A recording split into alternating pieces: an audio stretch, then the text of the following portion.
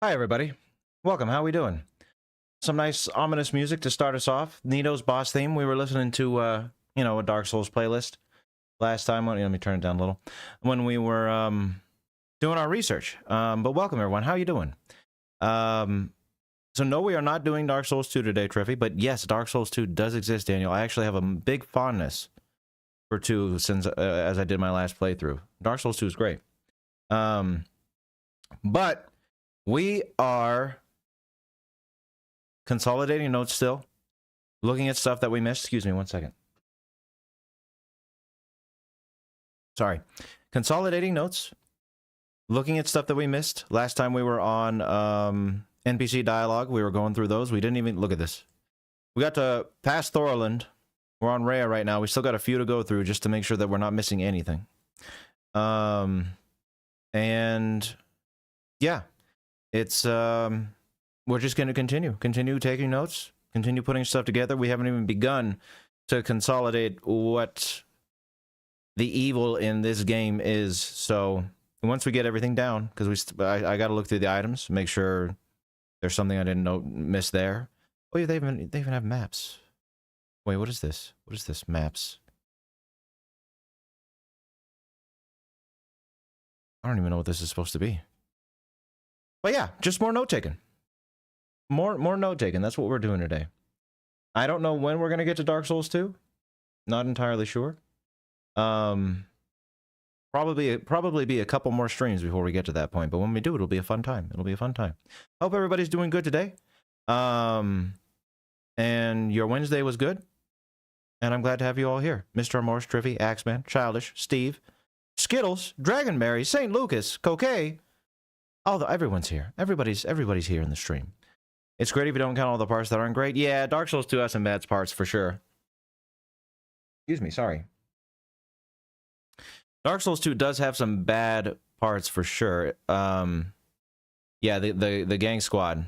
The gang squad is not the greatest part of that game. And it does have simple bosses. But yeah, I still like to.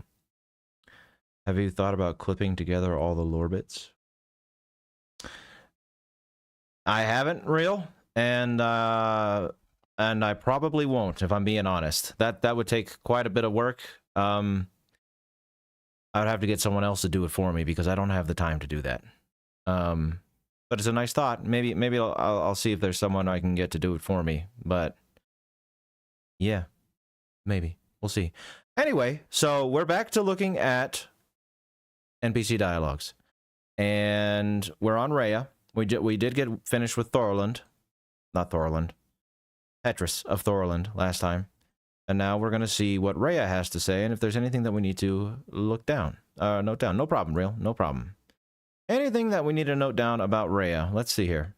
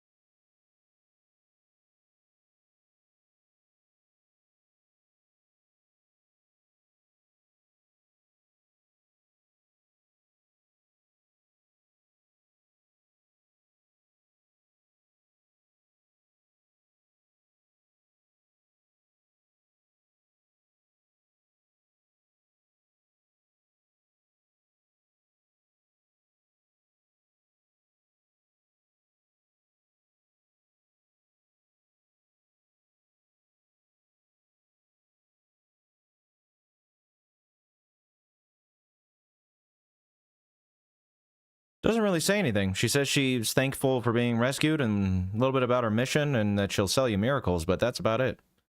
I mean, she's clearly coming, she came to learn the art of kindling. I think I wrote that down here. Down at the bottom. Rhea came to Lordran to learn the art of kindling. Probably studying to become a firekeeper. What I assume there.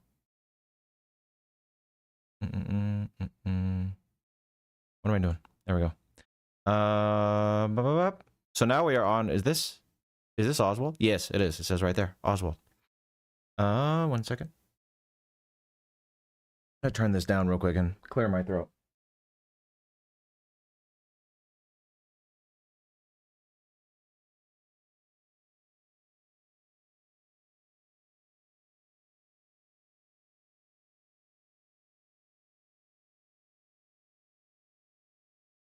Oh, I love the frigid outskirts. I can't wait. Yes, we are. We're organizing our thoughts and going through stuff that I may have missed. Making sure, wonder that we haven't missed anything here, which is very important as well. This guy doesn't have that much dialogue, so. Wait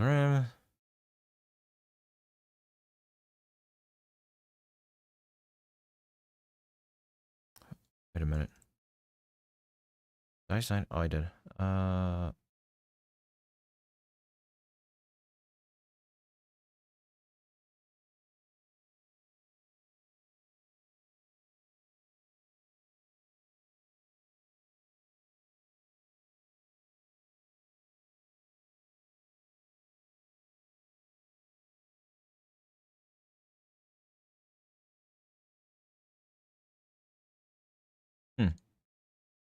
Okay.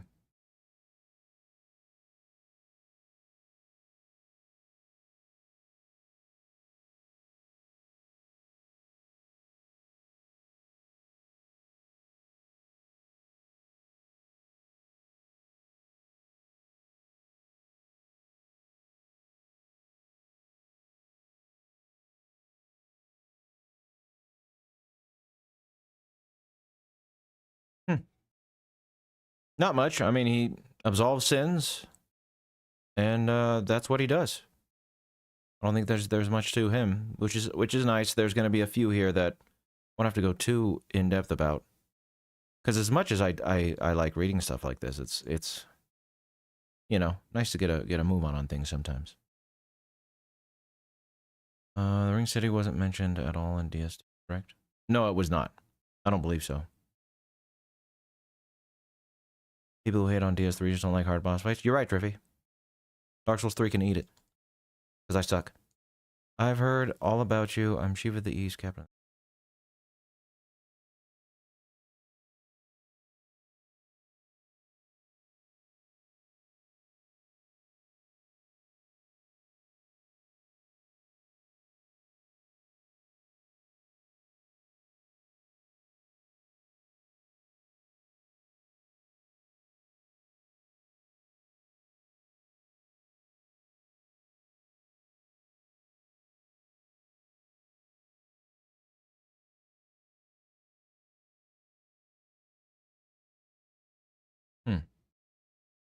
Okay.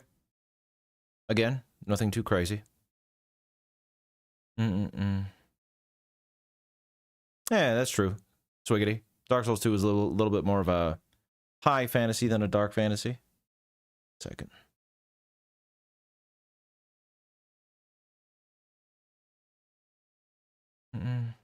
Patches. What does Patches have to say? He's got a lot to say. Look at that. Wow. Wow, man. That's a lot of dialogue. Hold on. Patches, you dirty scoundrel.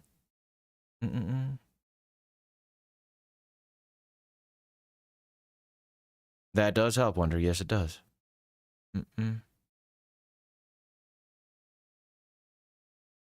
Yeah. It does suck that they removed his plotline, for sure, Steve. Hi, Drew. How you doing? We're just looking through stuff that we missed, looking through NPC dialogue and cleaning up everything and consolidating stuff into theories as we go. We haven't quite got to that part yet. I want to get the NPCs down, go through all the NPCs. I want to write down all the spells and sorceries, the important ones, Covenant stuff, and then we'll start from there talking about characters. Yeah, that's what we're going to do. We'll make it like a list of characters that I think we need to ruminate on.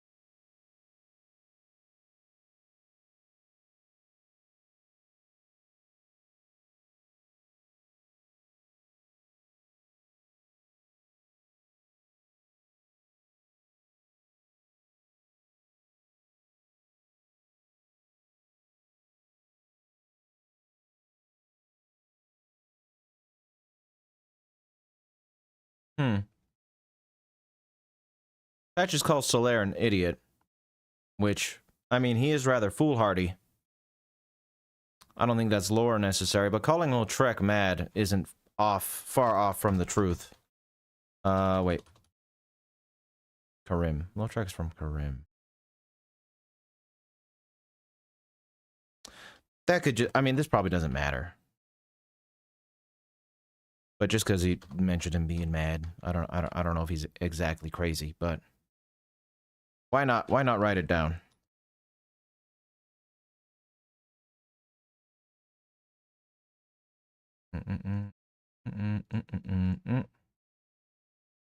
Finish this up real quick, and then look at the chat. Have you met Petrus, that self-proclaimed cleric? Scum, please. Petrus is scum. Man is trouble.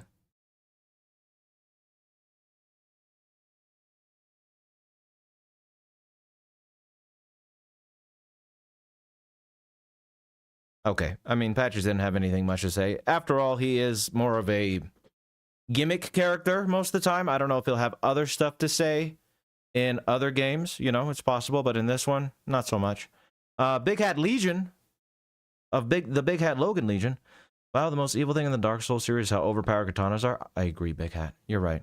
You're right. Those katanas are a little much. I think we need to get FromSoft to tone them down. A retroactive patch to Dark Souls 1. All Dark Souls games, in fact. Thank you for the $5, Big Hat. I appreciate that very much. Oh no, I'm gonna do that when I get down to Velka, Steve. As far as Oswald goes, but writing down anything about his character, I didn't feel the need to do that. So, but when we get to Velka, I'm going to mention how he has ties to her and stuff like that. What are we saying in the chat? Good luck shutting Patches up. I agree, right? You guys have questions with any blank out? That's all right, Maximus. It happens. Was my favorite NPC probably Domhall?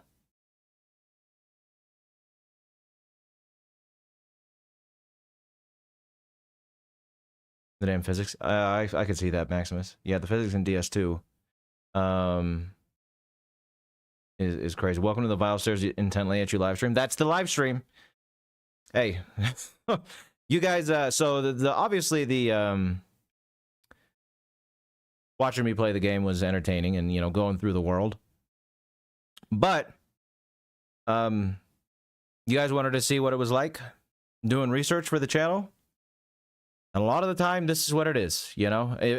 Not always. To this extent, Dark Souls is an exception because of how cryptic and in-depth the lore is at the same time. But yes, I do a lot of staring at web pages as I do research for these videos. So, welcome to Staring with Vile. I hope you enjoy. Have I played Ghost of Tsushima? Not yet. Not yet. I have played Ghost. Not yet. I really want to, though. Ghost of Tsushima looks great. How can Patches meet him? I don't know, Maximus. I don't know how Patches met him. I like switching it up, but I do like miracles, Alec. I like doing faith builds a lot of the time. I haven't gone through... I've written down a lot of item descriptions that I picked up, but what we're going to be doing here shortly is going back through the items and making sure I didn't miss anything. Patrick should get his own video. Maybe. He might. But he's more of it, like I said, a gimmick than anything, you know? To come in quickly, I've been thinking of doing video. Sorry, Vile, I had to come in quickly. I've been thinking of doing video analysis, and I was wondering how you learned to edit your videos. Well, that's cool, Realist. I hope you enjoy the process and hope your channel flourishes. Really, it's pick a video editor that you want to use and then look up a tutorial, because that's what I did in the beginning. I started with Shotcut, which is free. And I looked up tutorials on Shotcut, and that's how I learned. So I don't have any advice outside of that. Outside of giving you an entire tutorial myself, that would be the best thing to do. Whatever video editing program you pick, look up tutorials on it and go from there. but I hope your channel goes well. Shotcut's great. I mean, it's not so great sometimes when it crashes, but it's usually good. Okay, Domhall, what you got?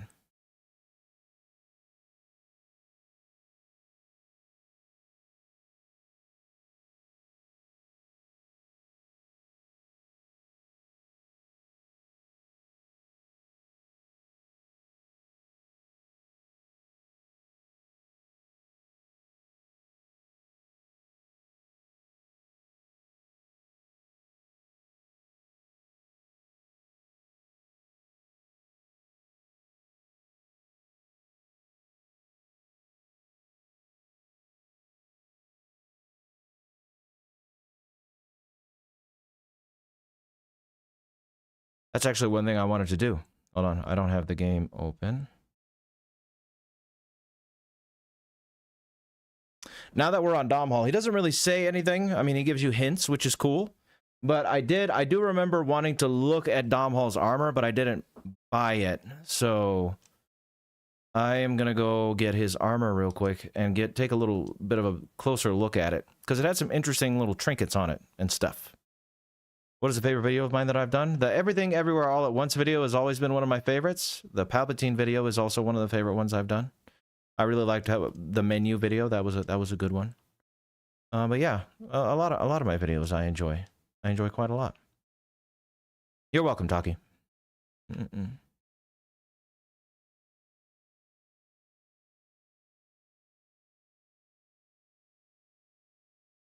Yes, Slugma, eventually. I just haven't figured out how I'm going to approach those Star Wars videos. I think I'm going to start doing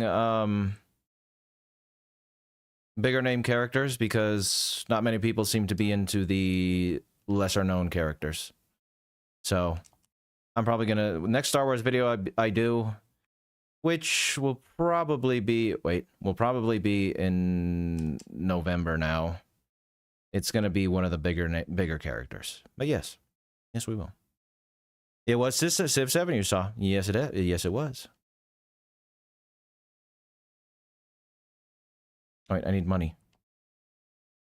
I need money. I should have stuff to get money here. Souls money. Yes, give it to me.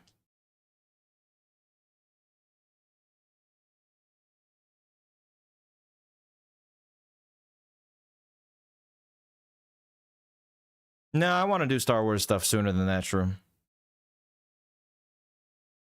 But yeah. I'll get back to the Star Wars stuff soon enough. Wait, what's happening? Yep, nope, that's just the first game, Swiggity. It's going to take a long time. I wouldn't doubt if by the time we are done with the games and everything, it'll have been like hundreds of hours of streams for one video. It's gonna be a lot. All right, is that enough to buy your set?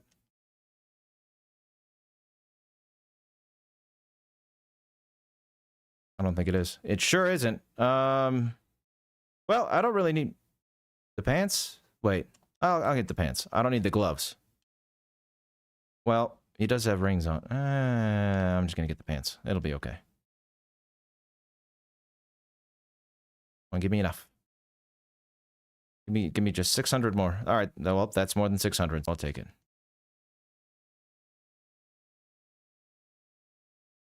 Thank you. I agree. Okay. Well, I didn't mean to do that, but it's okay. I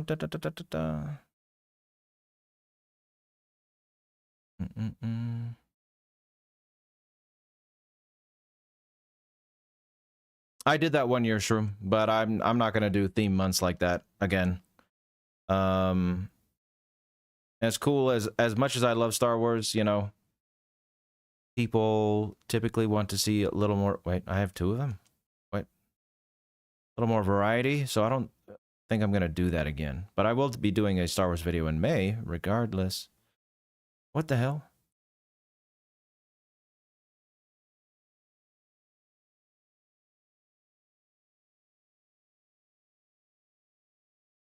Am I going crazy here? Did I really buy 2 helmets? I bought 2 helmets. Okay, I gotta get some souls now. Whoopsie daisy. I wasn't paying attention. My bad. What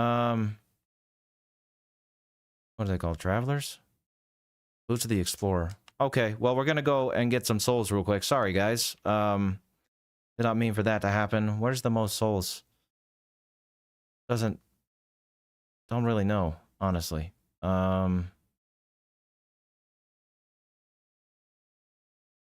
Yeah? Just because there's a lot of humanities sprites? I don't know. I'm apologizing, Eld. I'm apologizing. Oh, not the Abyss. That's not what I wanted to go, where I wanted to go.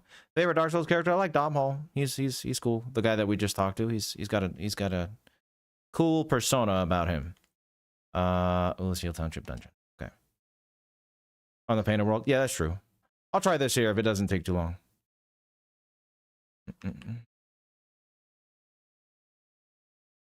No, they don't, Slugman. You're right. And it was nice to let more people know about them.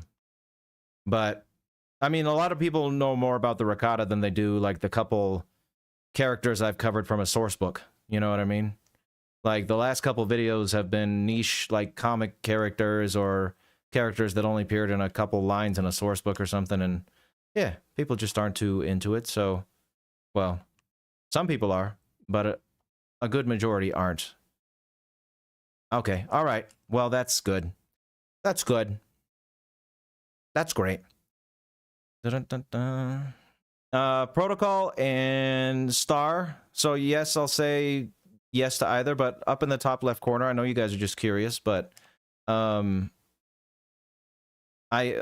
philosophy when it comes to videos is if they're evil, I will get to them eventually.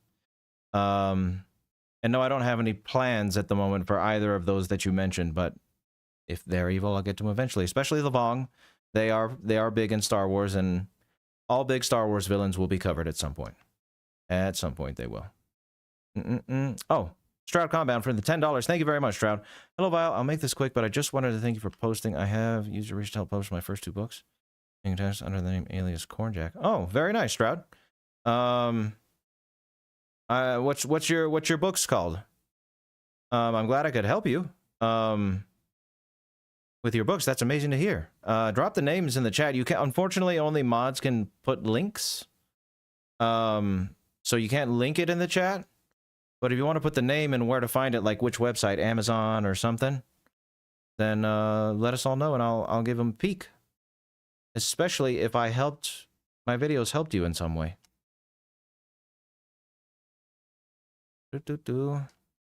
Okay. Come on, man. Why is my flask not out? Okay. I just want to farm, please. I just need 12k souls. That's all I need. That's all I need. You know what? Screw this. I'm going to the humanity. Because I'm done with this wizard. Crap. Alright.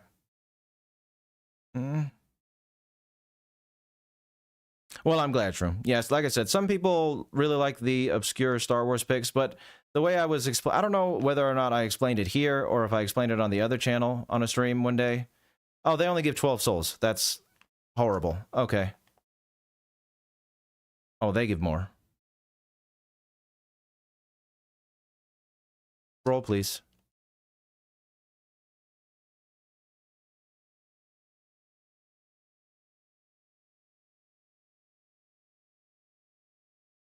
Well, this was a bad choice. Maybe I can get 12,000? I don't know. I was explaining it in, I don't know if it was this video or this channel or the other channel. But for example, I have a, nope, we're leaving. Oh, no, I don't even care about the 2,000. Get me out of here so I can go somewhere better. To the Painted World. Don't know if I explained it on this channel or the other channel. But, for example, I have a script. I wouldn't call it nearly done, but part of the way done. That for a character in Star Wars Legends called Zim the Despot. And he is like a pirate lord. He actually appeared in one of the very first series of Star Wars novels outside of the movies, like the very first expanded universe stuff. He's a cool character, but he's very obscure. And that video, that script so far, because there's so little context behind him that so little people will know about him, I felt the need to explain a lot about him. So I have a lot of stuff from source books and stuff that I wanted to talk about in that video that I was going to read myself. That, I'm getting tired of my, get this off my bar, please. I have a lot of, what am I trying to say? That script is really, really long. For example, your average 20-minute video with the font size that I use, because I use that huge font size that you guys are seeing in my Word document. So it's like, let's not say pages. The average 20-minute video is probably 4,000 words, okay? That Zim the Despot script is sitting at somewhere like 30,000. And the thing about that is, not only is that a long script, but long script means very, very long video, which means a lot of effort for me. Now, the question is, seeing the trend with obscure Star Wars characters on the channel, again, some people like them, but most of the obscure ones are sitting at about 30,000 views. And that tells me that not a lot of people want to see them. So what do I do? Do I take a chance that this 30,000 word script is going to do better than 30,000 views? Or do I say that's a big waste of my time and I should be focusing on other things? You know what I mean? Because there's plenty of other things that people want to see from me. There's plenty of stuff people request all the time.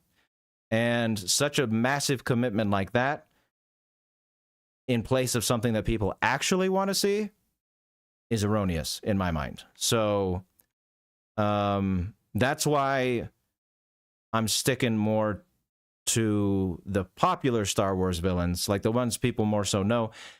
Not necessarily know, but are at least aware of. Like, I know not everyone has played the Star Wars MMO, but a lot of people know about, like, Valkorion and Darth Malgus and stuff like that, you know?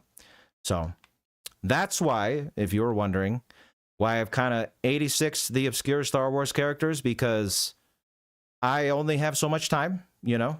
In general, we all only have so much time. And I need to make sure that I'm prioritizing stuff that people want to see. Because at the end of the day, I'm trying to make stuff that you guys want to see. And if I put out something that not that many people want to see, then that's a failure in my mind, you know? I'm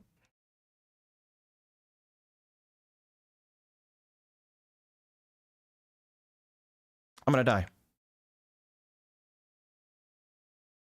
I almost have enough to buy this chess piece I want. And I don't want to die, so can you come over here? Thank you. Very close. How much more? 400. We'll just rest at the bonfire and get 400 from those hollows. All right, mission accomplished. Mission accomplished.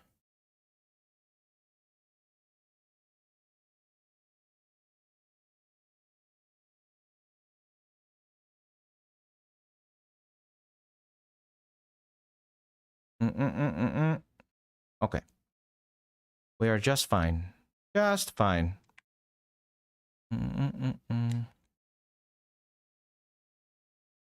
I can see you talking, Koke. Oh,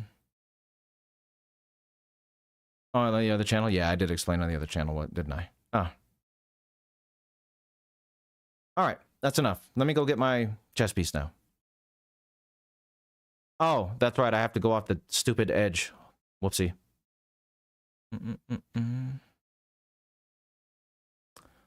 Eyes of Mother. I've never seen the Eyes of Mother. I'd probably like it, though. Sounds cool. How come the game is muted? Because I'm a moron and I turned the audio off because I was recording some footage for another video again. Sorry, guys. Hold on.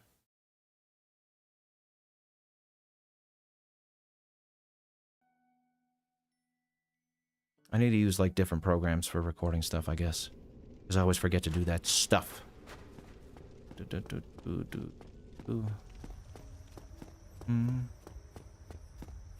What is my process when making a script for a video? That's not a strange question at all, Steve. So, it's pretty much what you're seeing. You know, what you've been seeing in these streams. I watch, read, play, whatever, any given piece of media on a character that I'm going to cover. I take a lot of notes, and I'm gonna die. I'm gonna die. I'm gonna die. I'm gonna die. Please, please, please, please, please, please. Please, please, please, please, please. Oh my god. I just want to get my souls and get out of here, man. I just want to buy this piece so I can look at it. So I can look at it a little bit. Hold on. Alright. I'll be careful now. I'll be careful this time, now that I know I'm getting jumped. But yeah, I take a lot of notes. Thank you, X. I appreciate the luck. The wishing of good luck. I take a lot of notes. And then when I feel like I've gotten everything down, that's when I start writing. And usually, you know, I'll start with their backstory, because that's like a good jumping off point to start talking about other stuff. But a lot of the time when I'm writing a script, I jump around a lot, you know? I'll get stuck on a spot, you know, a thought. I know what I want to say, like the direction I want to take something in, but it's just not coming to me. So I'm like, So I'll go, okay, I want to talk about this. So let's go to the 70% mark of the script and write some of that stuff down. And I'll jump back and forth a little bit until I have it all exactly the way I feel it needs to be. But yeah, it's pretty straightforward, like I said, note-taking, and then a transition into writing out the script that way, using the notes that I've taken. A lot of the time I'll like write mid-movie or something, you know? So I won't just be taking notes, but I will also be, you know, if I have a thought while I'm watching, just jot it down real quick and start the script that way. But yeah.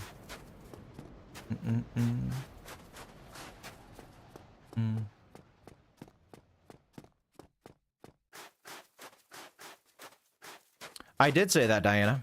I did. But again, so I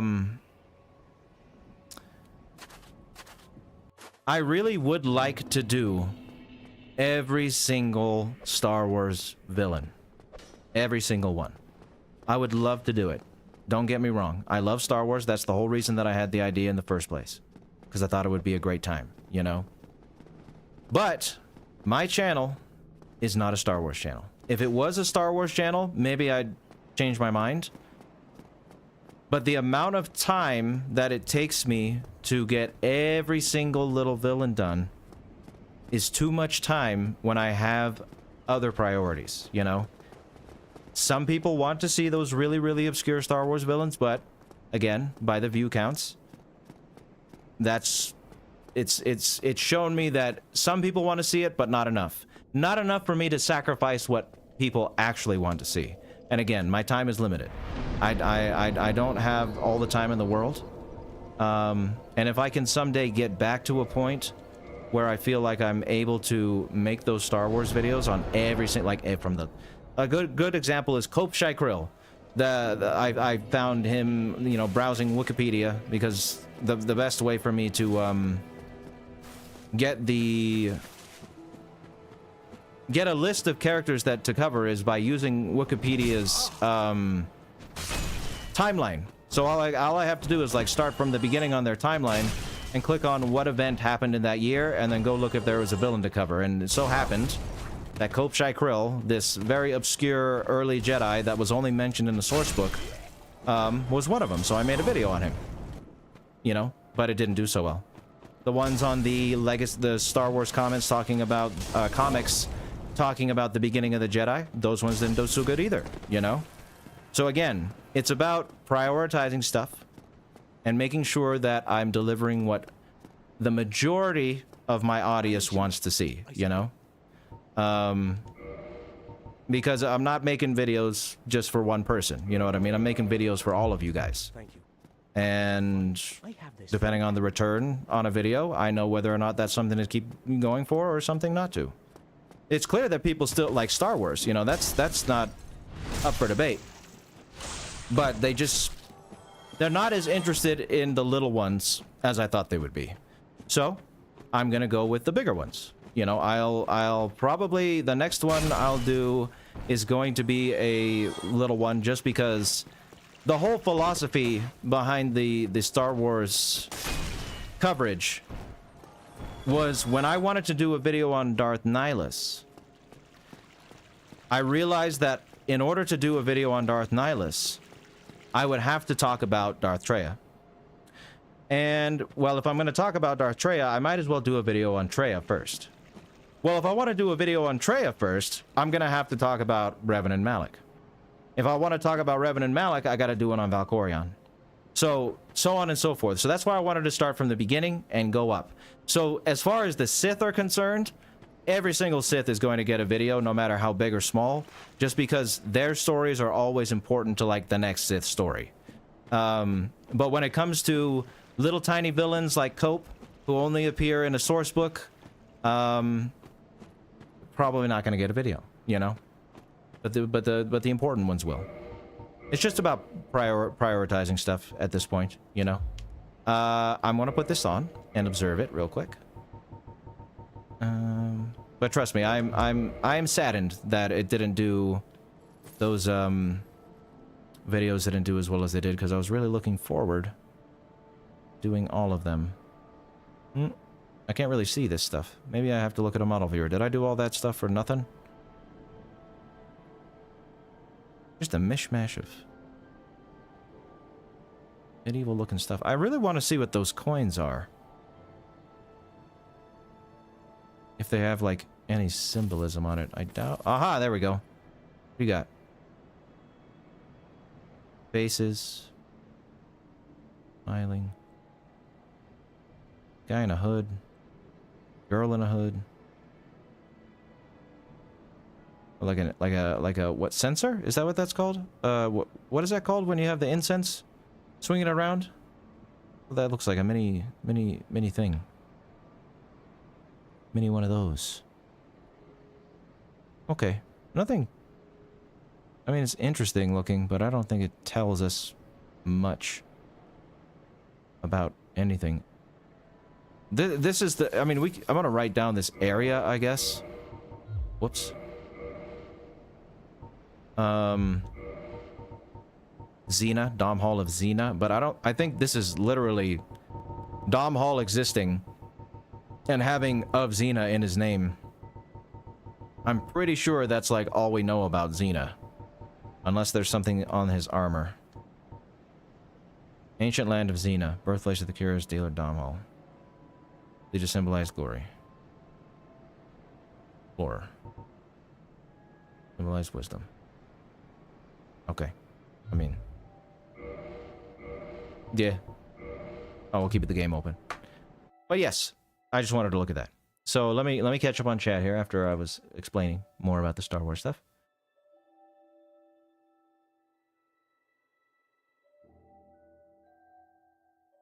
Oh, okay. The Corn Jack and Coke show. I will write that down. 1 second, Stroud. Corn Jack.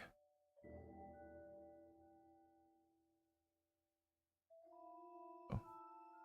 All right. Thank you for that.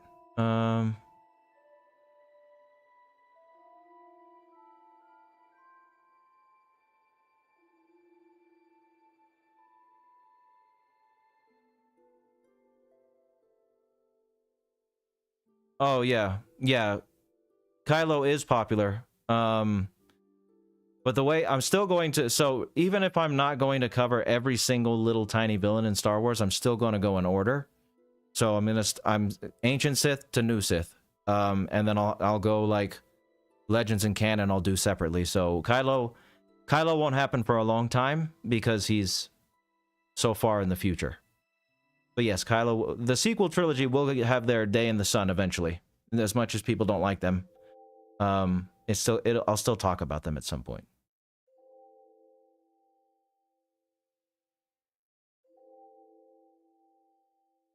Cool strat. I will look both up on Amazon when I get a chance.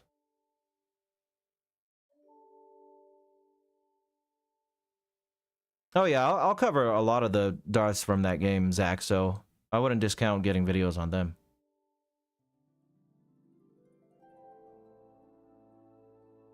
The Old Republic is really cool. I never played it in too much myself, but it's a cool story.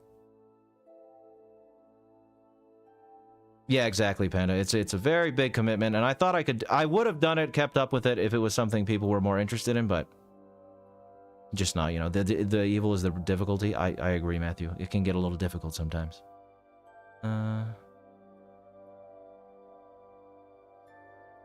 Oh, I'm going to fight Gwen at the end. Yes, I will be fighting Gwen. It's just, I'm not doing it yet because, like, for stuff like this, where I want to make sure I can go and look at stuff. But yes, I will fight Gwen. Before we're done with Dark Souls 1, Gwen shall perish.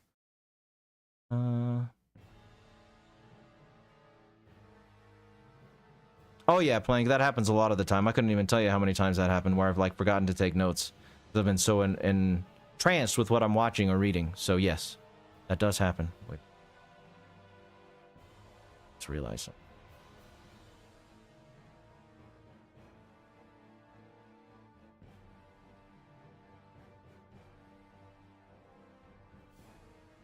Well, so when are you going to start the Star Wars villain series up again? So, I already have... Do I? Right? Yeah, I already have this month planned out.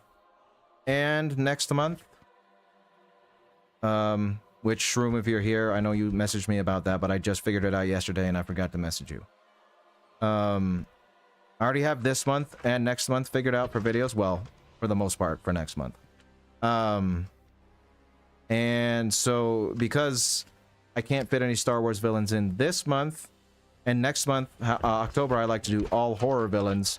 November is when I will most likely make another Star Wars episode. November sounds about right. Wait, what the hell is this?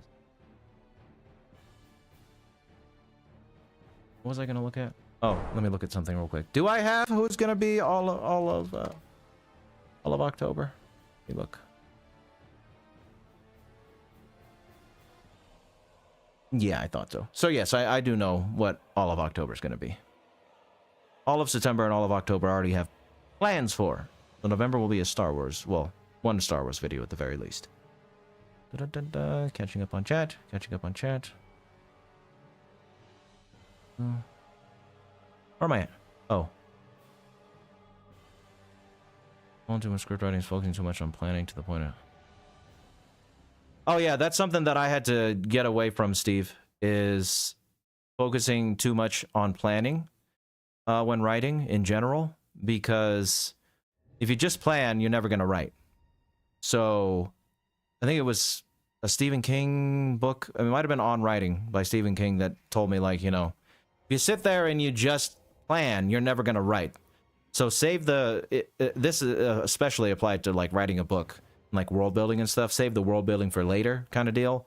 But any writer, you know, just start and it'll come out. What you want to say will develop over time, you know. Will I wear wigs? Yes, I will. Dung, that's a fantastic reference. Dung is referencing the Elijah Wood interview, where, oh my god, and I just love that interview when man, what is his name? Who plays Pippin or Mary? Whichever one. Anyway. And he opens it with the German accent, and welcome to Kino das Bang Bang Boom Boom, Ever Haben Schlaben, something 1974. And it's just, I just love that introduction. The whole thing's great, but the introduction always gets me. No, clearly you must make hyper-specific Star Wars videos just for me and me alone. Okay, Zach, I will get right on that. I will get right on that.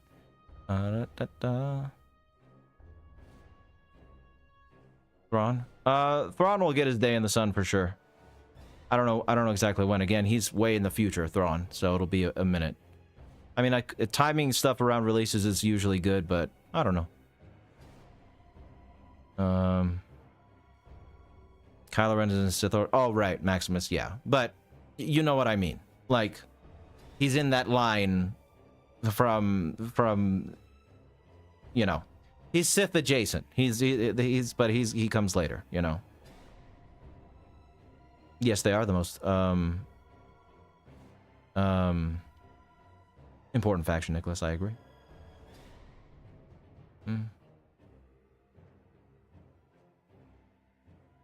Oh, nice, Zach. That's interesting because there's Now came from a like Star Wars role-playing game sourcebook, so if you want to look that up, that might even help you further.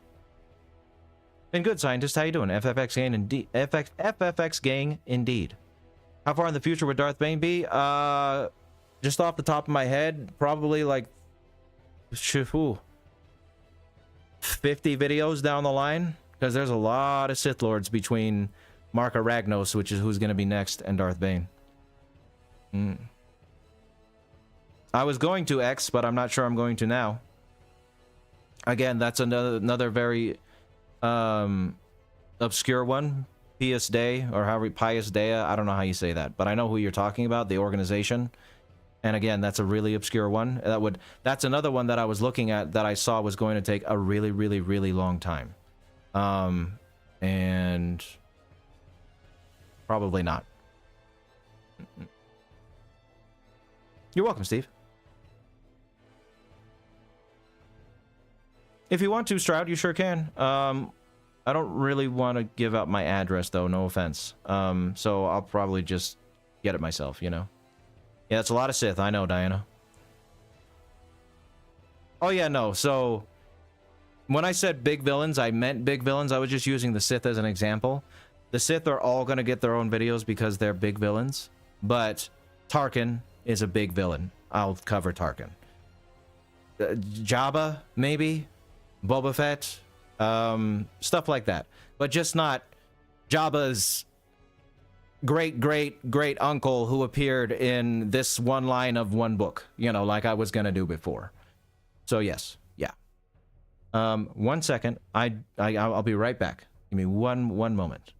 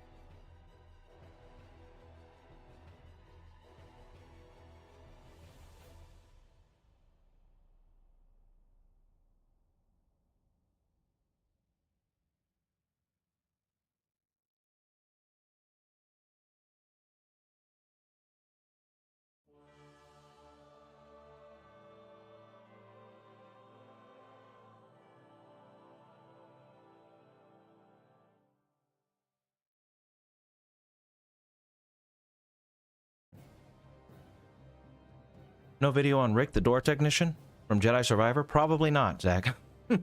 But anyway, guys, hello, I'm back.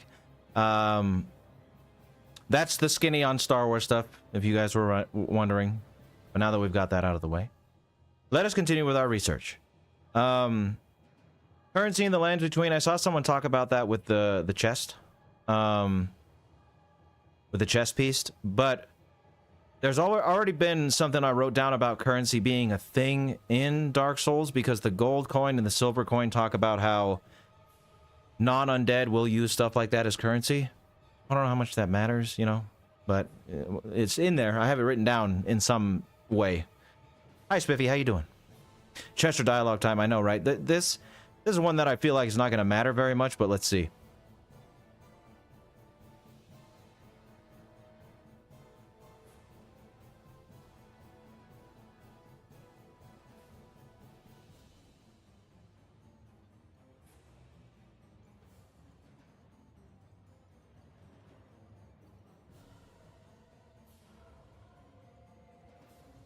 Still gonna write down how he's been like pulled from another point in time.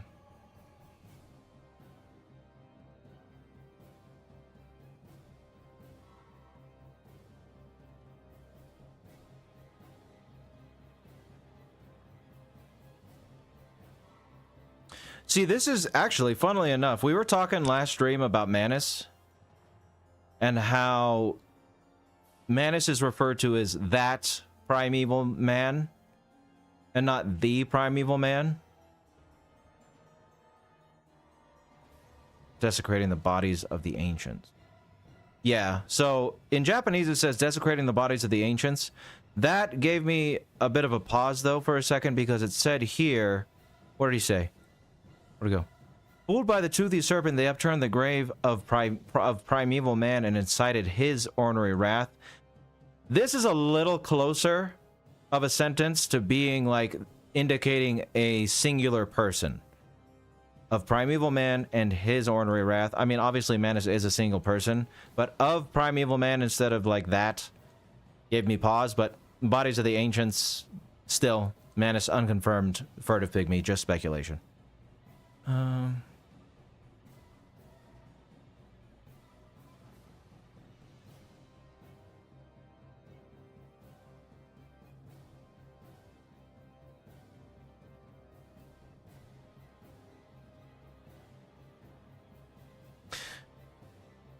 So, you know something I just thought about writing down with Chester? Because, you know, we are pulled into the past. So is Chester. The flow of time is convoluted, you know, as Solaire says. But is the flow of time convoluted? It's probably convoluted because of the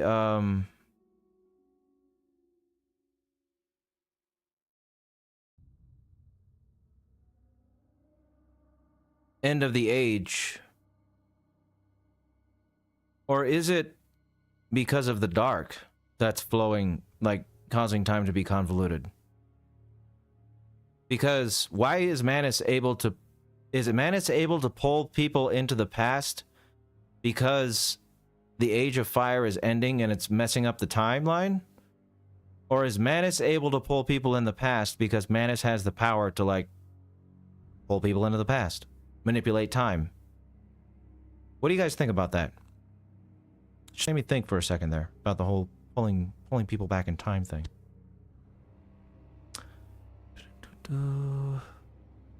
Saw the Bricktop video, loved it, apart from the definition you gave for grouse, but I'm sure plenty of pointed out.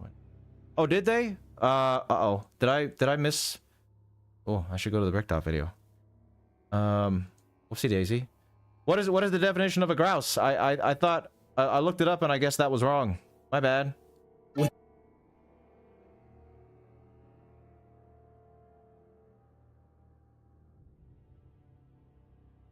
Oh.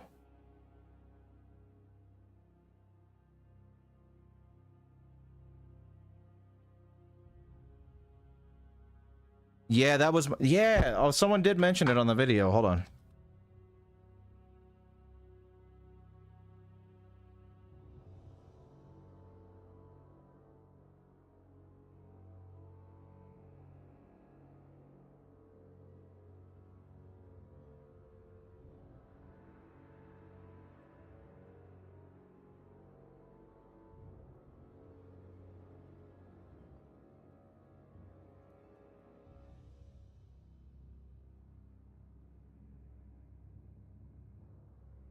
Okay. So you were right.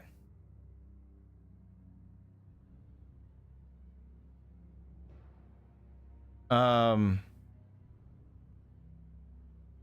on a second. All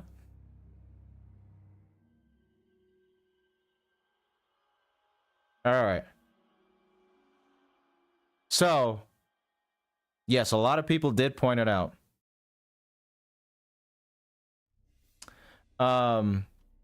What happened with the Bricktop video?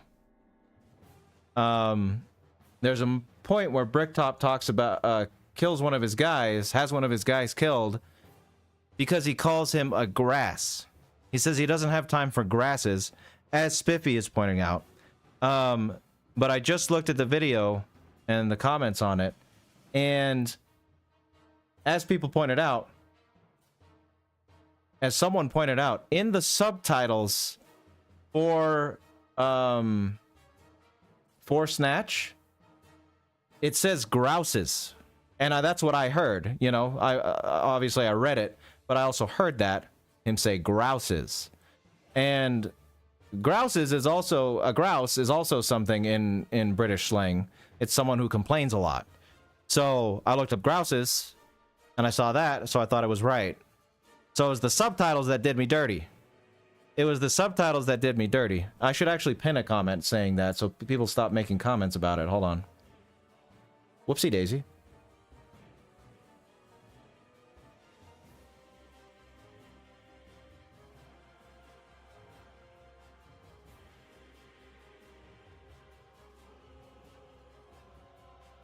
Steak. Of head kill.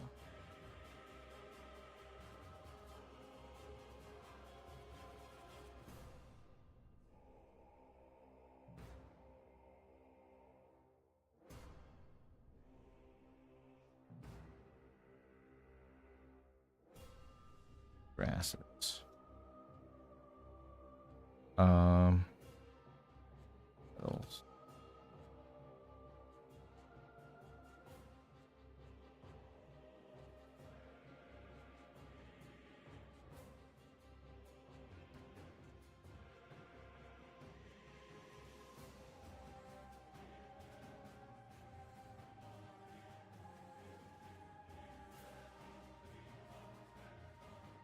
Cool.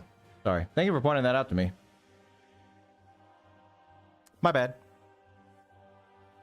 Okay, back to Dark Souls stuff. I'm sorry, we keep getting derailed here. I promise that'll be the last derailment.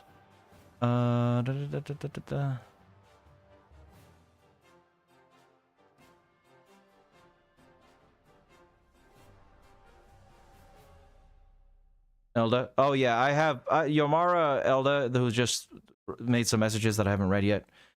He's helping me with translation stuff. So I mean, I think Yomara's got it handled for me, but if not, then I will approach the last protagonist. Thank you for that. Time becomes murky because of that? Yeah, Steve. Time becomes murky because of that.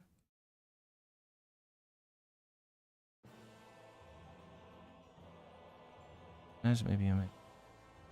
Sounds like the angels from Dark Souls who pull people through time to feed on them? Maybe. Maybe a mix of taking advantage of the fading of the flame alongside his connection to the dark, allowing him to pull things in the future, or at least that's how I see it. Burning loose in his time, space, and Manus, mighty sorcerer. Never trust subtitles. I mean, usually they're alright, Nicholas. I have not gone back in time in order to fill. I'm the present because it's already happened.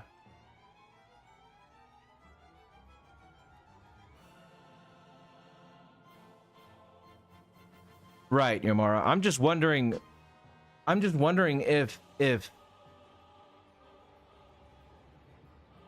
events in the past possibly able to be fulfilled by events in the future. That's true. But what I'm wondering here is time being influenced by the dark? Because Manus is like a representation of the dark, and he, as far as we know, is the only one. Oh wait, no, I'm sorry. I didn't. Why was the chat not loading? My bad. Let me finish reading.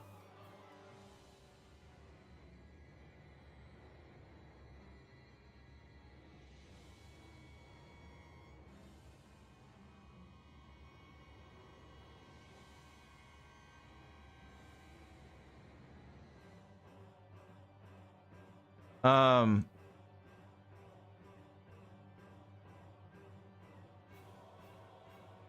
I mean, I wasn't gonna make a conspiracy theory about time travel being an explanation for things, Yamara. I was just trying to work out whether or not, like, there was... I was asking you guys whether or not darkness was the source, or like the ending of the age was, if anybody knew about it. Not necessarily that it was going to be something I was going to use to support stuff. I'm just trying to figure stuff out here. You know? Regardless of whether or not it matters as far as the video goes, it's something interesting that I, you know, just wanted to talk about.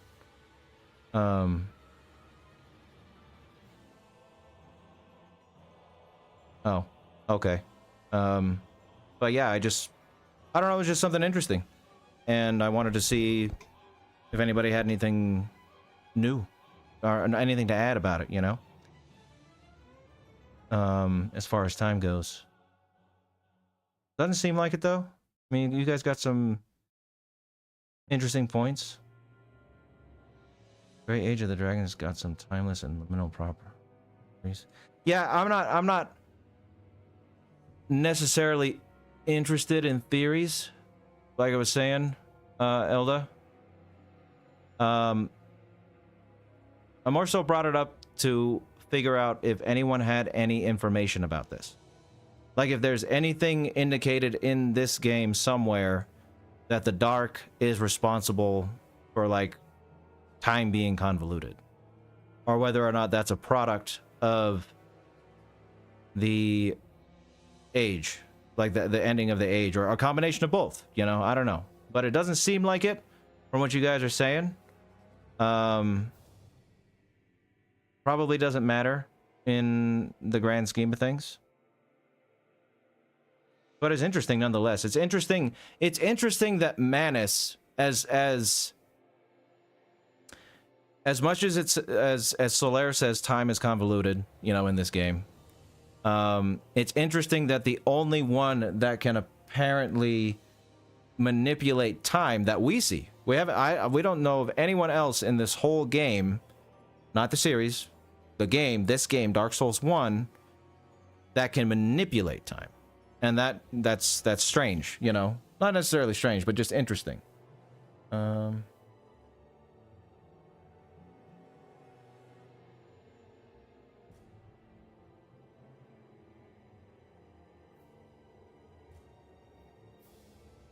some people go into conspiracy territory. Oh, I see what you're saying, Yamara. I don't know why my chat thing isn't working over here. Can you behave? Thank you. Dark Souls Light is said to literally be time. It's been consistent. 2, 3. Light is said to be time. Lucia lays the foundation talking about light is time. Okay, we'll have to investigate that a little more. Light being time, because I haven't seen anything yet about light being time, but we haven't got to sorceries and all that fun stuff. So maybe that is the case. So if light is time, then it would make sense that, you know, light fading, fire, and dark being introduced is messing with that time. And Manus, as a scion of the dark, is, like, able to manipulate time because of that. I don't know. I'm just going to write it down as a possibility. Perhaps Manus is able to manipulate time because the dark in some way is responsible for time being convoluted as much as the fading of the fire is. Possible, needs more confirmation. Okay. Yeah, we'll see. We'll see. Again, anything that I write down, liable to be disproven later on or thrown out altogether if it's unnecessary, but I want to make sure I'm not missing anything that could potentially be something, you know? But yes. He can snatch Chester. He snatched us. Chester's dialogue didn't really have much to say. I mean, he's not a nice guy.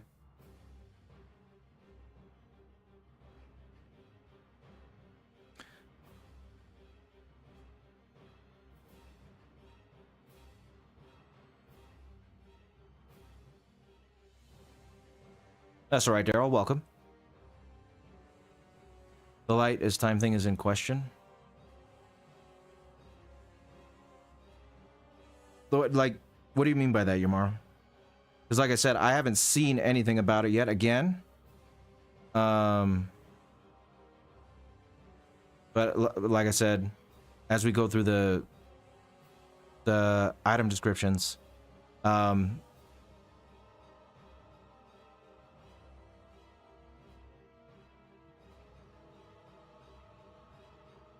yeah, and I'm misunderstanding you, Yamaro. That's why I asked what do you mean?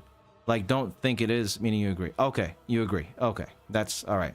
I don't know why that confused me. It's my fault. I'm sorry. Time is wonky, I assume, because the world was unchanging before the first flame. That time is so still.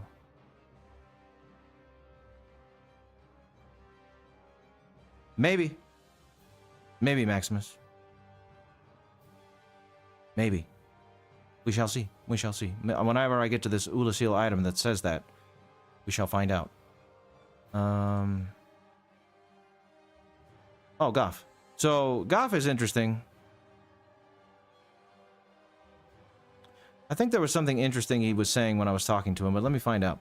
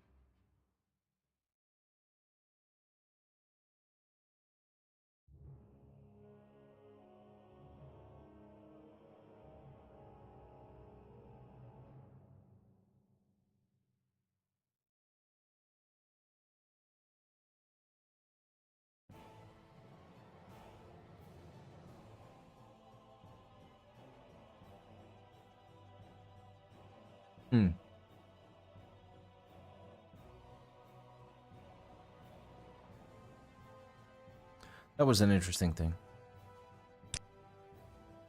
Just demonstrating how powerful the dragons were.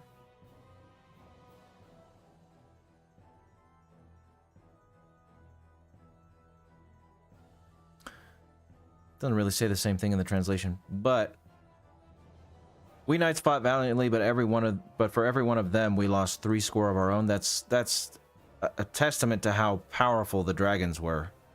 Let's see. Maybe I should have a little section. Like, 4 Knights of Gwyn. Just for the sake of it. Why not? This. Blue. Why not? Okay.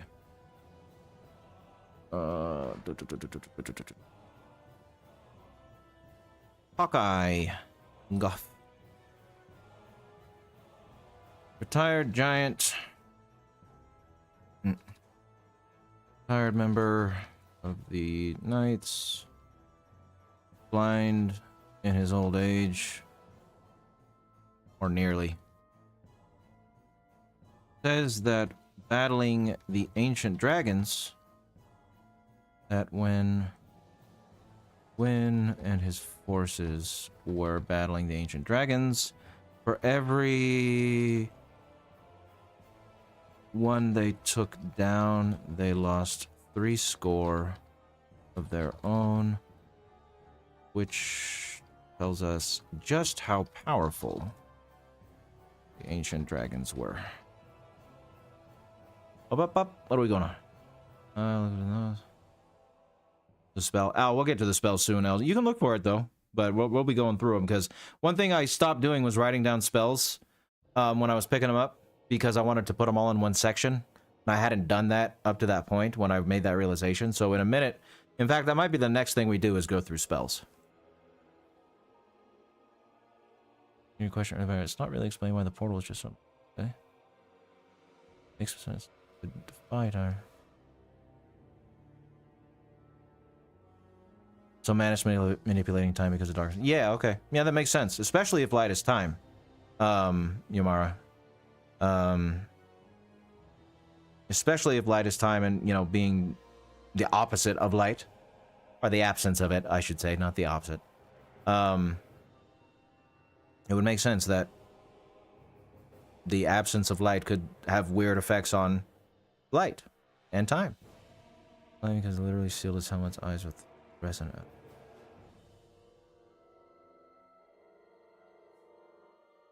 Is that learned through, like, Gough's set or something?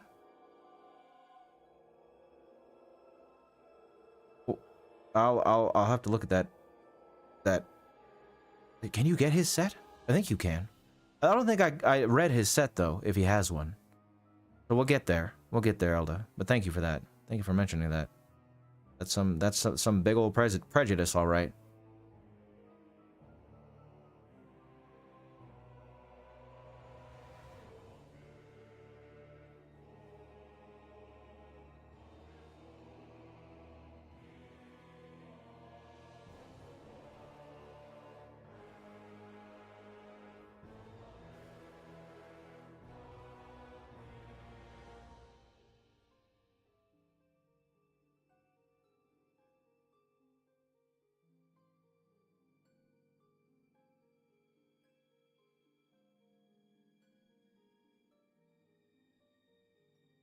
Okay. Cool. Yeah, it told us about the dragons being powerful. Which is nice. You know, kind of nice to get a power scaling on the ancient dragons. Being able to take out 3 score, you know?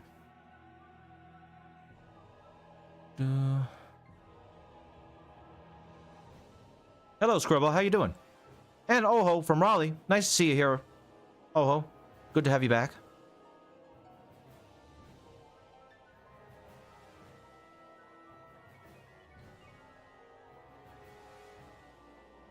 Yeah, makes sense, Elda. Kill Gough and gain his armor. Yeah, so I will definitely... What's with this tab crashing? I will definitely look at his armor set here in a minute. I don't think you have anything to say. I think I wrote down your dialogue. Mr. Merchant, little Yulia.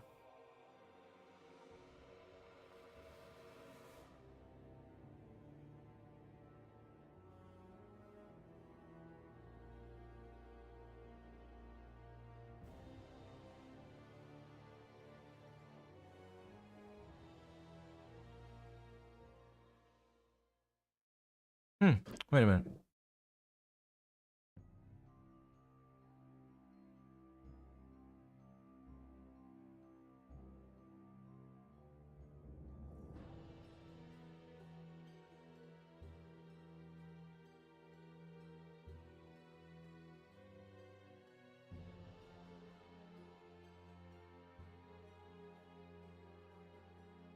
Yulia is his Uchigatana, right? Or am I wrong about that? The Undead Merchant.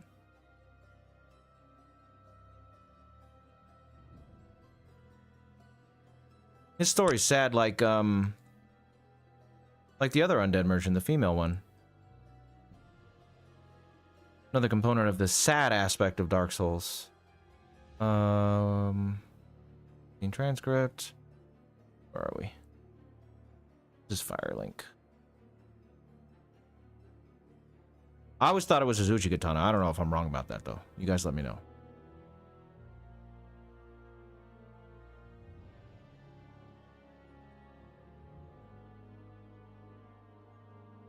Sad.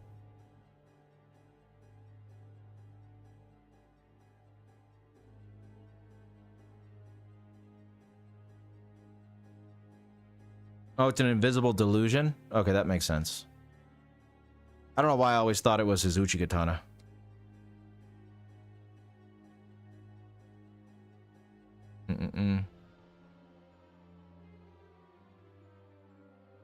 This one. Okay.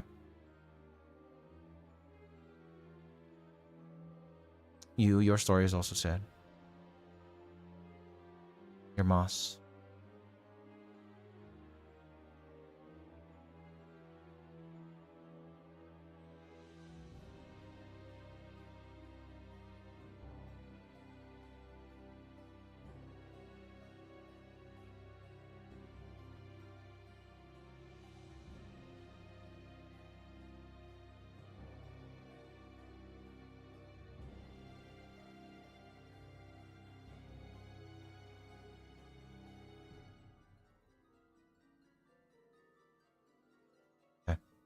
Yeah, nothing much to say there.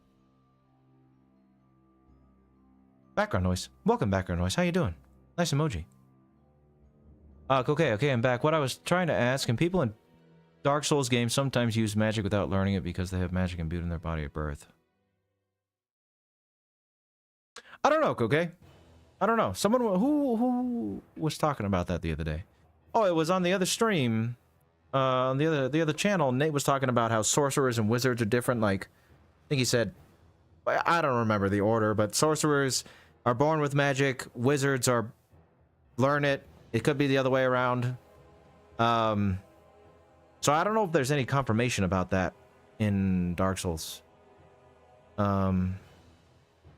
If it's like some people are born with it, some are sorcerers, some are wizards. Somebody in the chat knows. Please educate us.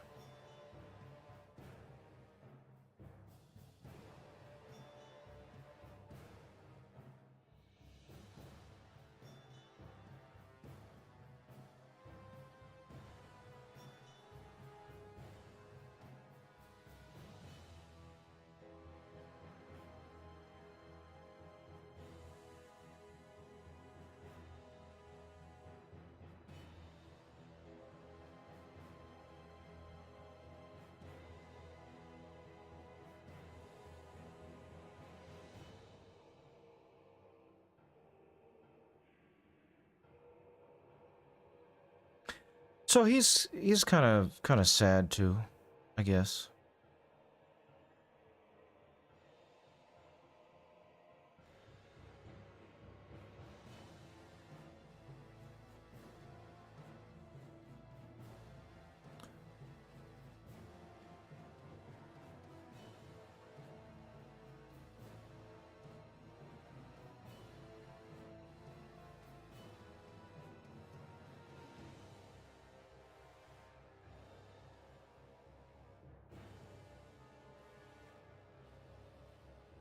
Crestfallen. Hey, hold please. Crestfallen merchant. An undead hero like ourselves has given up hope. Uses continue even after nearly conquering Sen's fortress. Sad.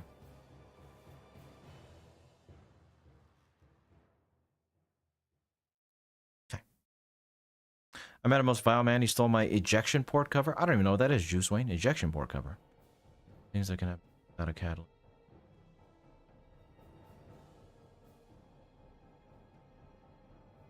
Oh, I see. I see, Elda. Yeah, this has the different translations. So whenever I see something important that I want to get make sure is not different from the English translation, I'll get it translated on either this or this, because this is more accurate. Well, welcome, Enserbies. Nice to see you.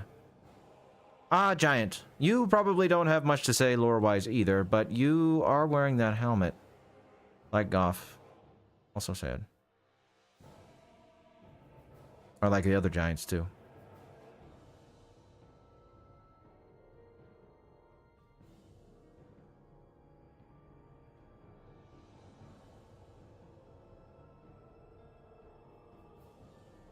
Okay.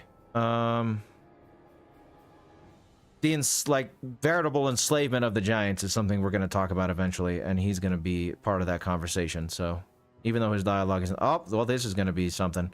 Oh, you don't have as much dialogue as I thought you would, Frampt. Crazy. Alright.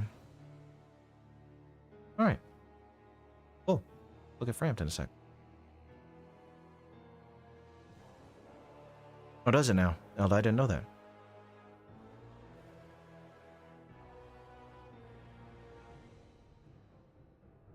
Oh no, I'm gonna be paying attention to designs for sure, King. I'm gonna be paying it. In fact, we're gonna look at for the bosses and enemies. We are going to be looking at a model viewer at some point. So yes, we will be looking at that. Good looking out though, King.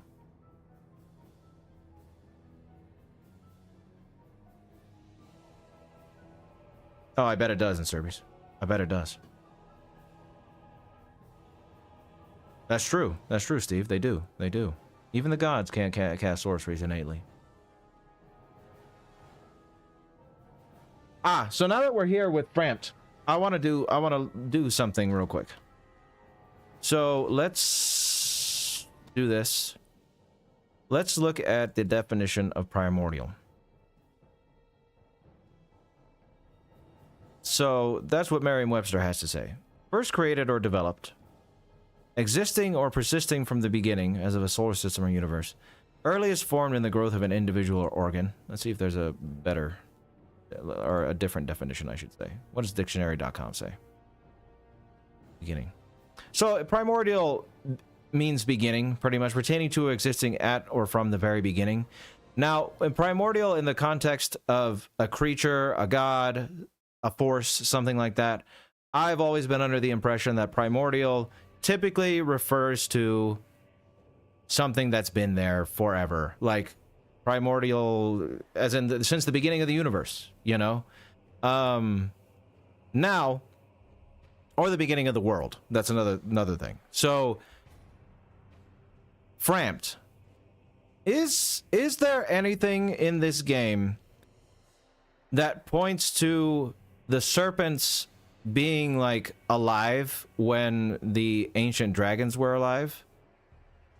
Or did they come to life after the flame, like everything else? Because primordial, it could mean they were here with the dragons, you know, since the very, very beginning. Or it could mean that they were here. Ah, that's a good, there you go, Elda, that's a good point. I'll finish my thought. They were here since the fire manifested. Serpents in Dark Souls are often talked about as being failed dragons.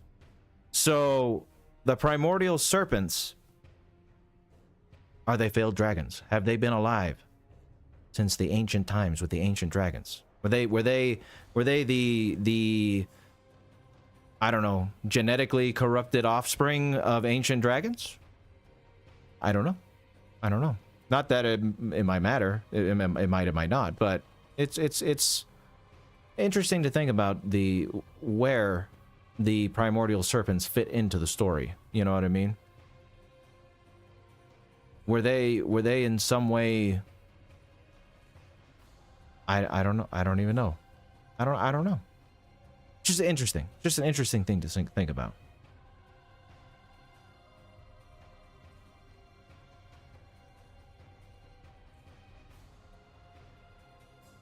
Oh, I see, Juice. Nice.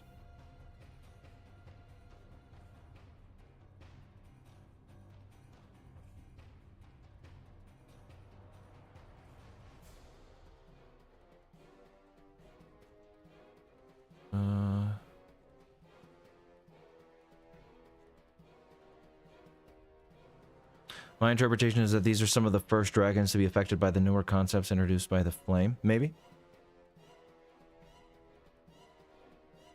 They're imperfectly born dragons that are in some way related to the abyss. In Japanese, they're referred to as world serpents. Okay. In fact, let's see. Say world serpent.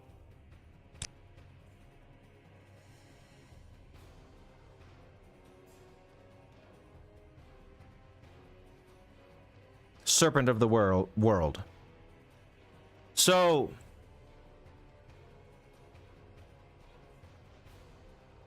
I see you, Mara.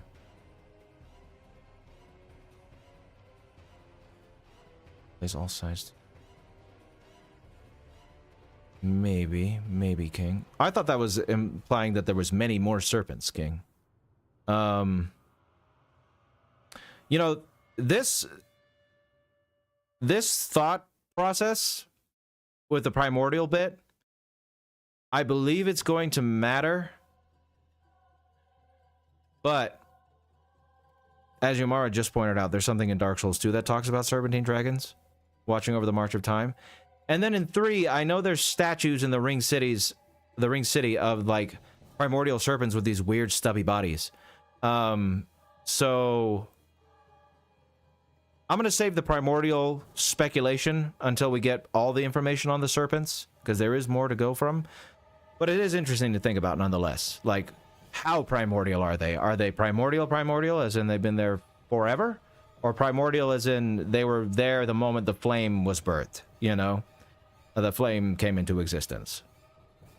But let's continue with the dialogue.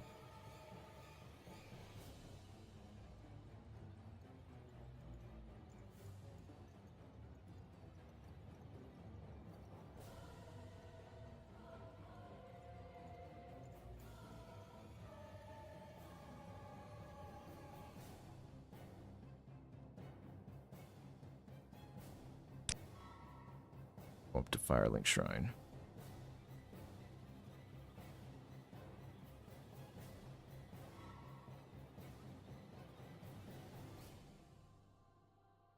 I believe.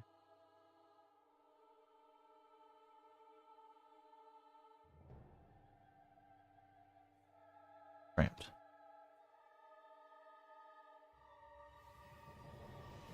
I want to keep that down.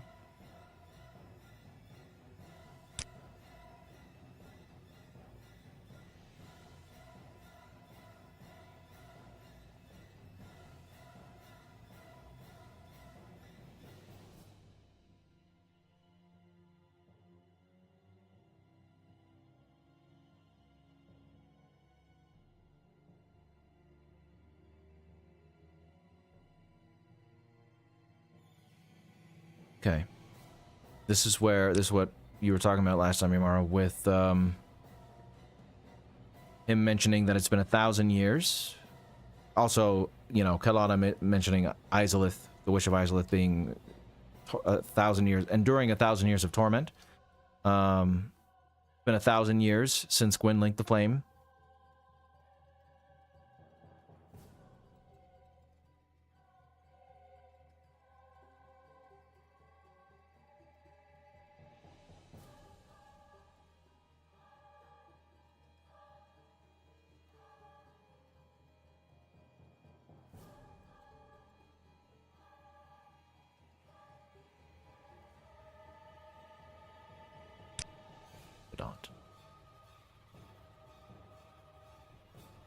Great King's ally. I mean, ally and confidant are two different things. See, that's... So we obviously we knew Seath was Gwyn's ally, right? And that's what the translation there says. But this Lord Gwyn's former confidant... Confidant is like someone that you trust in. Like someone that you go to for, like, advice. Stuff like that. So... I'm just going to put this here and say, how close of a relationship did Gwyn and Seath actually have if he was really his confidant? You know.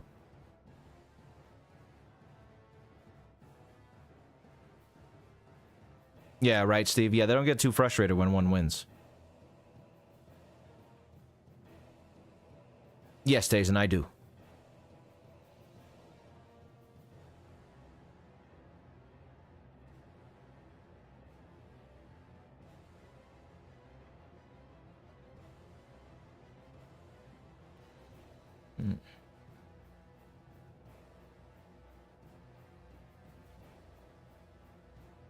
Yeah, I don't know. He worked with Seath, but I don't think he trusted Seath. Maybe, but confidant is an interesting word to use here, you know?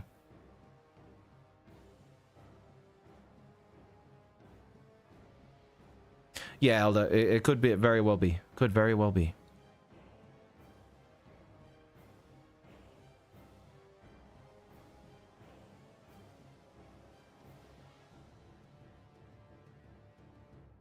I trimmed my beard because it was getting a little too long. And I was so used to like pulling on the long hairs, and now they're shorter and I can't play with them as much as I was before. Very, very unfortunate. I need a fidget spinner or something. Dude.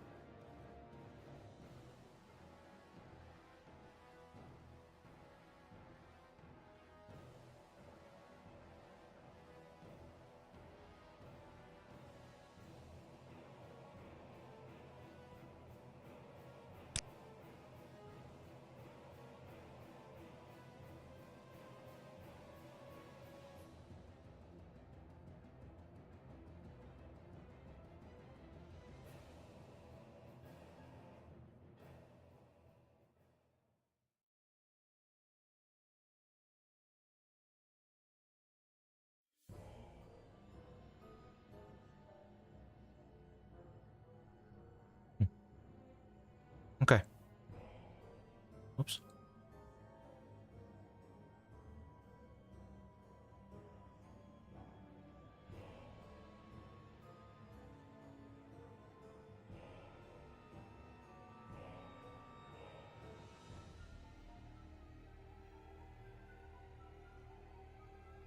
So,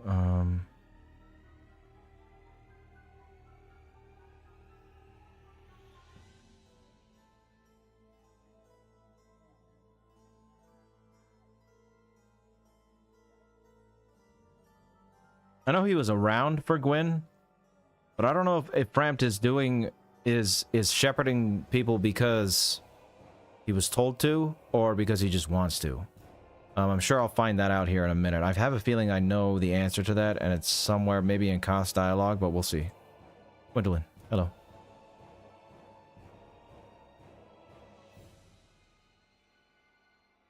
Others didn't seem to trust Heath. Makes sense. Maybe, Steve, maybe. My pleasure, Juice. I'm glad you like it. Mega Malamar! Sorry. Coquet just said Pokemon's teasing Mega Malamar, and Malamar is actually one of my favorite Pokemon. I love Malamar. That'd be cool as hell. Sure, Johnny. Yes, I'll give it. I'll give a mention. What's on tap? Mojitos. It's the only really drink that I like, and Pim's Cup. I don't really drink that much. Probably have a drink every 3 months or so. Oh no, I know, Elda. I'm just saying the reason, what I just wrote down. Whoopsie. I wrote down like, is he the King Seeker because Gwyn told him to be the King Seeker, or is the King Seeker because he wanted to? Not that it might matter. I'm just curious whether or not which is true. You know. Not be Gwyn.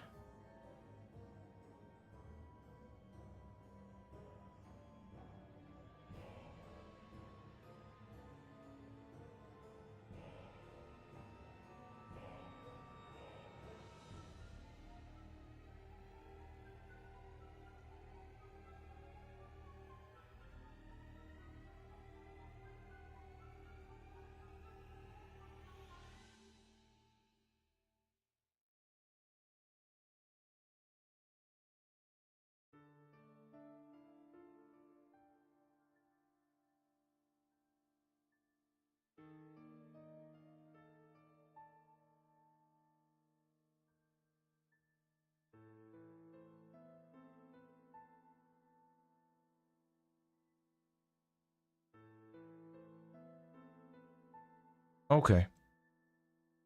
Only interesting thing that I saw here from Gwendolyn's dialogue, aside from the fact that he was very dedicated to, you know, keeping,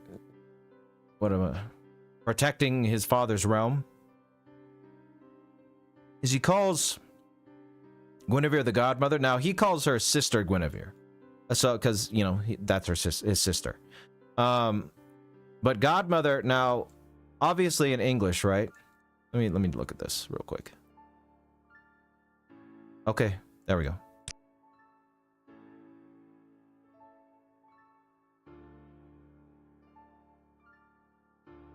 The princess's form.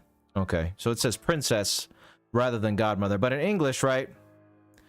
In English, you just go all the way down, because why not? Godmother. So it's your godmother, you know, the traditional use of the term. Someone of your parents anoint as being like your alternate protector, someone important in your life, you know, a lot of things. But then godmother, I mean, you're not even necessarily space it out. You can keep it the same. Could just mean that she's the mother of gods, you know what I mean? However, the translation does say princess. There's another, the godmother's image. Let's see if it says princess again. I'm sure it does.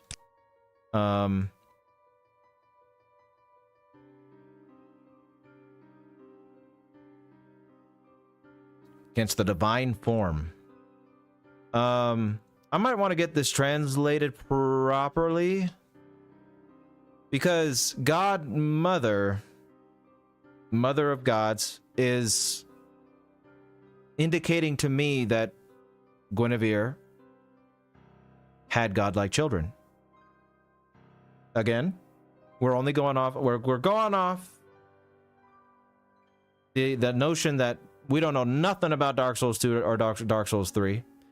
So if that's revealed later down the line, it's not something I'm going to write down now. We'll write it down when we get there. But where am I? Who am I? What am I? What area is this? God damn it. Blighttown. All right, Anor Londo. I want to be in Anor Londo, not Blighttown.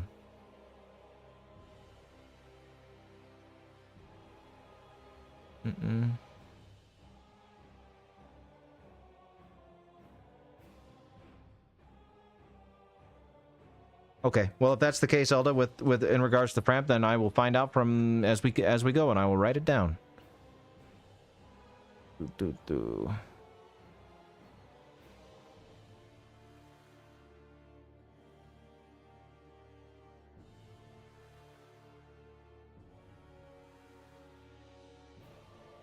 The illusion of her, at least.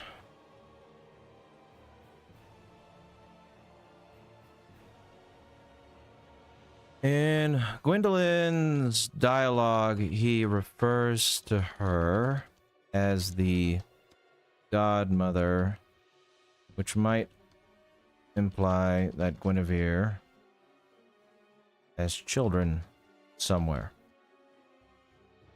However, in the translation, these lines say princess or divine image. So, get this properly translated. That's what we're doing. Ah.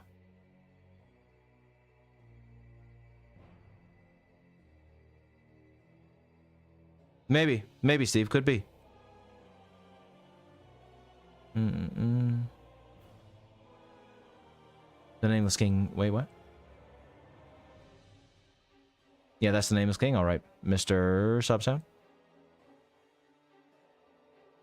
None of them are fixing it. They're just more so a race of beings, okay, that have this... Pretty much, they've declared themselves to be gods, really, because, I mean, the gods of Anor Londo, they got the same powers from this, their powers from the same place that Nito and Izalith did, the Witch of Izalith. And maybe I could be wrong about this, like, later on. In fact, you know what I should have been doing with this translation stuff? This. I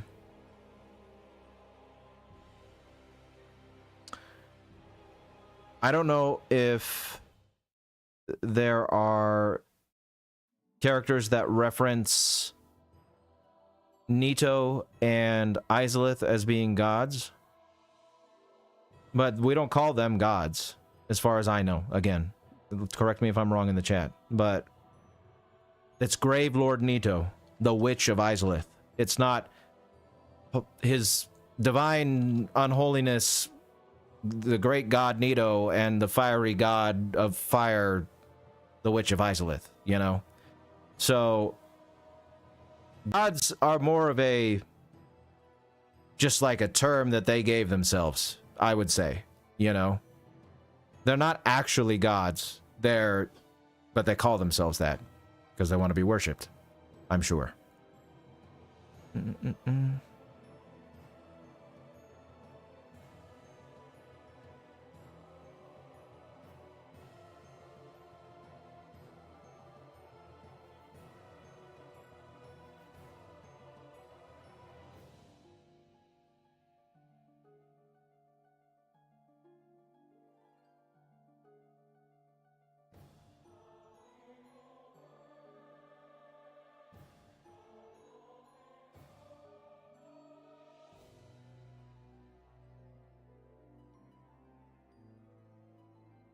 Okay. Nothing I didn't really know, and nothing that needs to be written down. Her story, like all the, you know, daughters, it's quite sad.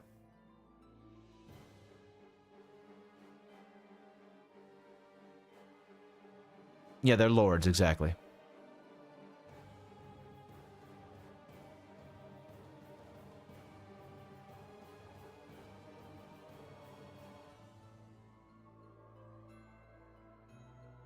But lords is more of an honorific that people give to, you know, people of high station power, whereas gods is something very specific that denotes divinity.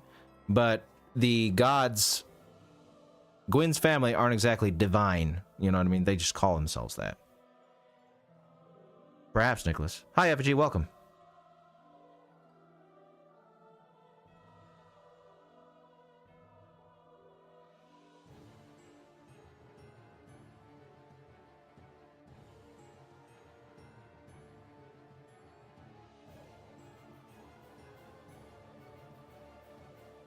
All right, that's pretty cool. I never noticed this before, but Dusk, right?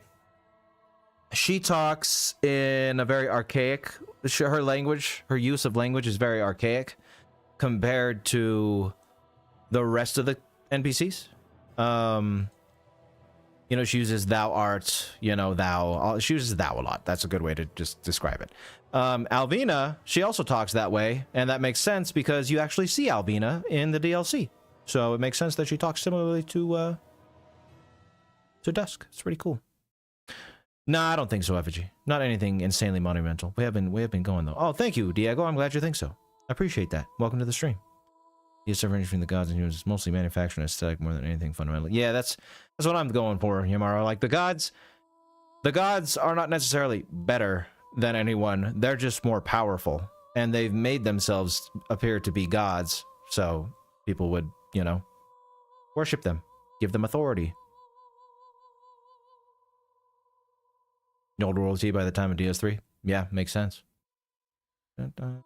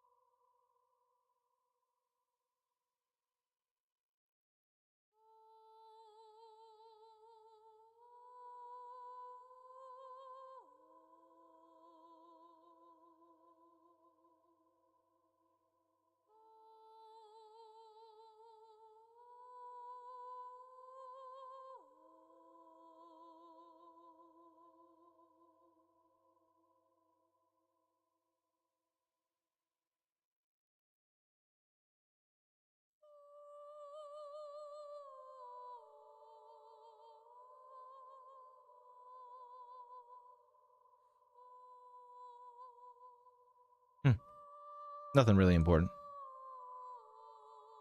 She's talking about her covenant, which, I mean, we'll note stuff down about it, but she doesn't really give any lore. Whoa, Koth, you got a lot more dialogue than Framp did.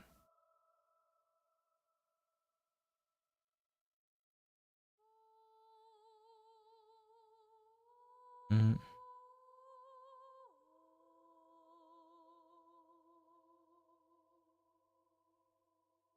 Yes, Elda, she does, and so does Alvina, because she's in the past as well. We see her in Oolacile, you know?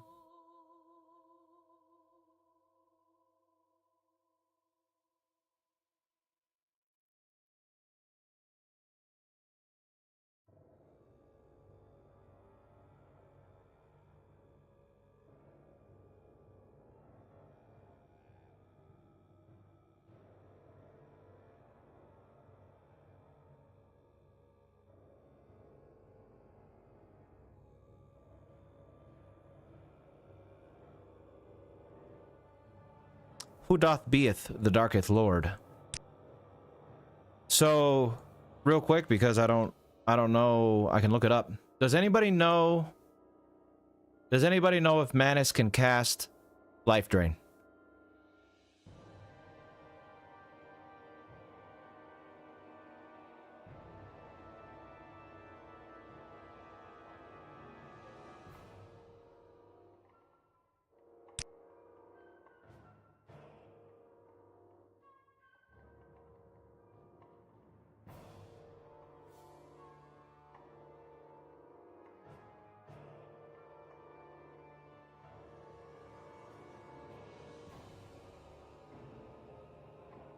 Oh, what the hell?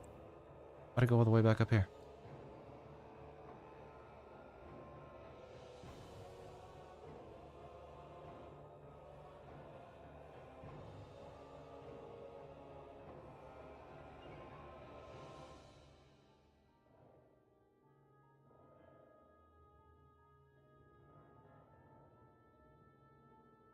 Working scan. Okay. So,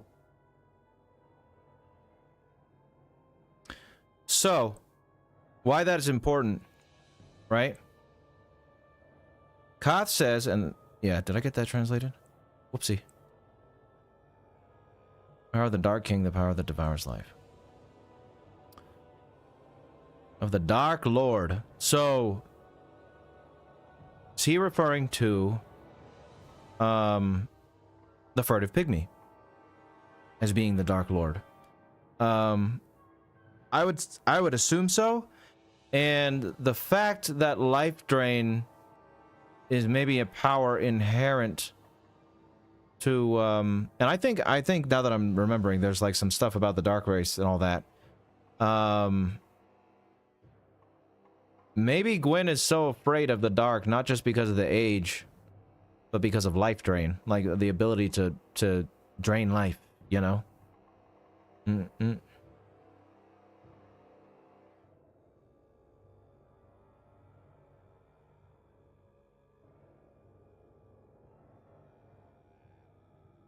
me continue reading.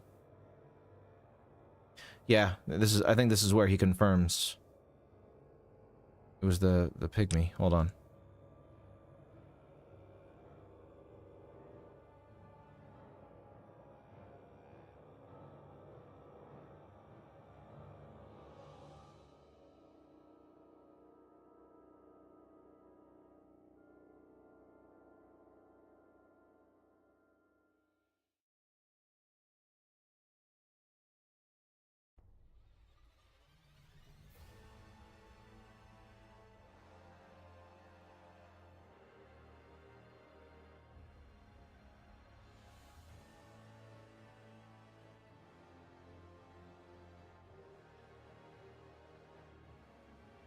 Let me translate this.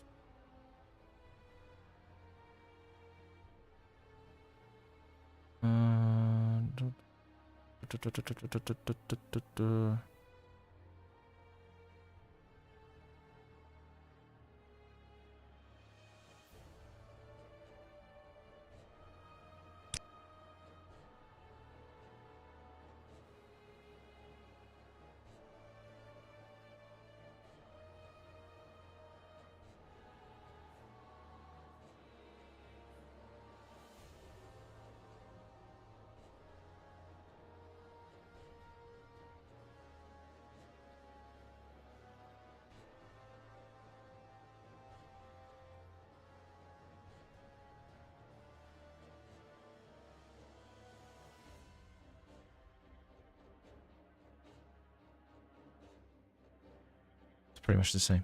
What are we saying here? Have a good one, Diego. Thanks for stopping by.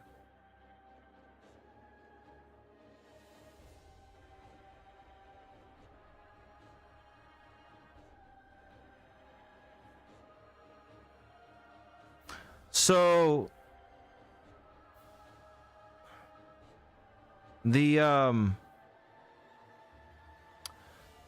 so yes, he does refer to the player. Where is it? And the Dark Lord that would be born amongst them one day. Hold on. To prevent the birth of the Dark Lord. Now, yes, prevent the birth of the Dark Lord, a human that would come to end the Age of Fire. But the legendary power of the Dark Lord. Now, if we're assuming that in this instance here, he is also just talking about us and how Life Drain is the legendary power of the eventual Dark Lord, why does every other Dark Wraith have it? Are Dark Wraiths all failed attempts at making Dark Lords? And that's why they were granted the power of Life Drain? Or do Dark Wraiths have it because they were granted it by being in a covenant with Koth and were granted the legendary power of the original Dark Lord? So all Dark Wraiths are failed Dark Lords?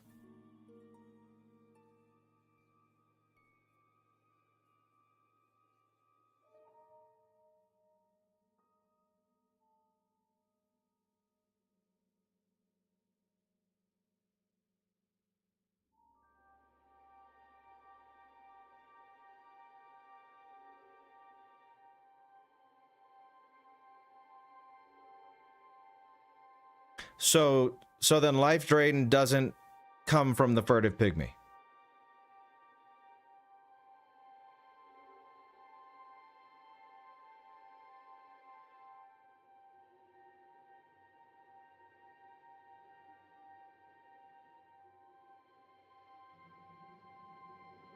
The whole point of asking this, by the way, is just to establish that maybe there was something else that,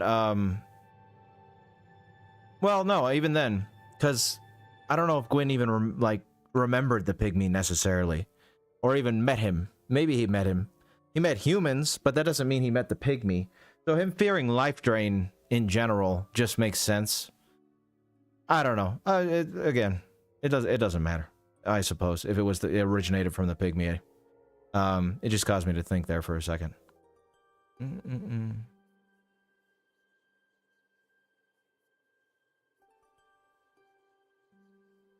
Perhaps, King.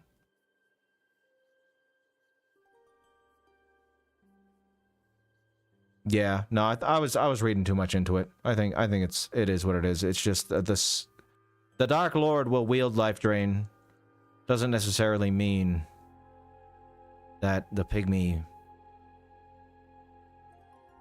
wielded Life Drain, or Gwyn feared the Pygmy for having Life Drain.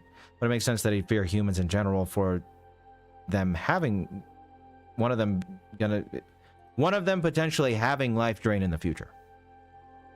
Draining people's lives.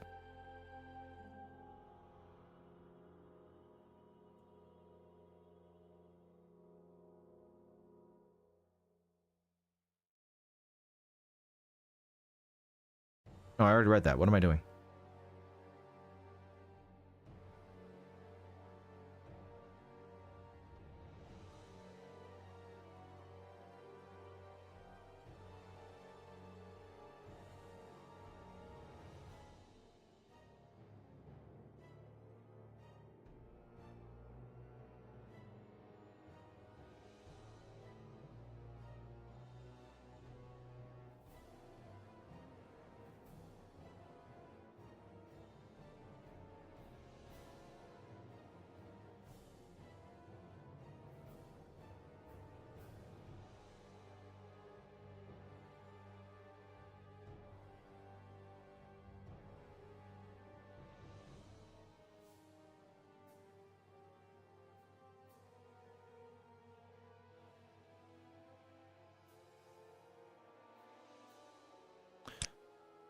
Yeah, I was gonna write that down at some point. Anyway.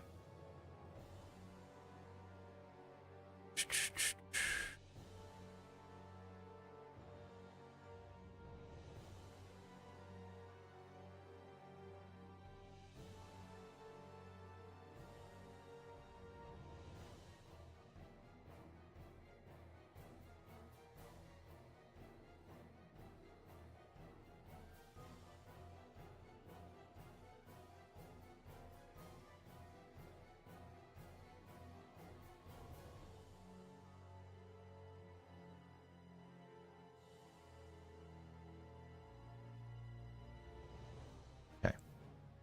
Where are we at?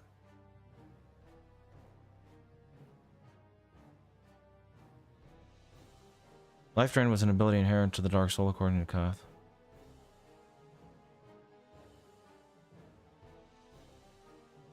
I see. Yeah, again, it probably doesn't even matter. It was just something that caused me to pause for a moment. Guinevere, let's see what you got to say.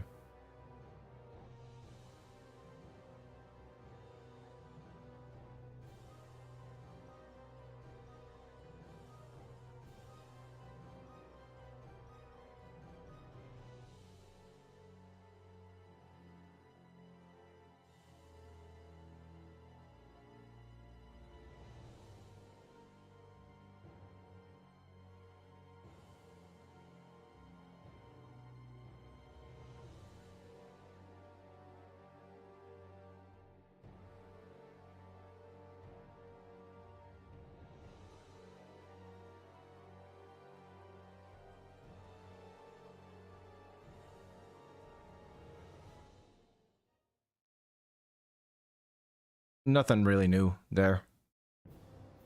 Talks about, you know, go make the flame big again, so it doesn't get dark. And she's an illusion, so soul dysentery, pretty much. Not yet, Maximus. That'll be when we get to spells. Or something else. Another bit of dialogue. Or item description.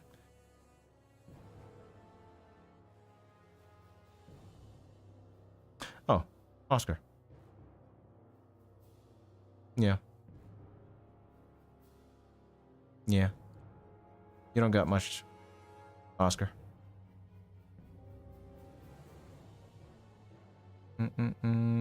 At least as far as evil and story importance goes. I've already written down quite a lot about Anastasia. I know that for a fact, so I don't need to go through her stuff. I also wrote down quite a bit about her, too.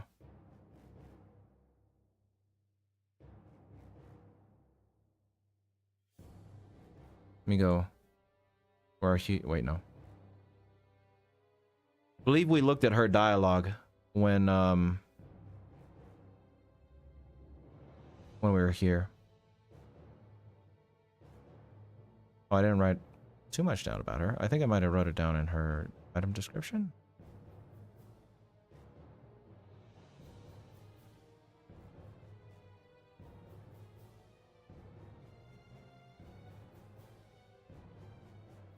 Kinda. Let me see. Read through it. Let me skim through it again.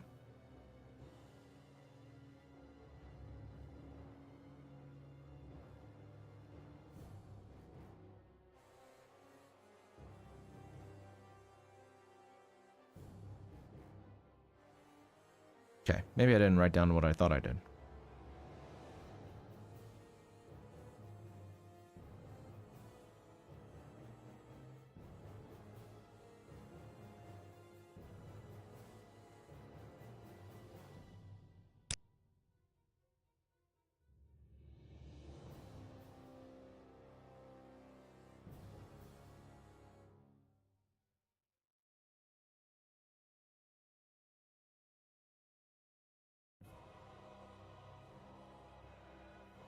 There it is again.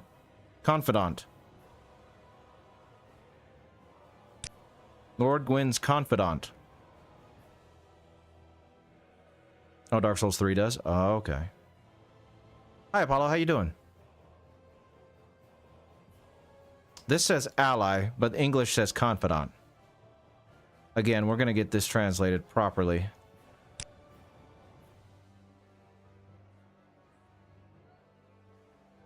It does definitely not mean that. Sub.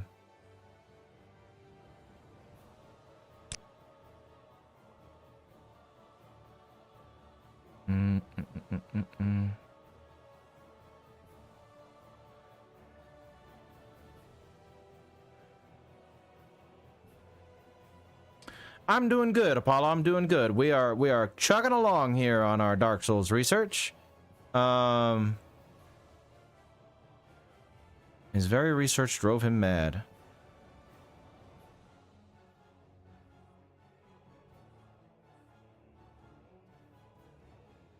Seth the Scaleless. Oh, I have so much stuff down about Seath. Where's his section is the question. Here? There? Here? There we go.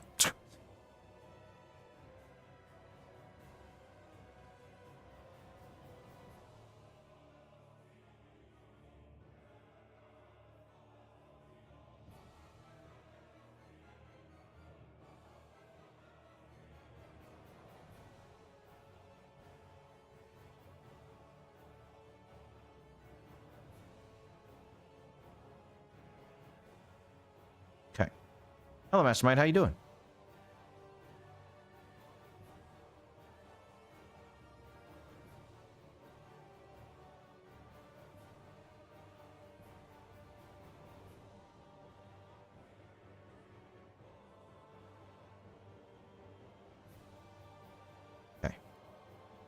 good. Solaire! It's a lot of dialogue, bud.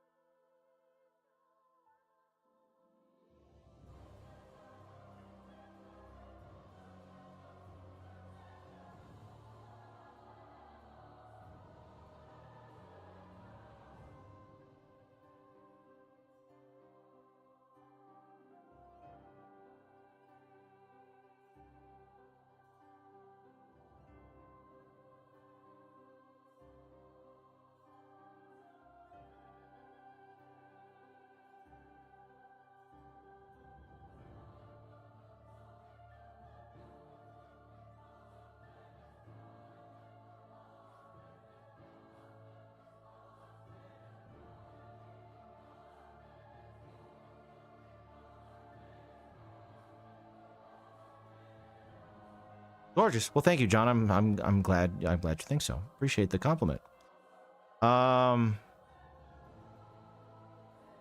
Is Solaire just insane? I mean, trying to find his own son. Like, what does that even mean? You know, is he just a crazy man? Is Solaire just a little cuckoo?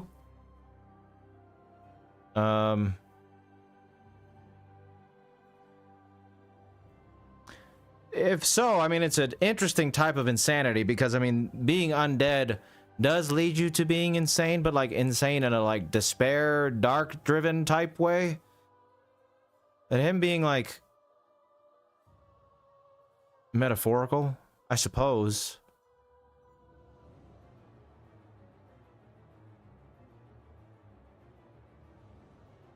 He links the fire in his own world.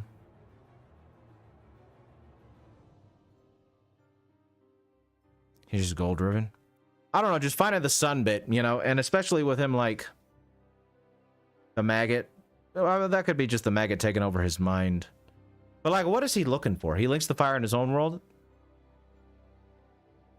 Don Quixote? That's true. Taking down the windmill, are you, Solaire? Honestly, as much as we all love Solaire, I don't think he has much to do with evil. You know, he's Solaire. That's who he is. Similar to Siegmeyer. Siegmeyer is very Don Quixote, yes. Yes, and his windmill.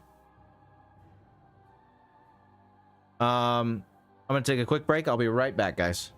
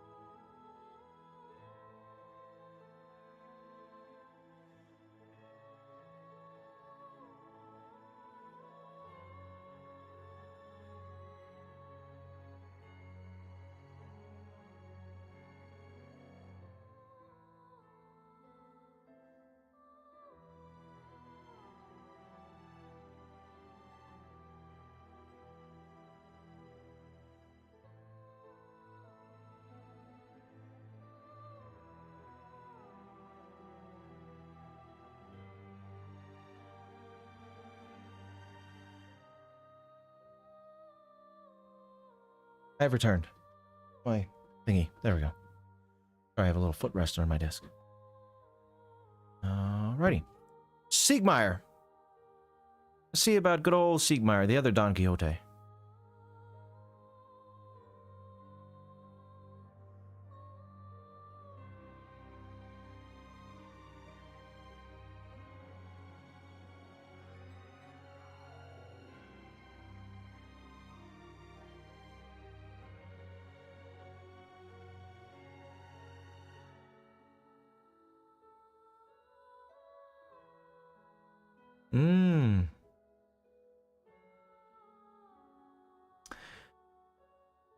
So, Dom, and anyone in the chat who's about to be severely offended by what I'm about to say, I have never once seen a Rocky movie. There were so many things that I didn't watch when I was younger that I started watching when I was older because of videos. For example, Alien. All the Nightmare on Elm Street stuff. A lot of things. I just didn't watch when I was younger. And never had an interest in when I got older. And I have yet to see any Rocky movies, so I don't think anything of them, unfortunately, Dom. I'm sorry.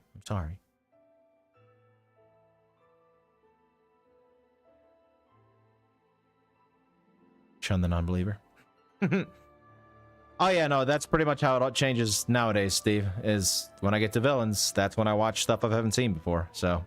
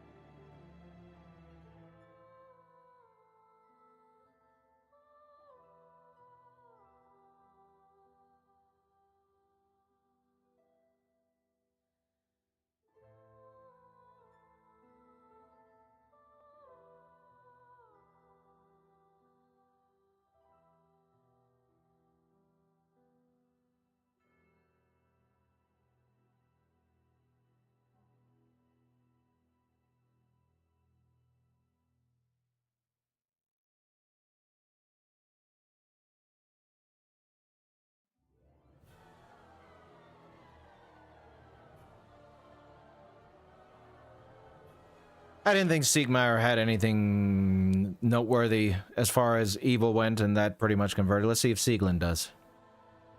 He's an adventurer, you know? He's a jolly fella going on an adventure. You're whooping me. Hey! Rocky was trying to become a lord. Getting Mr. Blunt here. Hey, Dom, come on now. You know, I'll write that down, Steve. Well, yeah, I'll write that down. I mean, I don't know if that matters, again, necessarily. Evil-wise. Lore-wise is cool, but I don't know if that really has anything to do with the evil. Nope, not even the Creed movies. No. I mean, I'm not into sports, so that's another reason why I never really watched Rocky movies. Because I've never seen a boxing match to completion. I've seen, like, at a restaurant, if they have it on, I've glanced at the screen, I suppose. But I've never seen a boxing match to completion. My family was never big on sports. That's a lie. My mom loves football. I don't, though. But other than that, it wasn't like I watched a lot of sports with people when I was younger, so never much interest in sports stuff, you know? The flow of evil is convoluted. Nice, Steve. Crazy but earnest? Yes, they were.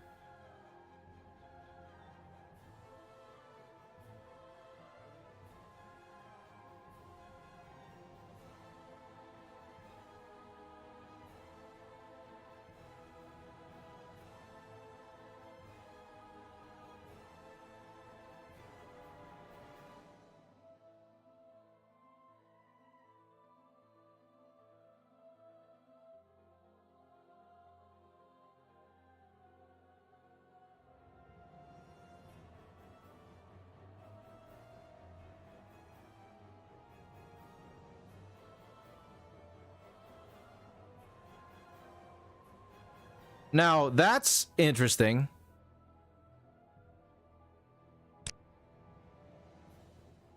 I don't know why, and you know, there's probably other indicators besides this up to this point.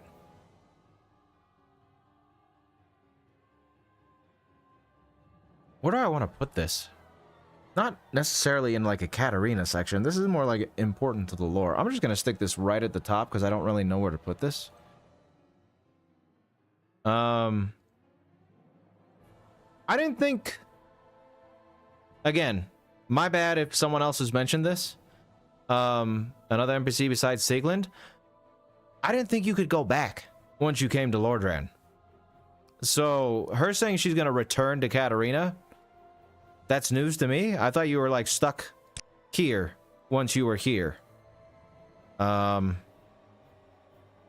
guess that was a false assumption of me to make. Returning to Catalina. Yes, you're returning. I'm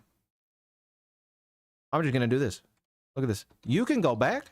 Like, I didn't know that. I was not aware that you could go back. I thought, yeah, once you come to a place like Lordran, that you were kind of screwed, you know?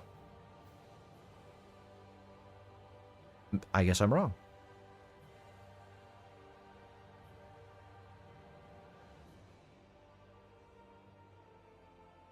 Did anyone else have to take a giant crow too, right?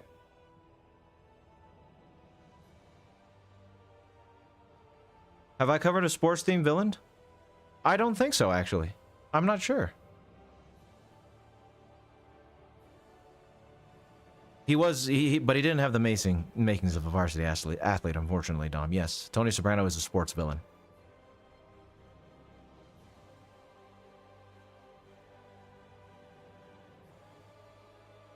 She's alive, not undead. Siegland alive? Which means you can come here when you're alive? And can go back?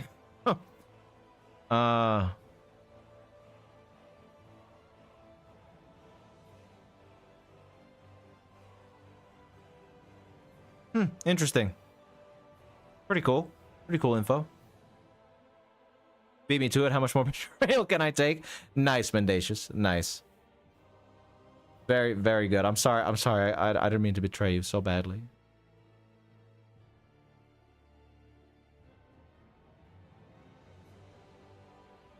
Oh, it's Lautrec.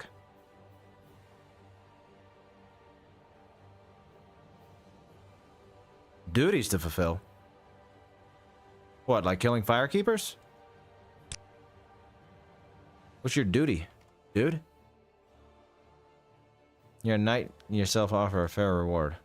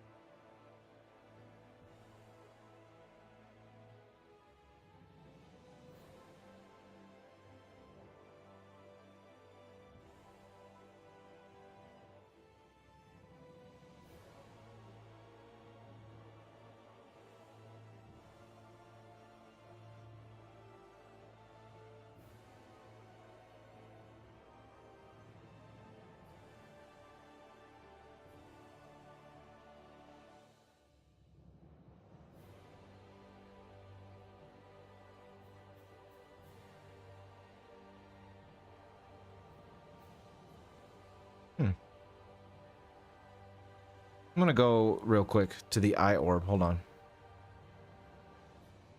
Eye orb.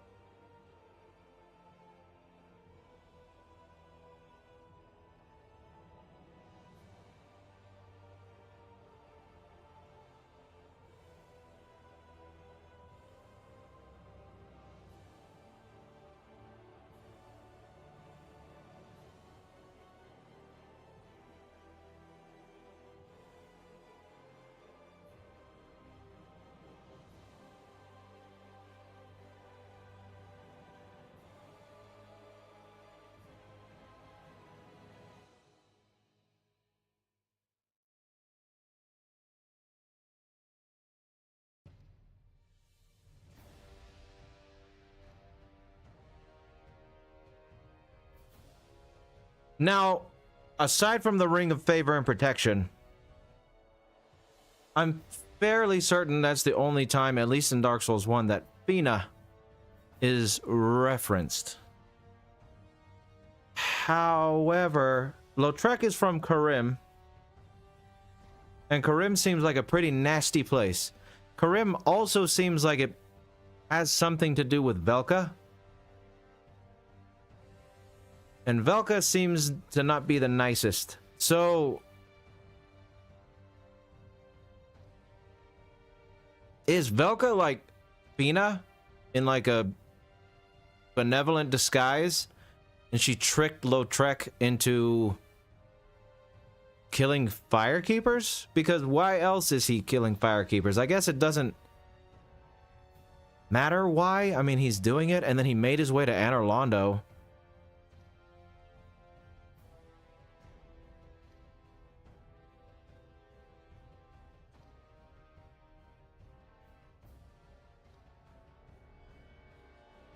I don't know. I don't know. Why is Lautrec killing? Lautrec's motivation is kind of obscure. We just know that he believes in Fina's fickle love for him and that he kills people for their humanity to benefit himself, according to Patches.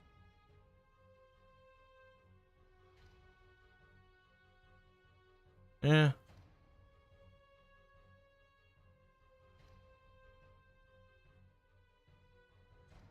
Okay, everyone. Yeah. Yeah. Yeah. I guess it doesn't matter. Yeah.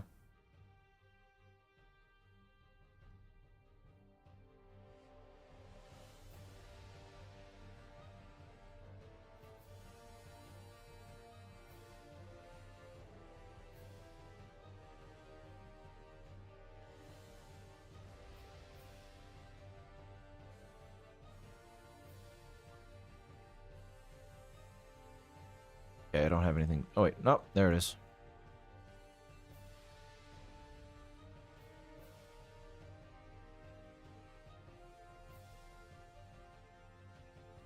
Mad with the love of his goddess, which has driven him to kill firekeepers? I don't know.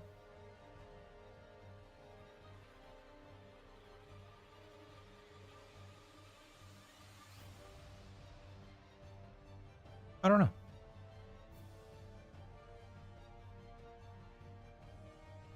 I don't know, Ian. He might be stupid. Welcome, Ian. Oh yeah, no, I'm focused on what's laid out. I'm just like, it's thinking about these things will cause me to think about them again when I get more information. You know what I mean? So,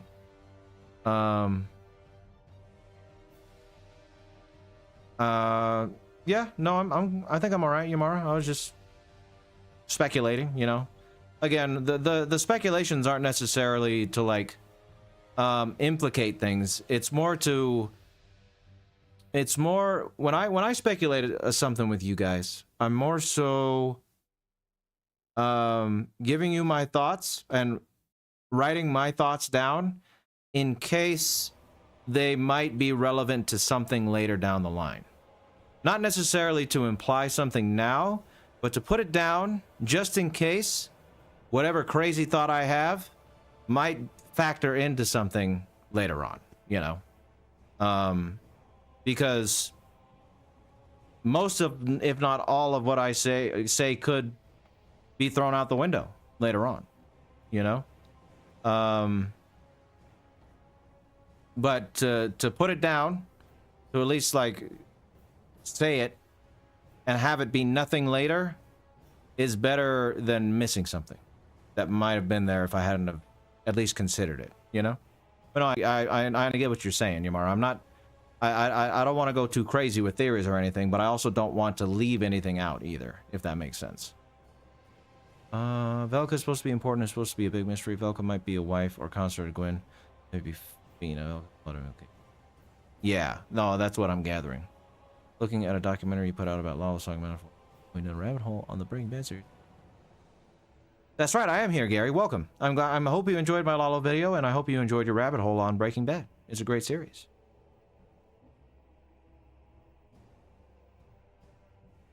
Who are you? Oh, you're yeah, I already looked at her dialogue earlier when we beat Artoria. She doesn't really have much anyway. That's what's her face. I forget her name, but she's one of the knights. Oh, you.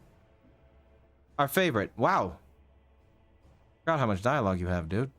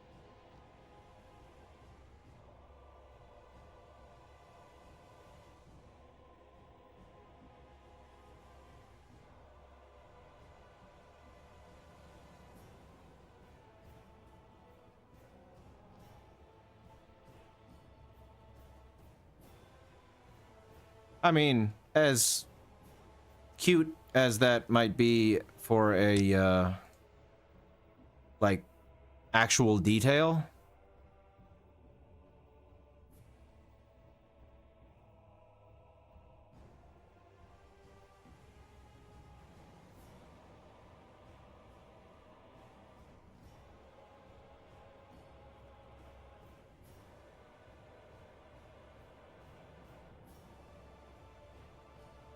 See, now, is this just speculation by this dude, or is that something that important, you know? Because where, fire cube? Stas. Oh, did I write it down wrong?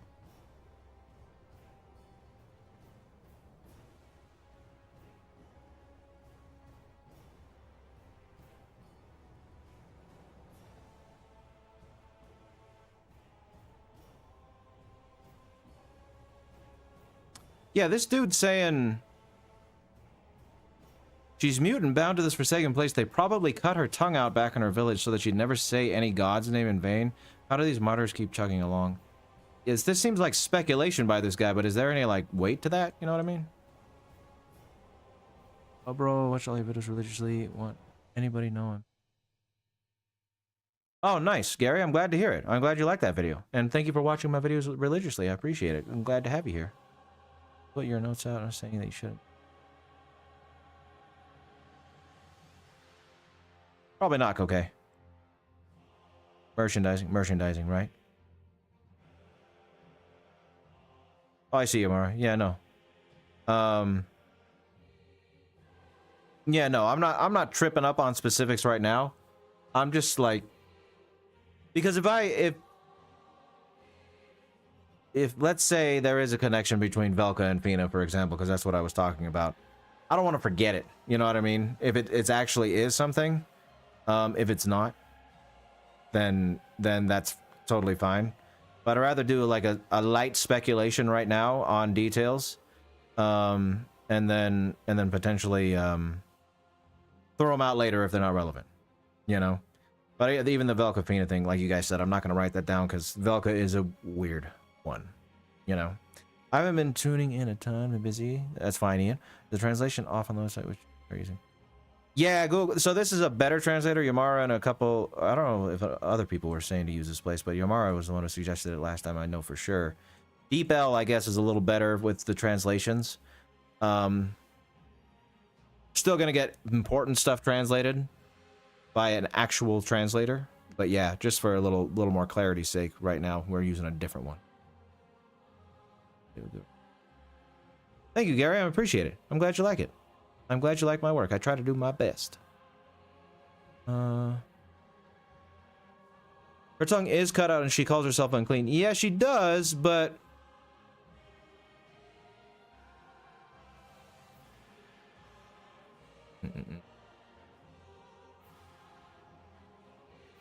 Yeah, maybe you are. That's a good idea. Yeah, no, you can do whatever you want to do, Corinne. Go ahead. Thanks for stopping by and restreaming the stream.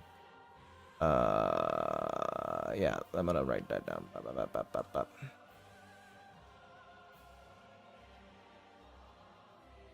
Maybe Belka and Mina are connected some way. How prevalent Belka seems to be, but maybe not.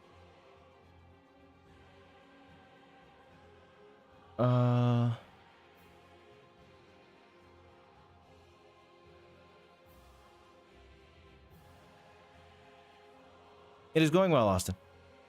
It is going well.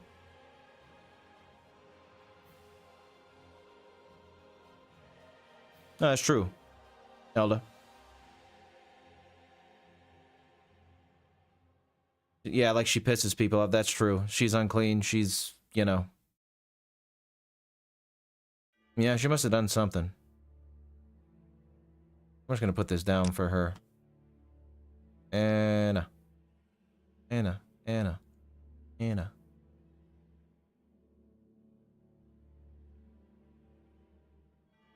Oh. Is his name Crestfallen Warrior? I know it's Crestfallen Merchant, but is this Crestfallen Warrior? Hold on.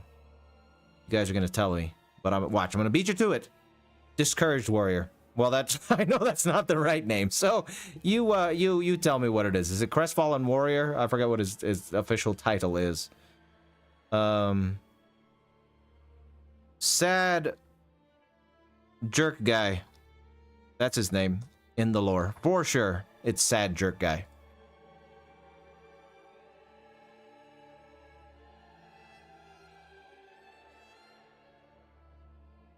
Crestfallen Warrior. I like Sad Jerk Guy better, though. We're going with Sad Jerk Guy. I'll put in parentheses. Crestfallen Warrior. Crestfallen asshole. I mean, warrior.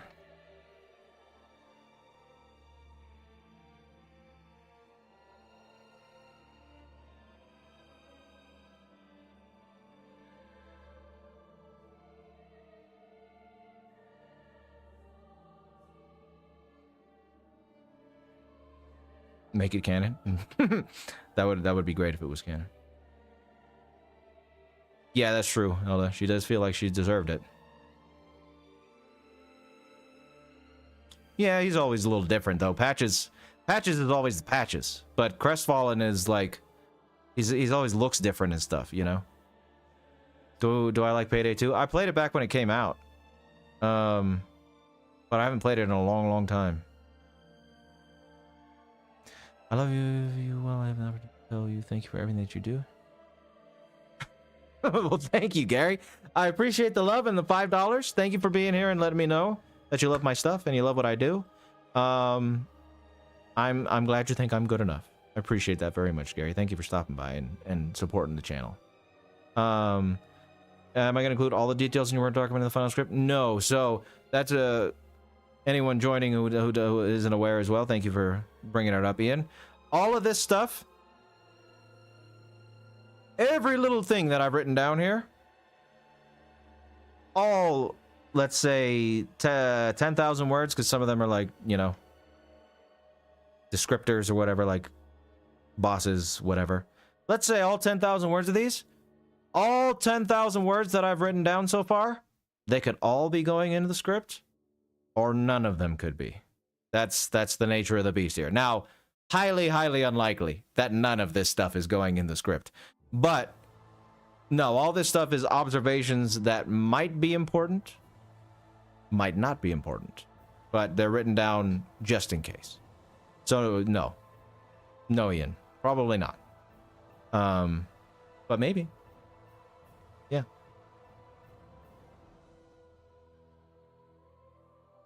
Kind of like the what's her name? What's the name of the girl in the Hub World and Demon Souls who's blind. Yeah, exactly. Yamara, exactly. Only things I'm not noting, obviously, you know, is like if we go to a weapon. This standard small dagger has only a modest attack but can be jabbed in rapid succession and is effective in critical hits such as after a parry or when stabbing in the back. With both slash and thrust attacks, this dagger is useful in various situations. This is like the description of a tool, you know what I mean? Show the whole video, you know what? I got it. Analyzing evil, the dagger. You know?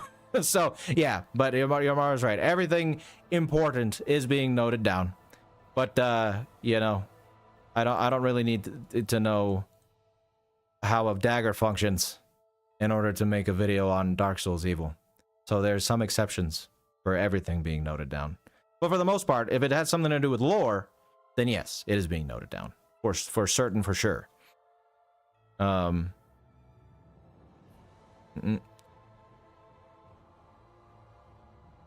Maiden in Black, right. Sounds like an important detail to leave out. I'm unsubbing. I just lost everyone.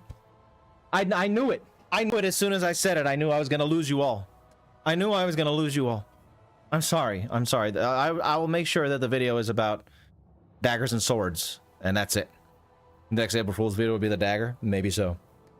Fooker Carlson, thank you, Fooker, for the $10. I put off watching your channel for a very long time, and what a fool I have been for your video on Ralph Cifaretto hooked me. And watching the others with Tone and Mama Livia, fantastico, bravo. Thank you, Fooker. I'm glad you think so. I'm glad you have finally, what is drank the vile Kool-Aid. Not really. That's not. It's not a cult. Well, the Discord server is called the Cult of the Eye, so I guess it kind of is. Anyway, none of that is going on with the whole mass death thing.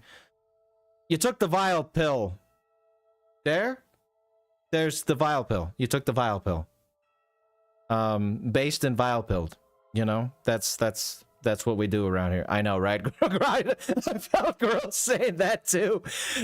You like the channel, you found out it's cool, and you're here. I'm glad you're here. Thank you for the $10, Fooker. I appreciate it. I appreciate it very much. I'm glad you like my videos and the channel. Channel is terribly good. Thank you, Solid. Thank you. Thank you, Mystic. Thank you. File for President 2020. Hey. If the game was written by Tolkien, you'd probably write a whole backstory for that dagger. That is true, Ian. The dagger would be a very important lore bit if it was a Tolkien game. The Vile, I had nothing against your channel. I just am weary of filming this is going to corrupt the story being told, but you're definitely just handsome. Oh, thank you, Fooker. I'm glad you think so. Yeah, that's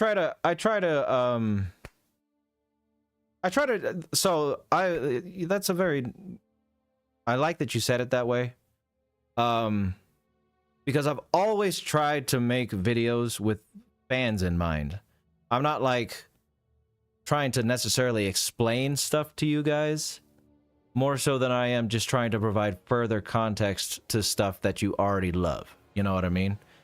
My goal with this channel has always been, you know, you watch something, you become a fan of it, you look it up, you want to know more. So here's a little more insight into this villain, you know?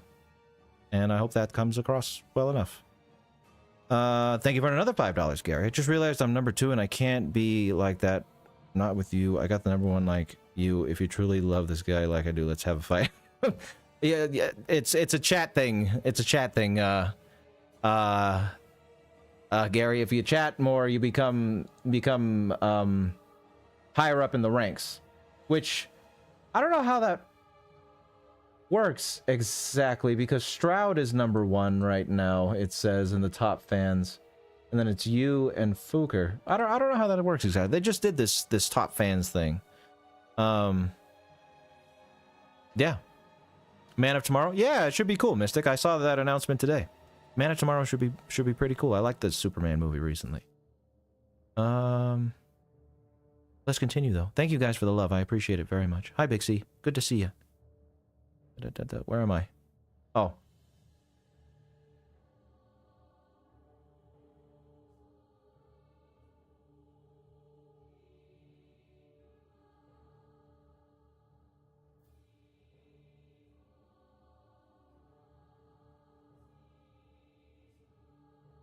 Oh.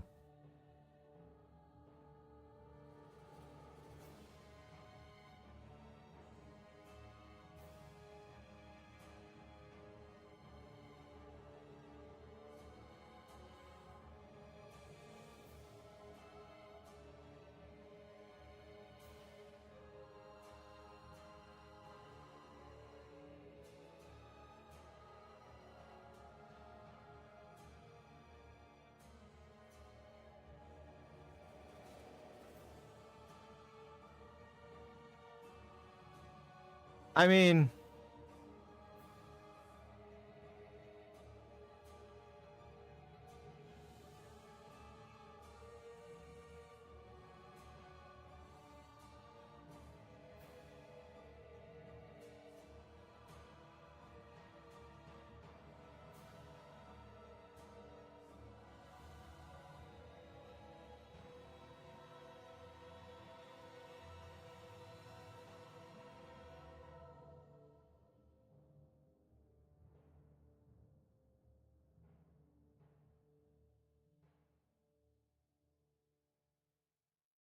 he's dejected, sad, but he's also... Let's have a chat war. Nice, Gary. Thank you for another $5, Gary. Enjoy your war. It says number one. It says you're number one now, Gary. You've made it. You've won the war, Gary. You are victorious. You are the victorious and a victorious general of the legendary chat wars of 25.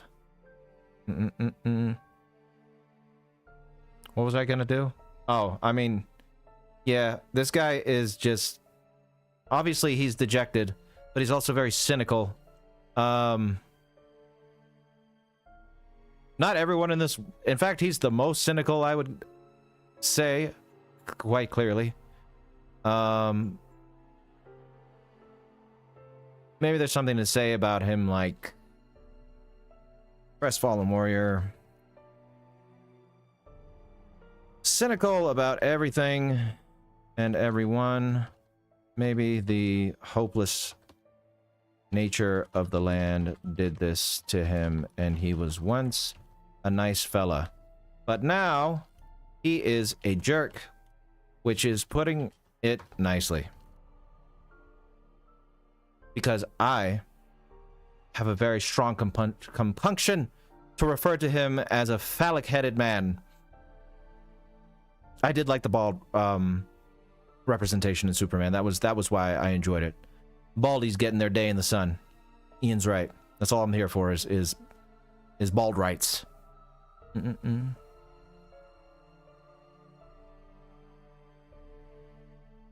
Bald men were most responsible for most of the crime. That's true.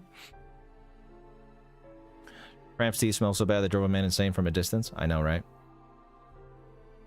Alright, what does this guy got to say? Nothing crazy, I'm sure.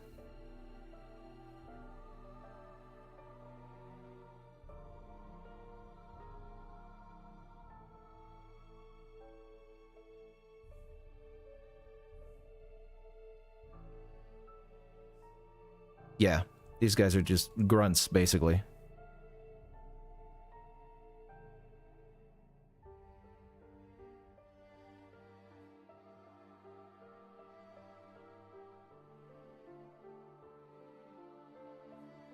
Okay.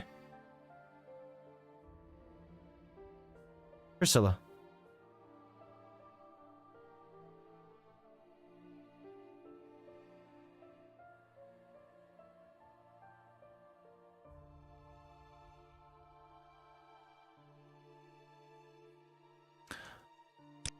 Who is Ariamis? Just a painter? I'm guessing. I'm gonna translate this real quick. Prissy Priscilla. Prissy Priscilla. Priscilla. Hey, give me the results. Excuse me. Alright. You just write all her dialogue down. Fuzzy half-dragon lady with a scythe. Let's see. Does the translation have anything to say about Ariamis?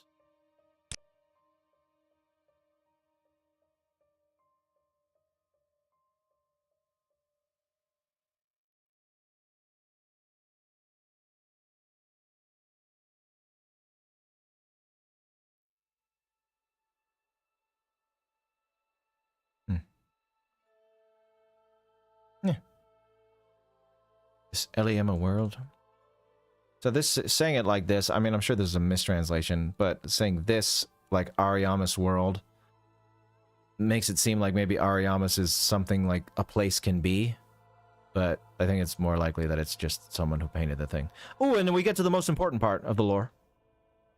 Give me warm, give me soft. Give me warm, give me soft. That no warm, that no soft. Not that one. Enough, enough. Got it all. Got the video's done. We're done, everybody. Pack it in. Pack it in. All right, she has no dialogue. It's cut. We don't do cut stuff. You also have cut dialogue.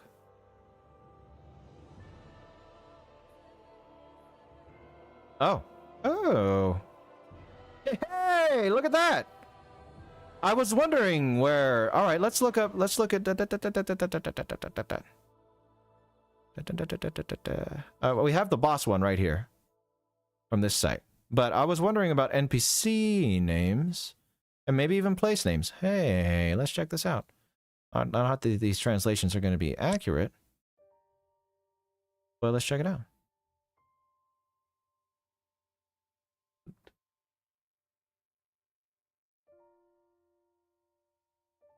Hold on. One moment, guys. I will be right back.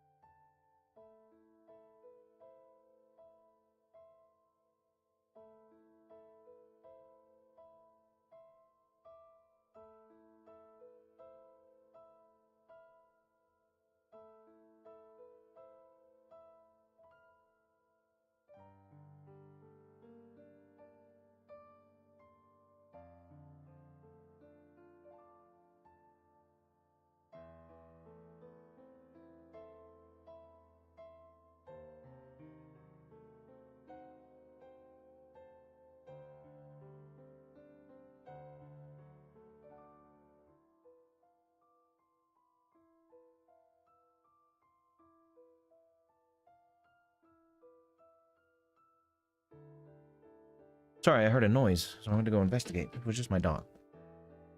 Just one of the vile dogs. There are two of them. Alright, so let's see how wrong these are. Urashiru's Twilight. What? Oh, Dusk of Oolacile is translated as Urashiru's Twilight. Carcass of Black Iron. Solar the Sun Warrior. I know these are wrong, but I actually... You know what? For the laughs, I want to go through all of these. Jeremiah. So it came up again. Jeremiah. Oh, wait, no, that's his name. Xanthus King Jeremiah. The thing that came up when we were in the Painted World is Google translated the Painted World of Ariamis as the Painted World of Jeremiah, which was interesting. But that's not true. It's just a mistranslation. Rothrek, the Goddess Knight. Rothrek.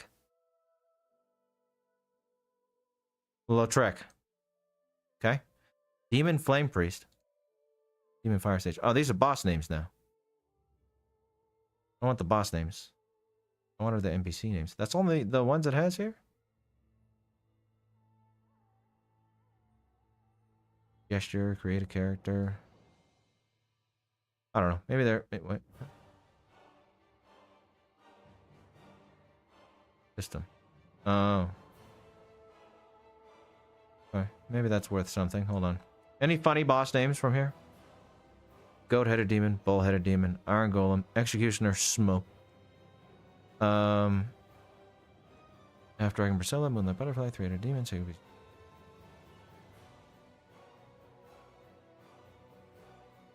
Nith. The ever rotting. What is that? Ceaseless discharge? Yeah.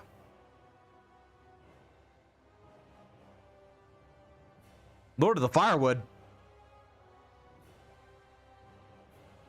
The Nursery of Chaos. The King of the Graves Retainers. What? Gravelord Servant. The King of the Graves Retainers. Alright. Cool. Location names. Let's see if there's anything interesting with location names. Again, probably not accurate, but it'd be cool to see if there's at least something that might drive me to get it properly translated.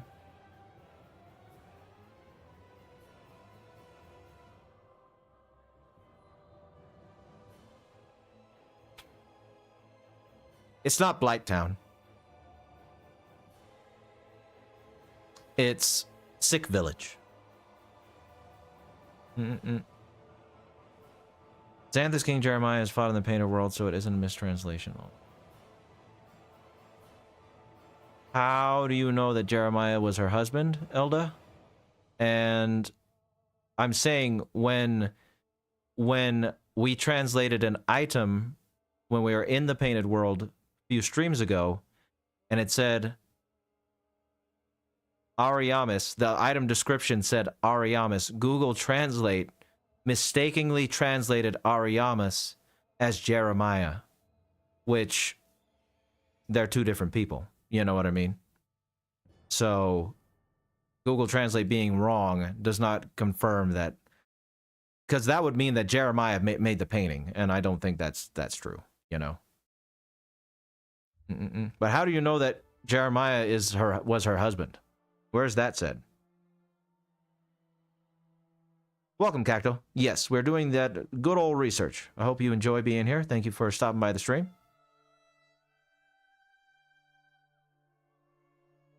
Yeah, the baldness. Like Ian said, the baldness is good. Feel like your notes on the jerk are hitting too close to home. I'm sorry, Austin. I'm sorry. Analyze evil. Me? Maybe ruined. Maybe. Maybe someday. But Sick Village, not Blighttown. Sick Village. Clag's Lair. We like Clag. Daughter of Chaos. Demon Ruins. Chaos Ruins of Isleth. Hollow of the Great Tree. Lake of Ash. Stone Ancient Dragon. Ralia Shrine.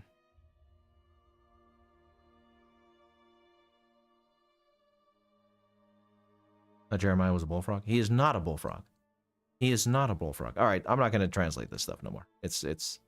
We got through the dialogue, everyone. It only took, what? Last stream it was 2 hours, and this stream it took 3. Well, we had some interruptions in between, but let's say it took 4 hours total to go through dialogue.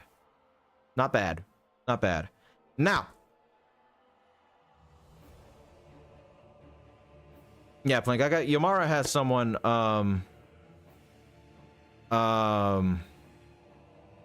who's gonna translate stuff for me, but thank you for looking out. In one of the interviews, has Mia said they had a King of Isleth plan and all that. Probably supposed to be Jeremiah before they stuck him. What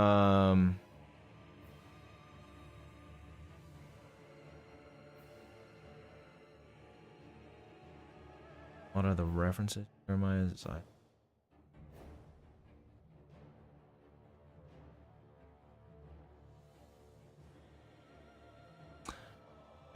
Well, so the thing about what we're doing, Elda,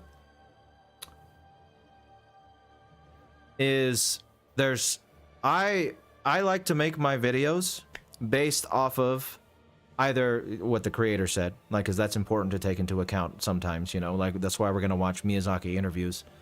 But also, I am observing things and presenting things to you that you could also observe yourself and expand upon. So with that in mind, we're not going through data mines. We're not going through cut content, stuff like that. But yeah, no, I was just giving it an opportunity, Elda, to tell other people as well if they didn't know. So it's strictly what I see in the game, what we're presented with, is how we're gonna do it. But yes. It is interesting though that I will say it is interesting that Jeremiah might have been planned to be the King of Isleth. That's pretty cool. Or on Dark Souls 3 music now. Look at that. All right, where do I want to go next? I want to do Covenant items first because we're gonna go through spells in a minute, But because a few spells are tied to covenants, I'd rather just get the covenants out of the way and get those written down. And then we'll go do spells. We'll start on spells and miracles and pyromancies this stream. So actually, let me write down. I'm going to write down the order of events. You know what? Why am I writing it down physically? Why don't I write it down here? So I'm going to write down how I want to, go through this.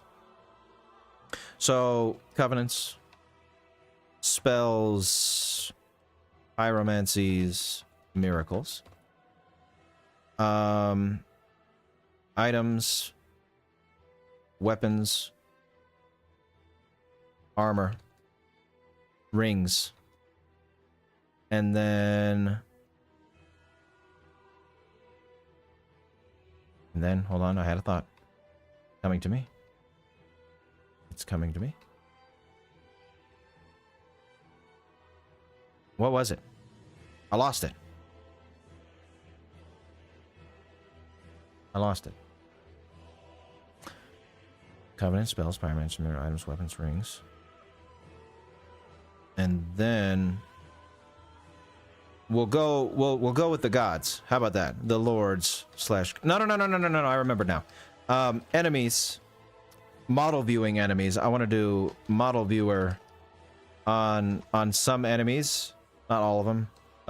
And then bosses, model viewer / name translations. I guess we'll do that for enemies too. Name translations / name translations. Then we'll get to talking about evil, like tying all of this together with various evildoers / sources of evil. When, of course, but other things as well. So that's where we'll go. This is all the stuff that we got to get through before we start doing our speculating. We'll go with in order, and I don't know. This will take a while, I'm sure. Not too long, because I did, the whole reason that I was playing the game was to note a lot of this stuff down. This part, I wasn't noting stuff down. These right here are meant to just, we're going to skim through them real quick to make sure that anything I missed that's important that I didn't write down, that we write it down. So for now, let's go for covenants. I'm going to look up covenants on the Dark Souls wiki, so I know which items you get from which covenants, and then we'll look at the descriptions on this website.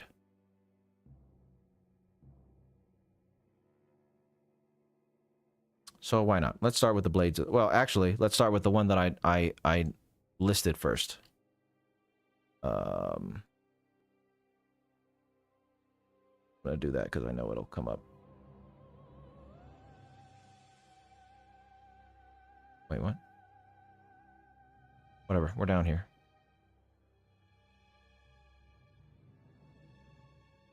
Okay.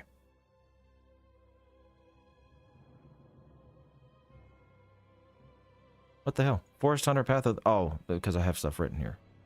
What's the first? The Way of White. We'll start with the Way of White. And in fact, what we'll also do... Aha, I got this. I got this, guys. I got this. When we're doing this covenant stuff, I'll do a search in this document for mentions of the Way of White, and I'll also do searches in all these different sections for the Way of White and see what comes up. What's that? So what do you get from the Way of White?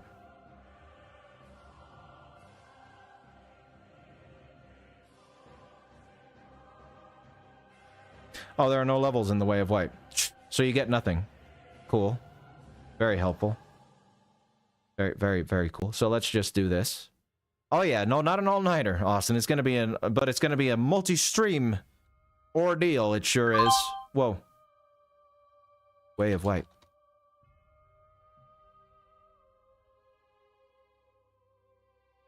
Okay. This will be going in the miracle section. Well, hold on a second.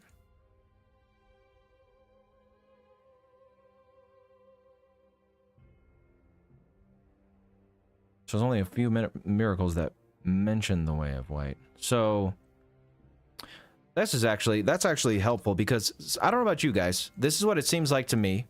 Correct me if I'm wrong. But what this implies to me, at least, Outland Miracle foreign to the Way of White. There's 2 of them that are foreign to the Way of White. So does that imply that most, if all, miracles that aren't associated with, like, let's say, the Dark Moon Covenant, or Velka, anything that doesn't say it was associated with a particular covenant, like Heal, Great Heal Excerpt, Replenishment, do all these miracles, are they part of the Way of White? Is that what that's implying? Outland Miracle foreign to the Way of White.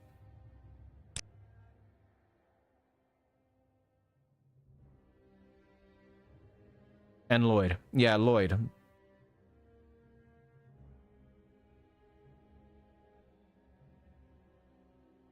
Well, Lloyd, I don't know if Lloyd has anything to do with it, necessarily.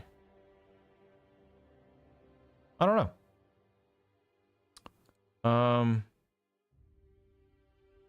There are a couple miracles that state they are foreign to the Way of White, implying that a lot of miracles that don't specify their association, the particular God/covenant, are products of the Way of White. What it seems like, to me at least.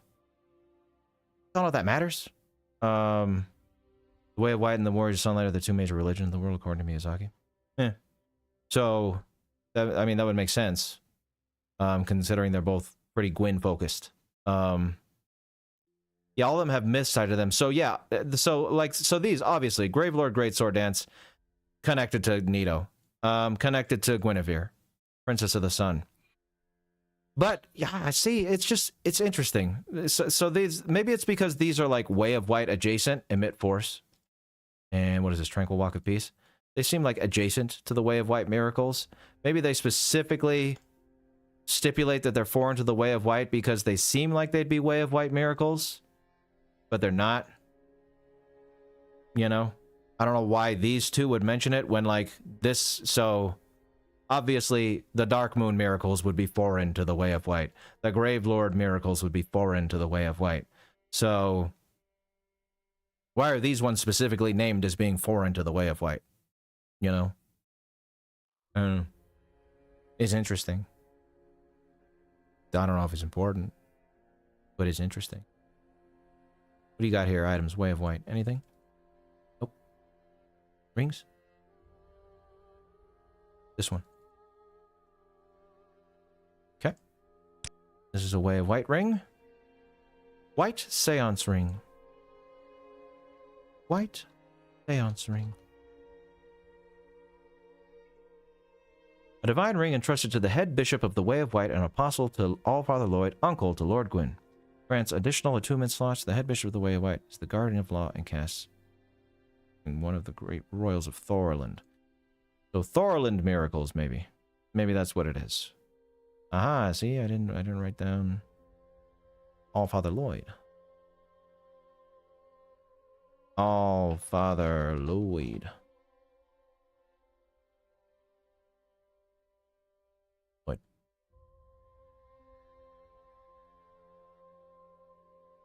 Huh? Works, I guess. Hey. Oh no, plan is like that. Let's just do yellow for you. Yellow, please. Yellow, please. Thank you.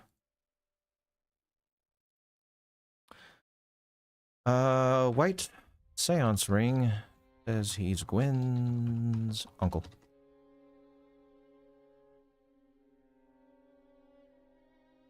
Yeah, no, so that's something that I have noted down, you know, that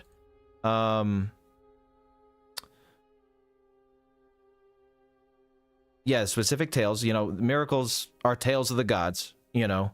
So yeah, it would be belief based, your belief in those tales that helps manifest it, I'm sure. It's just interesting that those two miracles specifically say they're foreign to the way of white. So, you know what that might mean? Maybe these were made by maybe these miracles were made by former way of white adherents, heretics, you know. Maybe they're heretical way of white miracles that weren't made with the church's permission. Maybe that's the reason that those two specifically say that they're foreign to the way of white. I think I've already wrote this down about Leroy. No, I did not. Add Leroy stuff to this.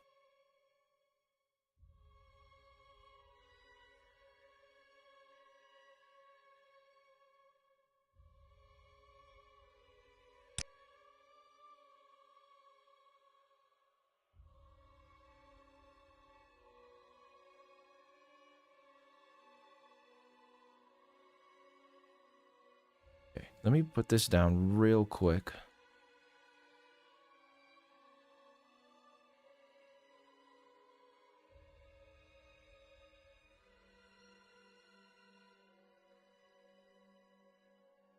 So Leroy's set says something kind of interesting, and I'm going to get this translated real quick before I say it's continue saying it's interesting.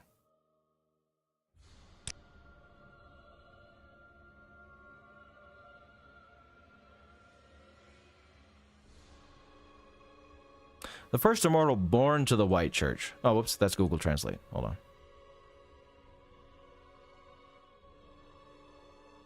Come on. Born to him. Way White's way more expanded. Oh, I bet it is. I bet it is. We'll get there, though. We'll get there, Yamara. We'll get there. Like the Vatican, it's the capital of the Way of White, which extends to most kingdoms of men, like Astora. Charlatan. Oh.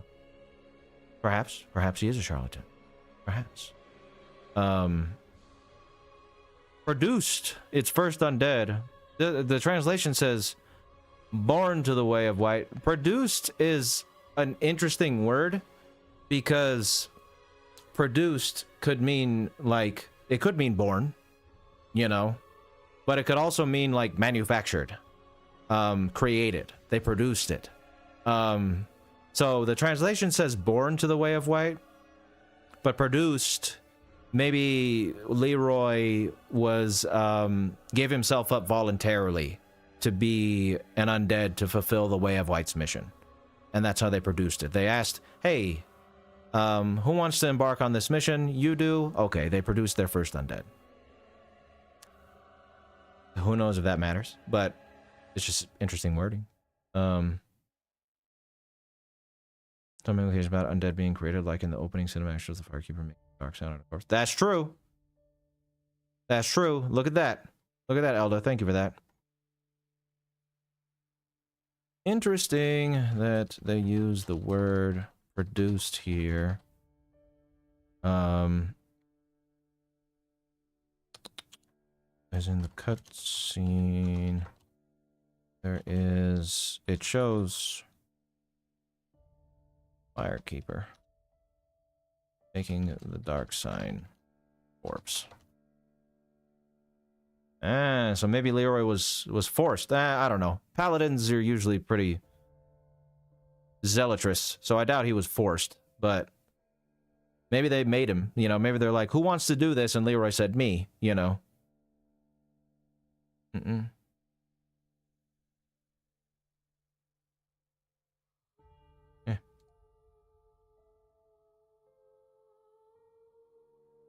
I mean, I guess I'll note that down.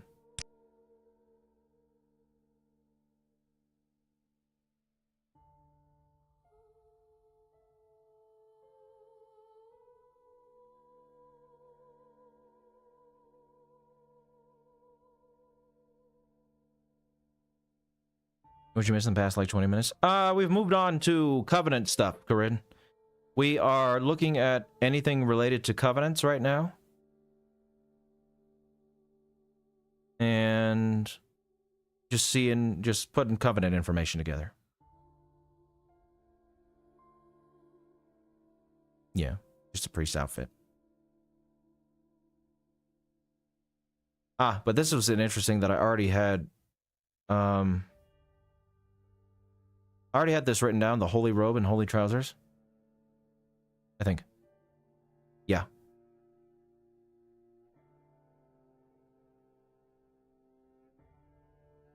Holy robe and holy trousers.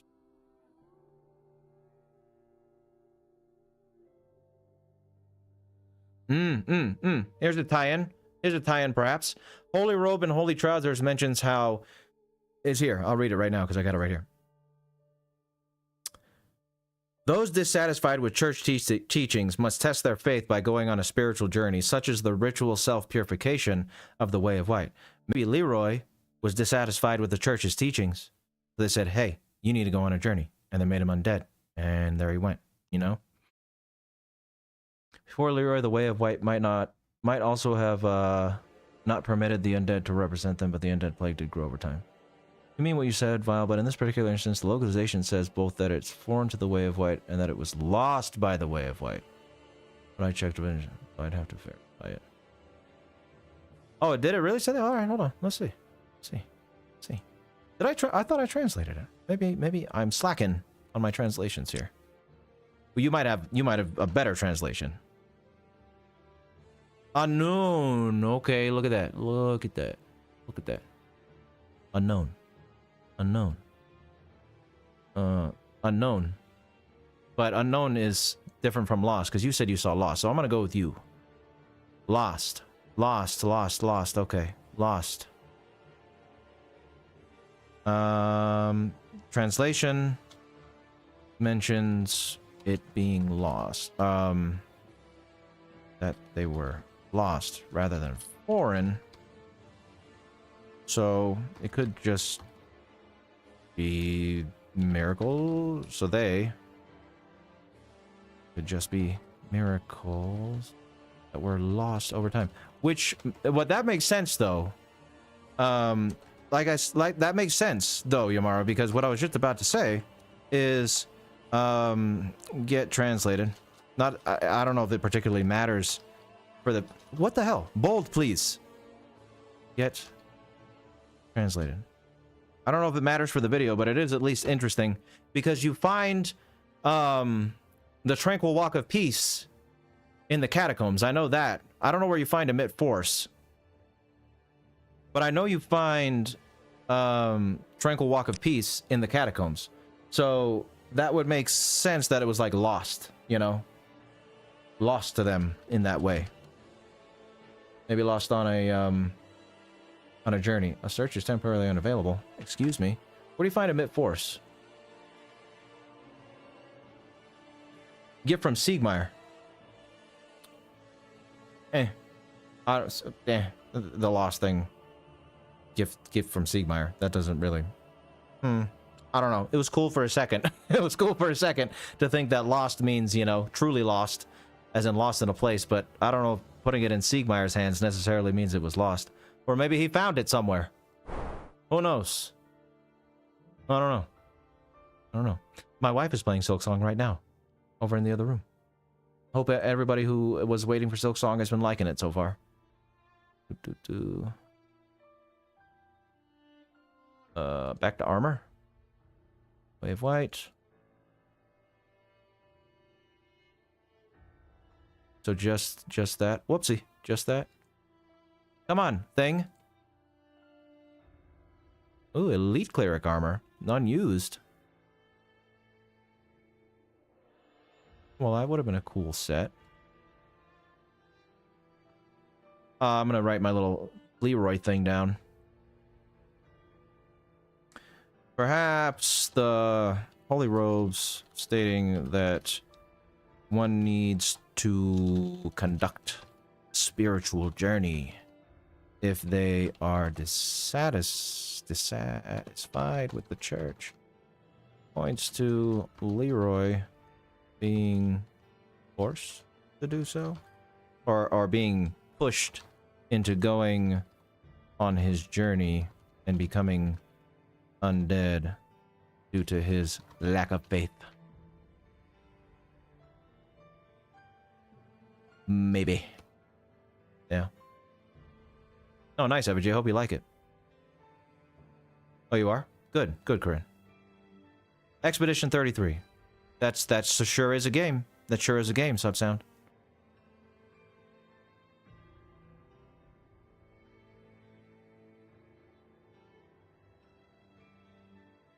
I mean, that doesn't really mean much. Legendary weapon of the Way of White. It's Leroy's weapon. Okay. Way of White. Got that down.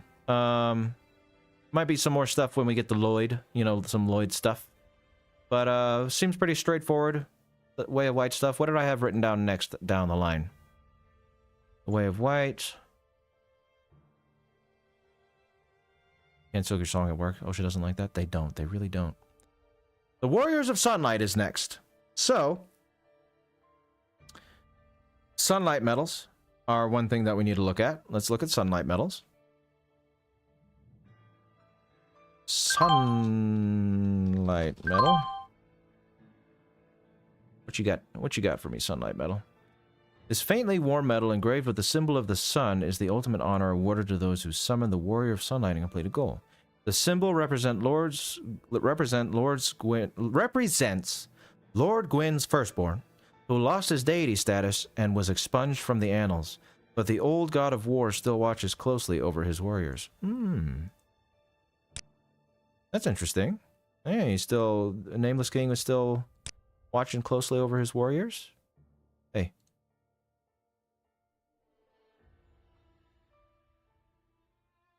The Lord of Symbols. The eldest son of the Lord of Symbols. The Lord of Symbols. Alright, that must be it. That must... Because this symbol represents Lord Gwyn's firstborn. Why does it call him the Lord of Symbols? Okay, I'm gonna get that translated just in case the Nameless King is the Lord of Symbols. I feel like that's a mistranslation, and he's not, but I don't know. Sunlight metal.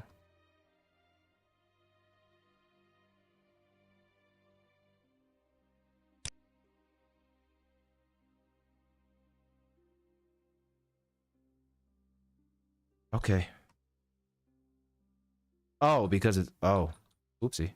Let's do it like this. Translate below to see if Nameless King is actually called the Lord of Symbols. Again, probably not, but it's weird that it said that, so...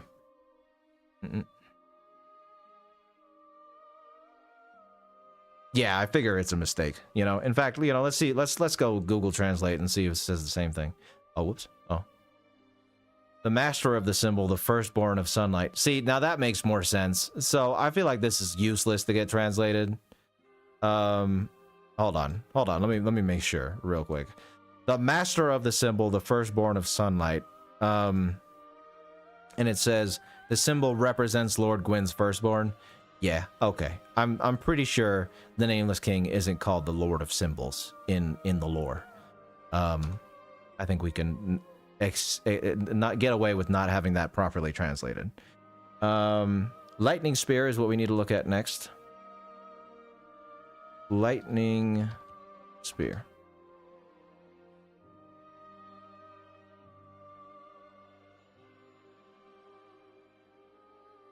I mean, effective against dragons, you know, of course.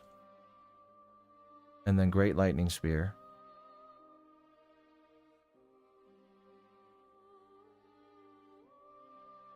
The weapon of the god of war who inherited... Here, I'll just do this. Oh, I mean, yeah, no, I won't do that.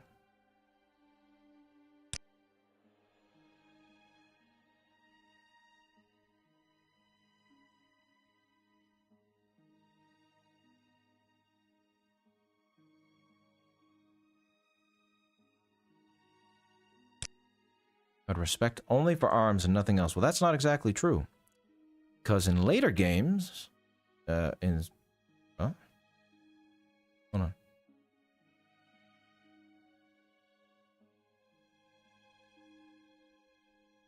In later games, we learn that the Nameless King didn't just care about arms, but he cared about dragons too. So, Sunlight Spear, you get from this, if you offer Gwyn's soul to the Covenant.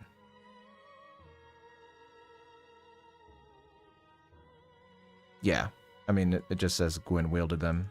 I want to get this translated real quick with the cared only for arms thing.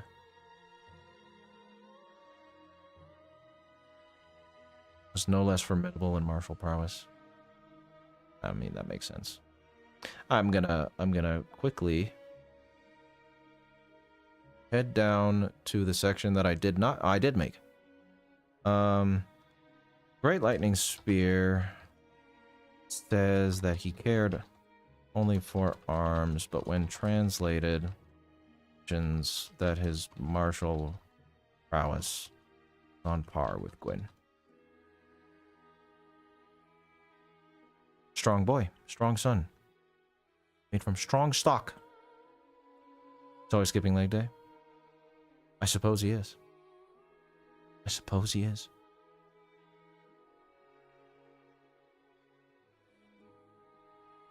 Oh yeah, no, I'm sure we'll get to the where that's mentioned, Elda. We will get to where that is mentioned for sure. Warrior of Sunlight. Let's make sure there's nothing else Warrior of Sunlight-esque with descriptions. But those are the only rewards you get from that covenant, so... Weapons. Nothing here. Nothing here. Nothing here. Sunlight metal, I'm sure. Wait. What? Did I spell that all wrong? Hold on. Sunlight metal. Oh, it doesn't mention... Oh, it does. What the hell? Hold on. Why? Why are you... Did I spell something wrong? No, it's just not catching it. Hold on a second. So let's just look up Sunlight then. Lord of Sunlight. No trace of sunlight in the Burg. The depths. Goddess of Sunlight, Guinevere.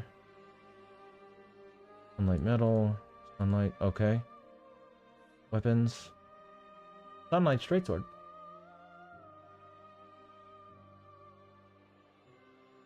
Okay. Sunlight talisman.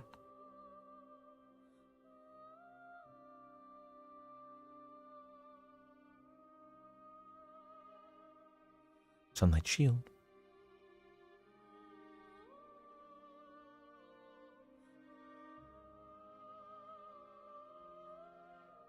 Okay.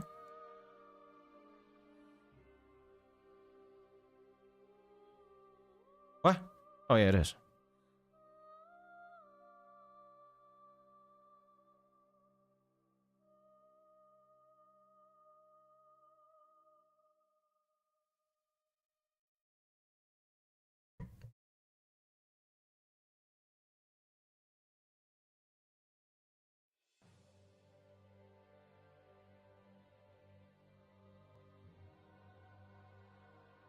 Whoa, whoa, whoa, whoa, whoa, whoa.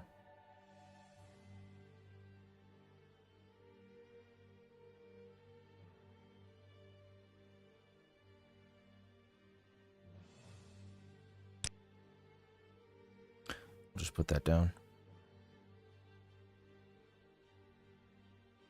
Nameless King.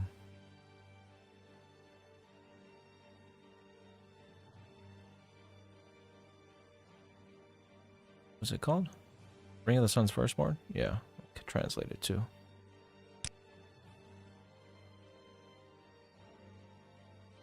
Oh, what am I doing? Here we go. No.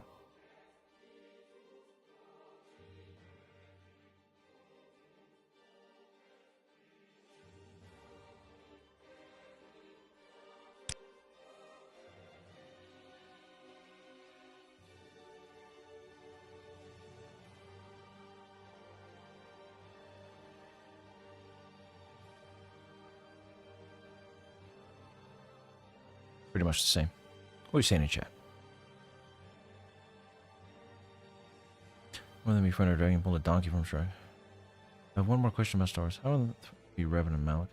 Diana, how far in the future? Revan and Malik. Frieda and Ned. Like I said, I'll load up. Agenta Paul. Oh, no. Agenta Paul first. Agenta Paul. Marco Ragnos. Sedao. Frieda and Ned. XR cut.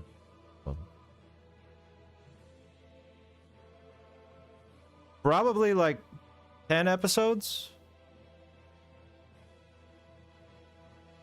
Yeah, I think Revan and Malik are like actually 10 episodes away. Because if I'm... Hold on. Any Star Wars fanatics in the chat, tell me if I'm missing any Sith Lords from who I mentioned down. So it'd be like Agenta Paul, maybe Karnus Mur, Tulak Horde, Marco Ragnos, Naga Sadao, maybe Ludo Kresh. Then does it jump to Frieda Nad? Or is there someone before? Is there someone between Sadao and Nad? Or does it go straight to Nad after Naga Sadao, and then it's Exar Kun and Yulik Queldroma, and then after that it would be like Revan and Malik or Valkorion.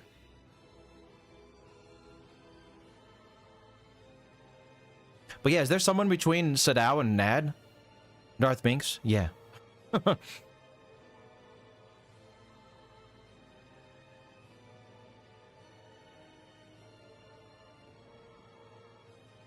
Perhaps. That would be terrible. Hollywood giving a... Well, they're doing Elden Ring, so we'll see how they do with that. You Star Wars nerds, reflect on that for a moment. I'll be back again. I just heard another noise. 1 second. 1 second.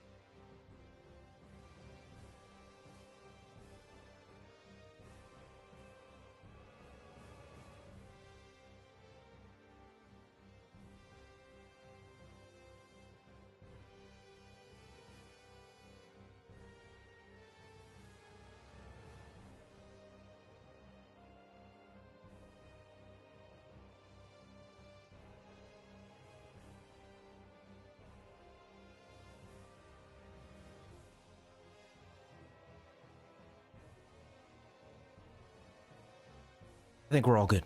Yeah, I don't know, Diana. I think like 10, 12 videos, though. Maybe 15. I'm not sure. I'm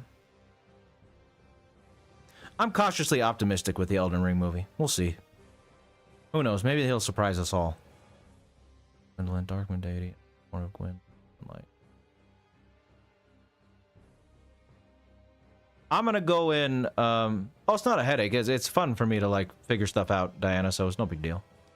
The thing with the Elden Ring movie and movies like that, I'm gonna go in with no expectations, and if I'm, like, mildly wowed, I'll be happy, you know?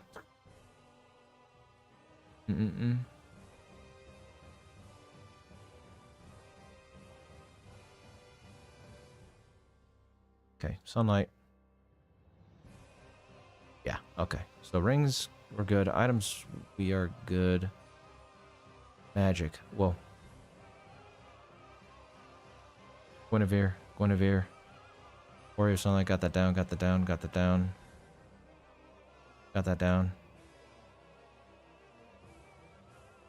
Ah! Sunlight Blade wins Firstborn.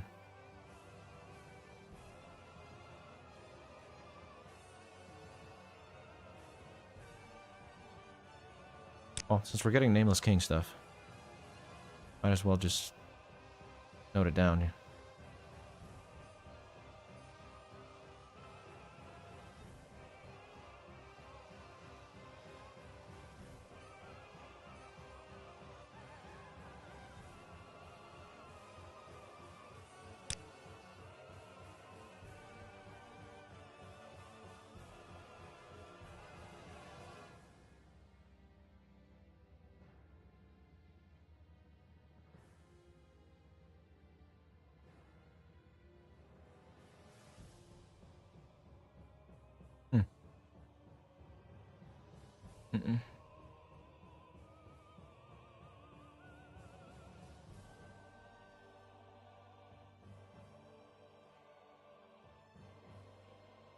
Yeah, Lord of the Rings is hard to recreate for sure. Hard to recreate for sure. Yeah, I think that's the best way to do it, Austin. Yeah, if it's just a Elden Ring setting, maybe that'd be cool.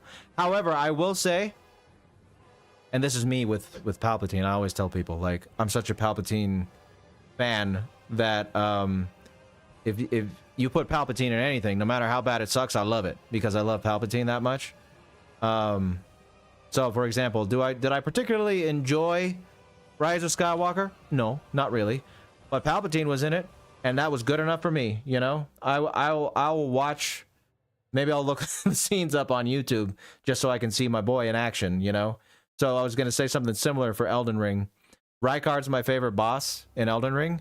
So if they can bring Rykard to a movie and make him cool and do it right, that's all I care. That would be good for me. That's not all I care about. But if that was the only good thing they did in that movie, happy man. Like, make Rykard cool. Make Rykard cool in the movie. Give it to me. Love Rykard's design. Love his character. It's so cool. Okay.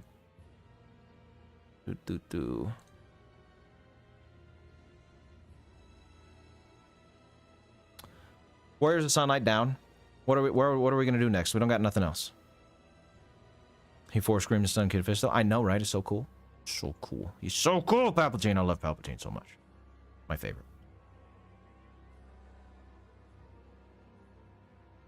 Princess Guard. Wait, is that what it's called? Princess Guard. Princess's Guard.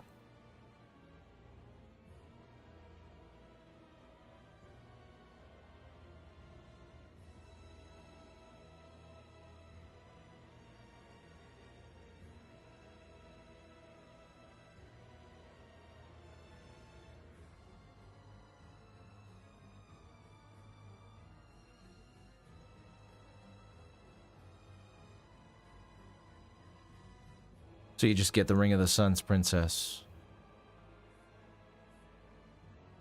Oh, Melania versus hey, that'd be cool too, okay.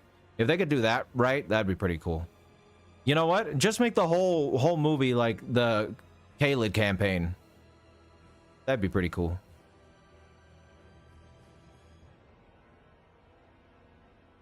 Soothing sunlight and bountiful sunlight. Oh, well, I'm right here.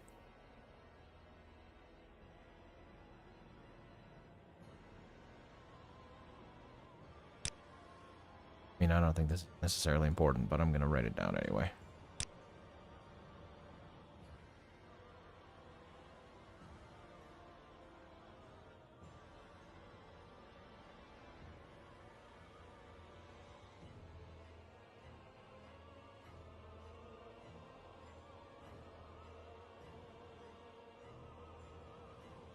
Says the same exact thing.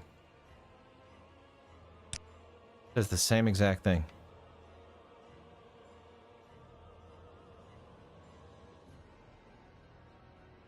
Okay. Ring. Oh wait, ring.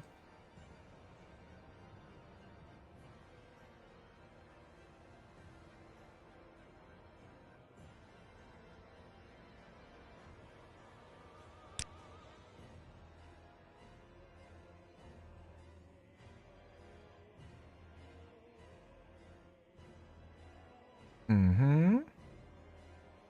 Okay. I want to get this translated just because of the Flame God Flan thing. I wonder if that's...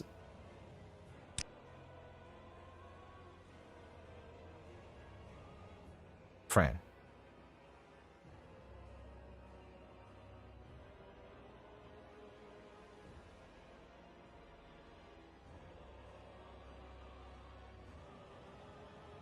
Yeah, okay.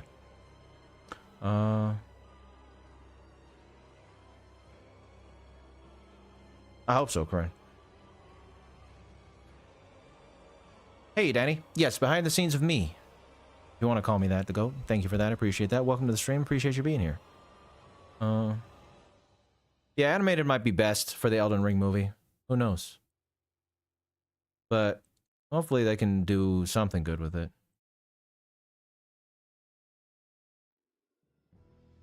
Dark Wraith. Oh, is that the next? Yeah, Dark Wraith. Okay.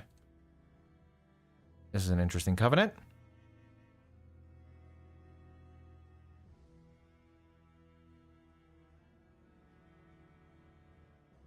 Oh yeah. Hopefully that people won't confuse it as being canon, you know, Yamara. Okay.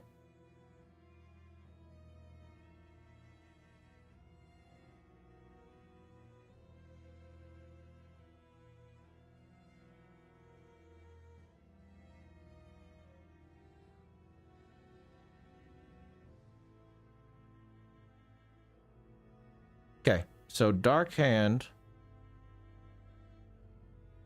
Dark Hand.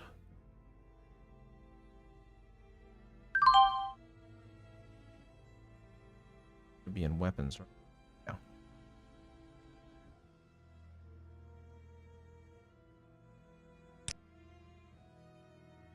Ooh, I want to do it.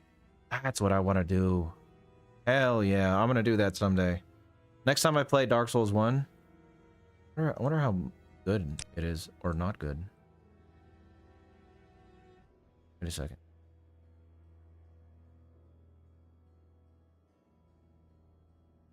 Oh, never mind. Never mind. For some reason I thought that fist weapon. I forgot it's a shield. I'm gonna say I'm gonna use a Dark Hand as a weapon. I don't know if you can.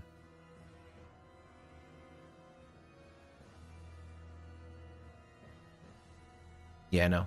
Can't do that. They can punch with them Dark Hands, but no. Okay, Dark Wraith Covenant.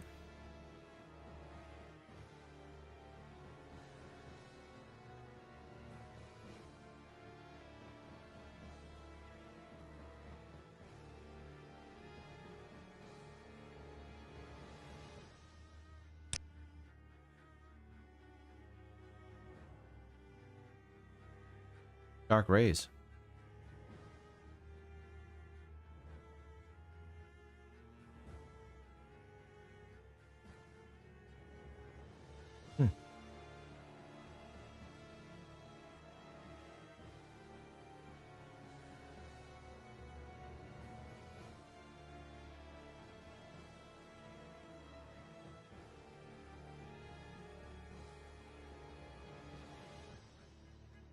Yeah, I'm gonna look a whole lot into Titanite and Titanite demons when we get to the enemy stuff, Elda. But thank you for pointing that out.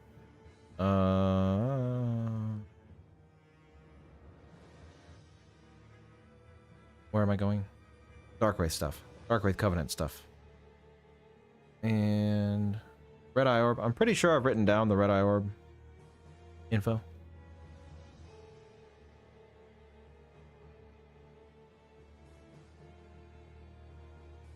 I don't know if I did, but I think I might have written down cracked Red Eye Orb.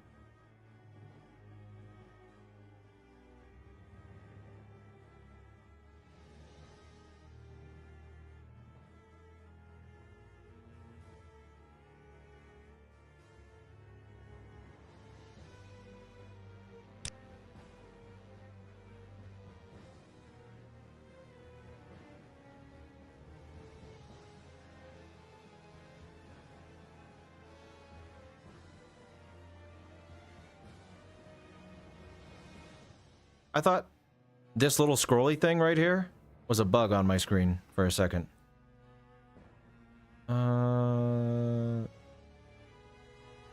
That's interesting. An interesting little difference.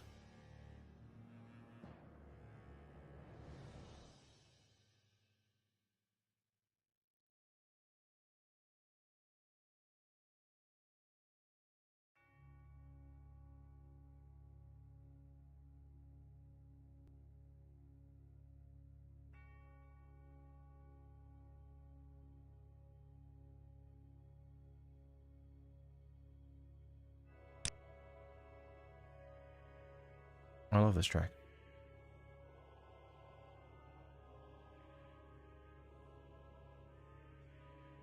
Dark Sword and Dark Set.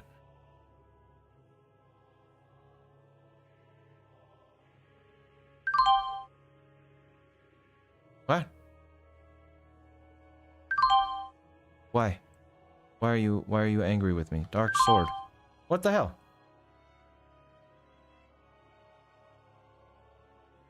What, it's not in here?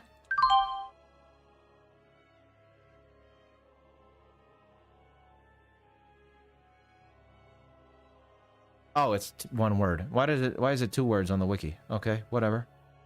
What are we talking about?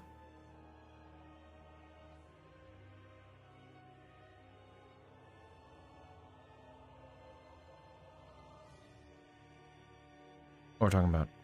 Elden Ring. Elden Ring's cool.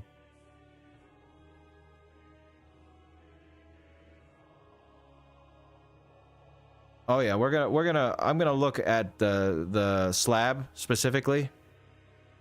Like how it looks and the Titanite demons I'm gonna look like in the model viewer, Elda, so we'll see.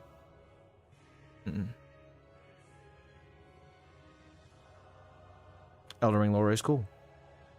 Sword of the Knights of the Four Kings of New Londo. Its blade is wide and thick, and its wielded on there. Nice speaking. Okay. Ah, excuse me.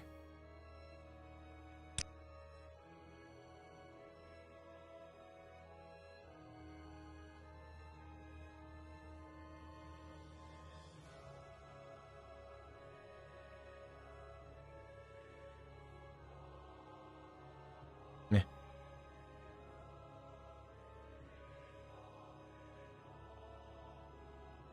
Mask of the Dark Race. Swarm of Knights of New Londo. Ooh.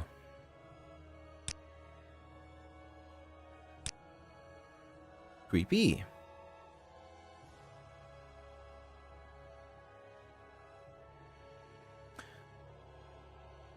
Some say the skeletal mask of an ancient dark wraith is partially fused with the flesh of its face. That's no fun. That must hurt.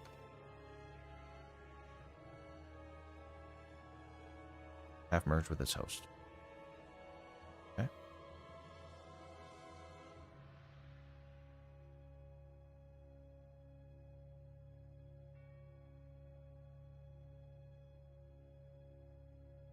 Diabolical art of life drain indeed.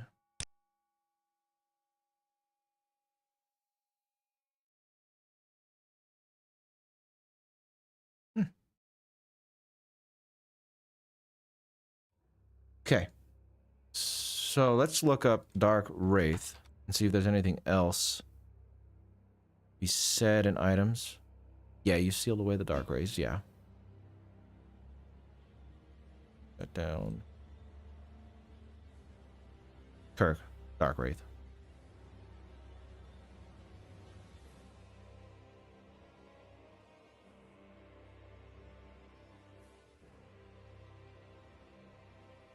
Oops.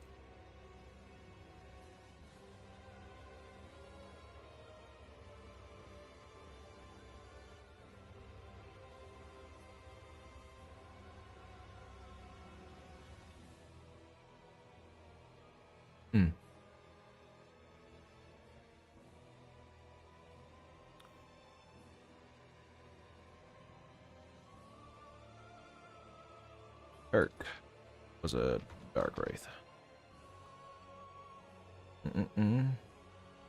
Hi, MC. How you doing? Oh, that's right. Christmas Hake isn't here. We've been hakeless today. I just realized that. That's crazy.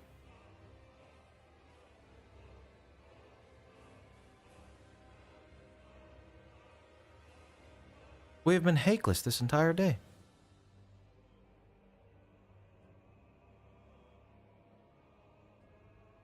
Isn't everyone's skull partially fused to their flesh? You're true. That's right, Austin. Everyone's skull is fused to their flesh. No, you didn't stir the waters at all, Panda. I'm glad you were ready for it. You know, Christmas Hake usually is the greeter. I just didn't realize till now that he hadn't been here this whole day.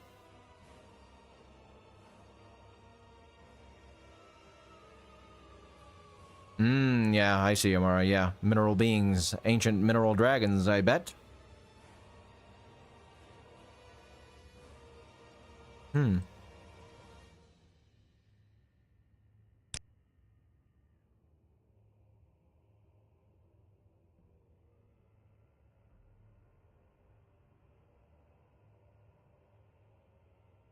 Dead sign, soap. So. The honorable path, eh? That makes sense. Makes a lot of sense about Titanite. Kirk did his evil shenanigans for the pale daughter of Isleth. The old spider that I accidentally killed?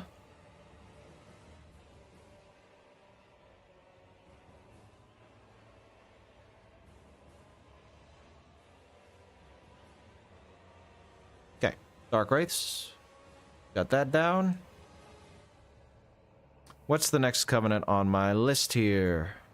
Forest Hunter. I don't know if this is going to be significant to anything at all. Let's see the items. If there are any items to get.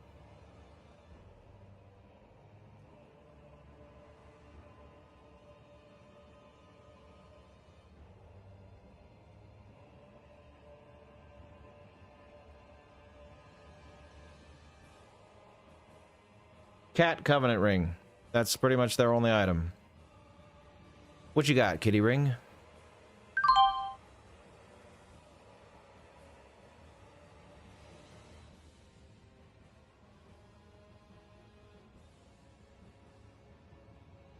Yeah. I mean, the one thing I guess to say about Alvina is I do remember in her dialogue that she said like Artorias is just a myth, you know? And the ring saying that and her being in the DLC, and then the ring saying that she was their friend is just kind of nice. Alvina says that Artorias. Let me look at her dialogue again just to make sure I have this down right. It's nothing lore important necessarily, but the legend of Artorias art none but a fabrication. First in the dark, 'tis but a fairy tale. Yeah, so I mean,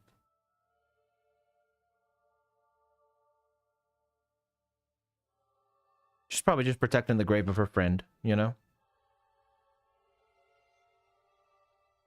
Probably protecting the grave of her friend. What a nice kitty. You know?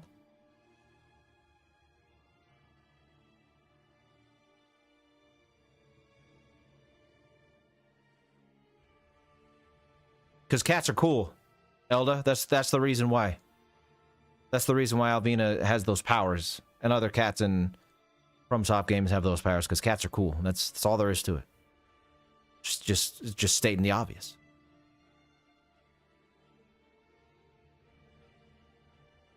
Yeah, she's a nice kitty, protecting his grave.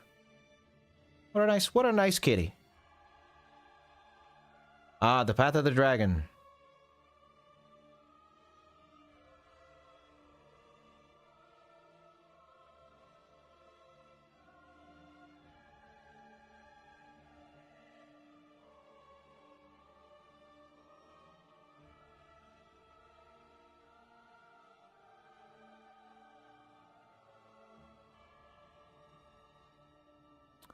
Yeah. Path of the Dragon. Seeking to... Cousin, you know, it's interesting because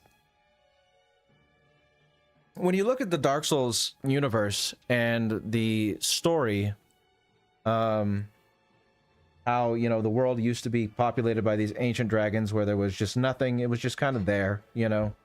Hold on, sorry. Caught on a cord. This item description brings up a good something to think about, you know. Not necessarily in the way what the fuck is this? Dragon Eye. Okay. Dragon Eye.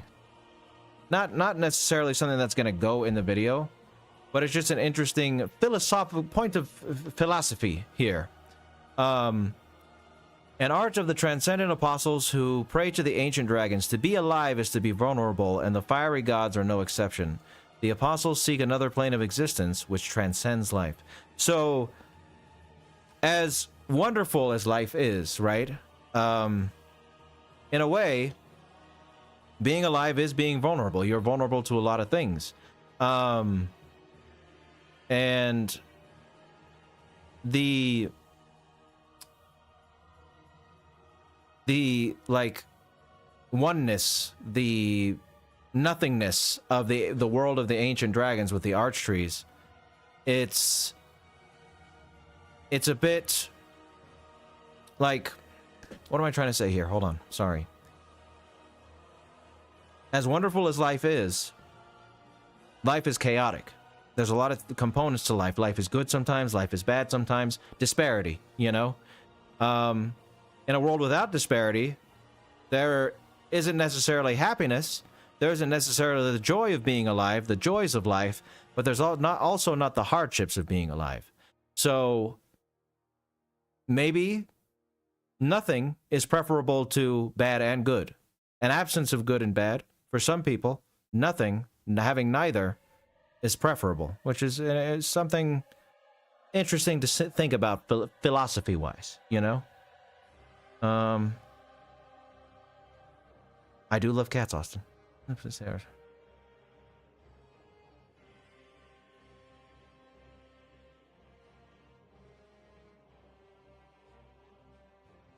Correlated to perceiving the dark isn't.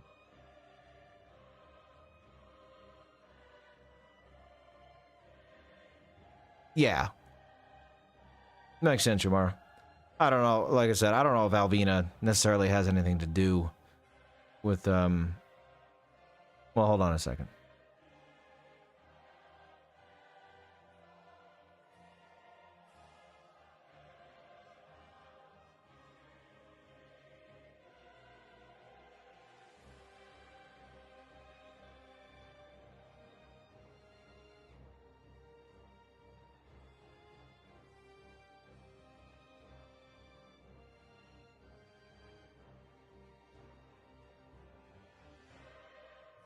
Yeah. Legends of Fabrication. I don't know if her dialogue necessarily matters, you know? Just that Alvina, or that Artorias' legend was fabricate. I don't know. I don't know if it matters. You let me know if you think it matters, but I don't think Alvina, the legend, necessarily matters. Things get distorted over time. Oh, Mark, I got 75 people in here watching me, and that's enough for me, you know? I don't need thousands and thousands of people in here to be satisfied with what I'm doing. This is for people who are interested in watching me do research, which a lot of people might not be interested in. It's fine by me. If there's 20 people in here or there's 30,000 people in here, it doesn't matter. It's whoever's interested in seeing the process behind making a video, that's all.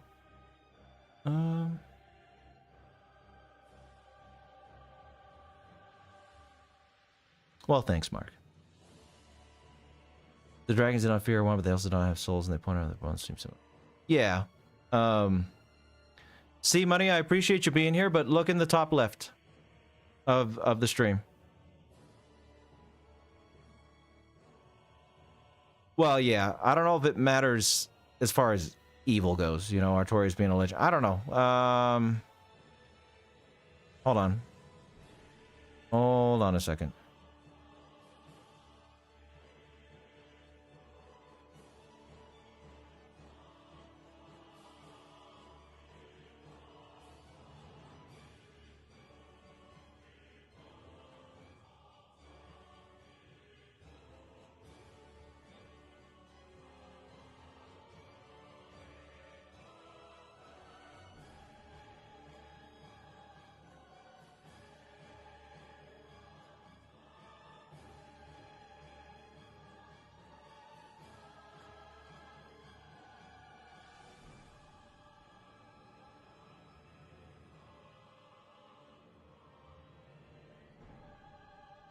What exactly would I write down here? Alvina is that the legend Artorias is a fabrication, which could either point to the idea that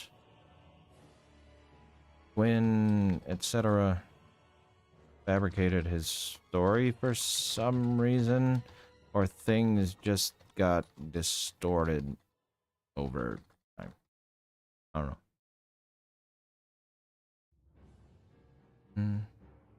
You touched on a good point. Life can be about enjoying the good moments while also taking into account and accepting the bad moments. You can't have one without the other. You have nothing. Exactly.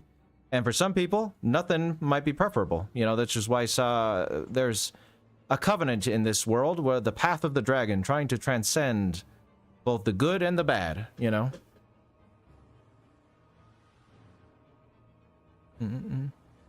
Well, I'm glad you think so, Mark Davis.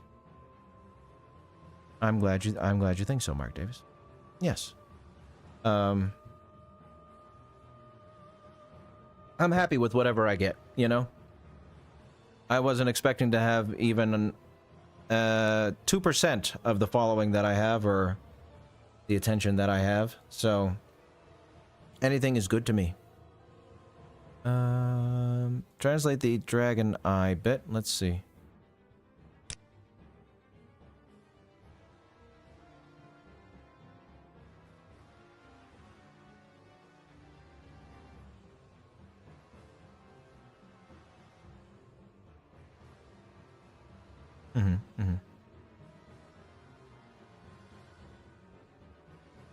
Yeah, the chosen undead did. There you go. That's the component I was missing. Thank you, Elda. Well, was he absent, or did they just not know? Well, no. No. You're right. Yeah, you're right. You're right. You're right. Dragon headstone.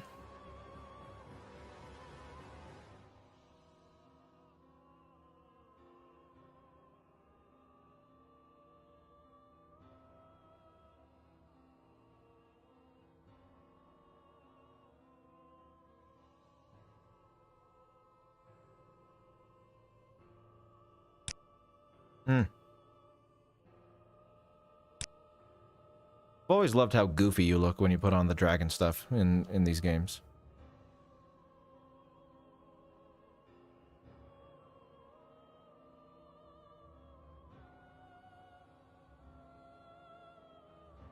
Okay.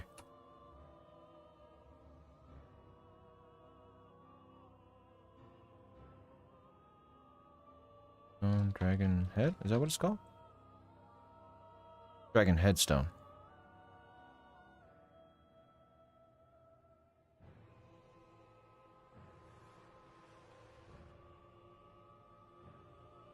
Oh, did she? Elizabeth said that? Huh. Interesting.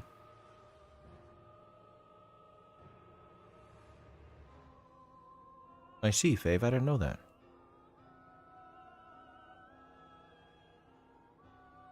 Yes, it is. The philosophy of Dark Souls is incredibly interesting.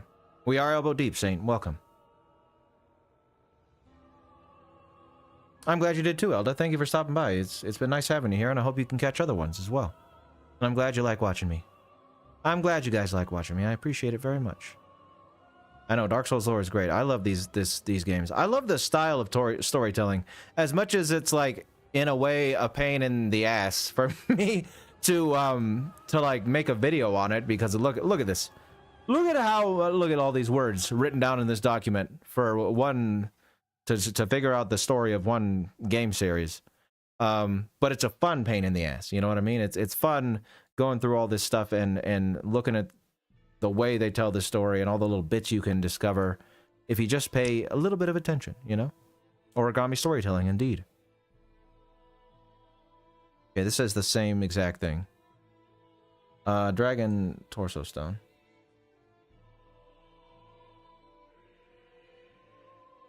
Let's see if there's any other reference to path. Wait. Yeah.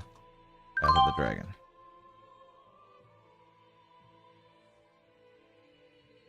It sure isn't, Mark. It is my voice. A lot of people have that misconception. It was rather unfortunate when AI became prevalent and that started happening, but it is what it is. My voice is mine. Hey. Okay,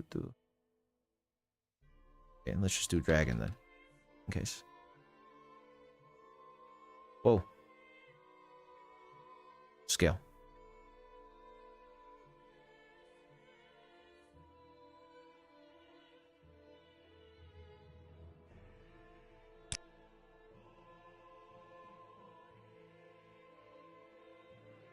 Yeah, I like it too. I like it too. It's a great way to tell a story. It is a great way to tell a story.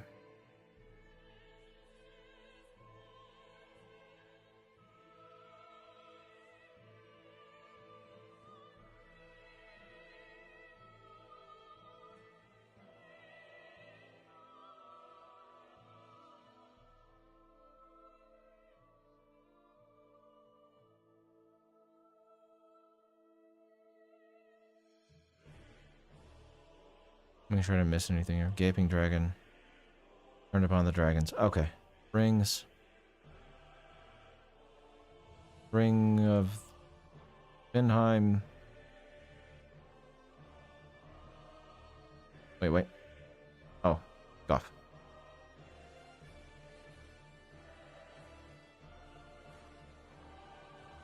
Something we'll look at. Vinheim. Orenstein. Vinheim. Gough. Okay. Vinheim. Orenstein. Vinheim. I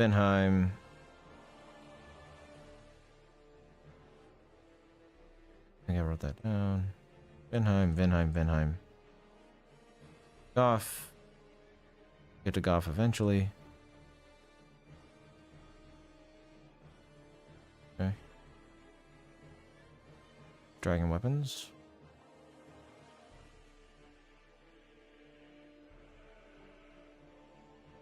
We're gonna have a whole section on dragons, by the way.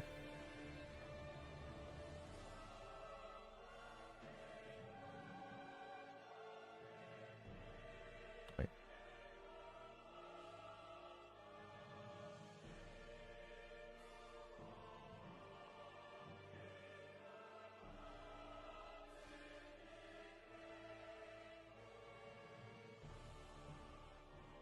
Where's the white dragon?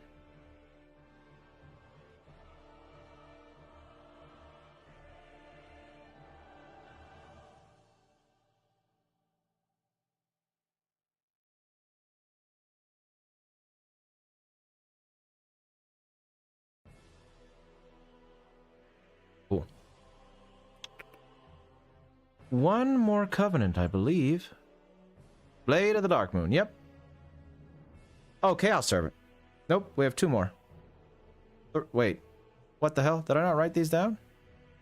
Path of the Dragon, Forest Hunter, Dark Wraith. We have three more covenants. Wow, I was bad. I was bad. Yeah, okay, I didn't write down three covenants. So Gravelord Servant, Chaos Servant, and Blade of the Dark Moon. I didn't write down two covenants, I should say. Blade of the Dark Moon. Why do I feel like I wouldn't have missed that? Hold on. Did I write them down somewhere else? Nope. Oop, I just missed them. Okay. Blade of the Dark Moon, Chaos Servant, Gravelord Servant. Okay. And boom. Bada bing. Bada boom. Bada boingo. Okay, so this. And this. Okay. Blade of the Dark Moon. What are you saying in chat?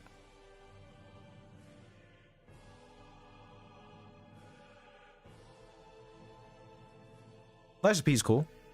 Lies of P. I haven't gotten all the way through it, but I've, from what I, yeah, I like it.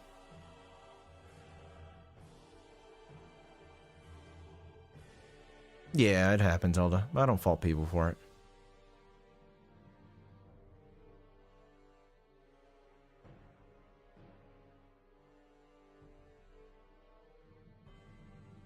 Yeah, a lot of biases from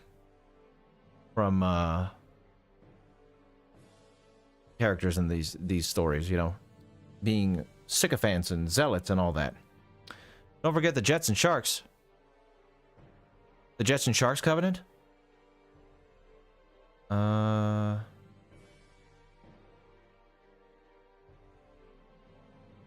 So, Souvenir of Reprisal. Souvenir of Reprisal. Let's look at that. I like them all, Mark. Any kind of character. Any kind of... Well, I'm here now. But I like Dark Lords especially. Dark Lords are some of my favorite kind of characters. Oh, whoops. Why is it all blue eye orb? Why are you highlighting? Can we not highlight? Can we not highlight this part? Need to do that. What in tarnation? Hold on. Blue. What is happening here? Excuse me. What? What? Well, why? It hasn't done this so far. Blue eye orb. Put it up here. And then I'll take it down, I guess. Thing. Come on.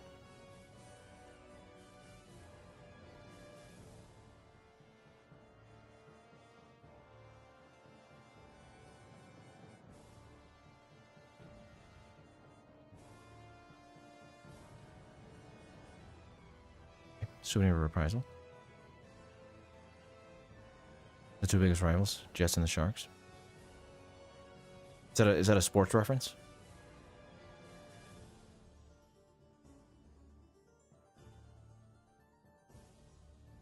I don't even know who that is. I'll have to look into it. I don't think he was the leader, Plank. I think Ornstein was the leader. Or Artorias, maybe? I know, right, Austin?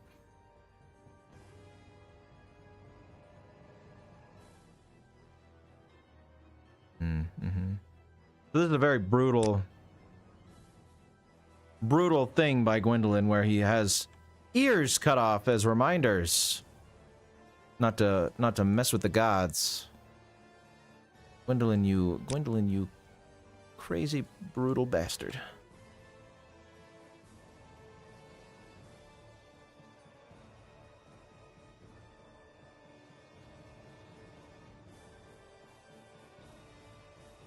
Oh, Gough is the leader? I didn't know that. Pretty cool that they made a giant the leader, considering all the biases.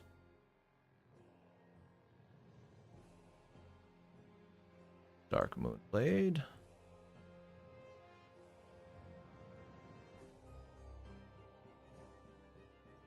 Oh, the Dragon Slayers. Is he the leader of Gwyn's Knights, though?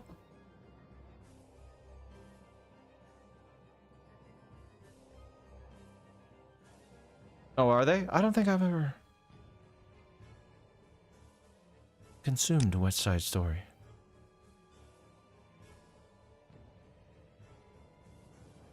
Vengeance, vengeance, vengeance. All the Dark Moons are about vengeance.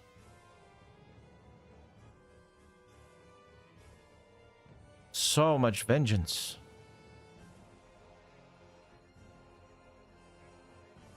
Any more Dark Moon stuff here? Dark Moon? Whoop.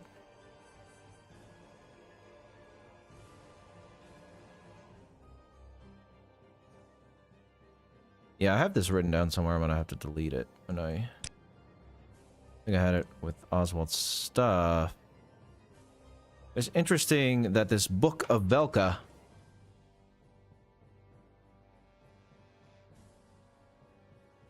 like Velka oversees this list but then passes it on to Gwendolyn, which implies that she's like in league with him. Something we'll write down about Velka when we get to her section.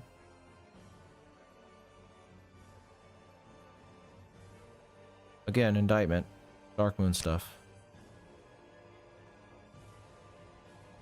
Or is Gwendolyn Velka? I don't know. I mean, with the whole androgynous thing, maybe Gwendolyn is Gwendolyn and Anderlano, but then he moonlights as Velka. Probably not, but where did it go? Oh, there it is.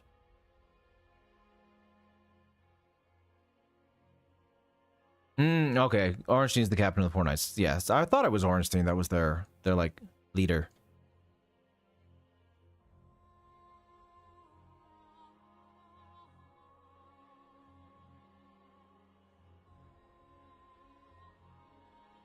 This song is my second favorite Dark Souls track out of all the games. Actually, it might be my first favorite. I don't know. It's in competition with Sir Alon's theme, though. Those are my two favorites.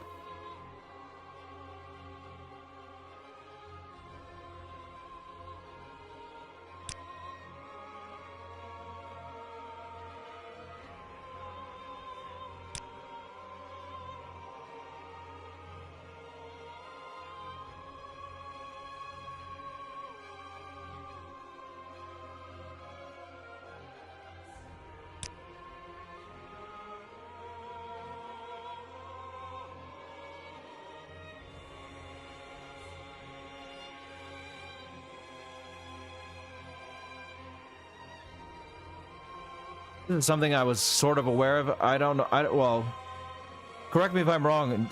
Is this a proper translation? Because I know there's some discrepancy between the localization and the Japanese text about Gwendolyn being a girl.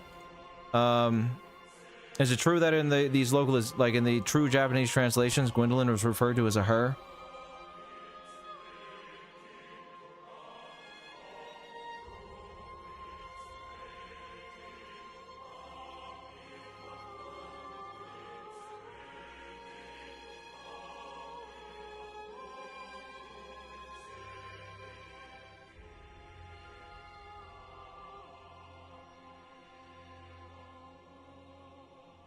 Okay.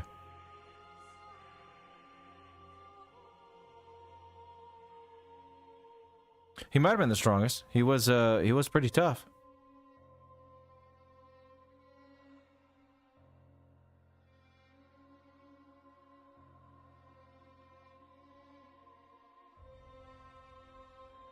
I see.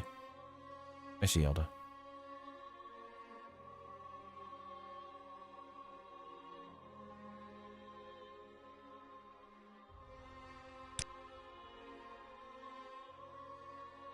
I'm gonna put that in the Gwendolyn section. This isn't for the Covenant. Okay.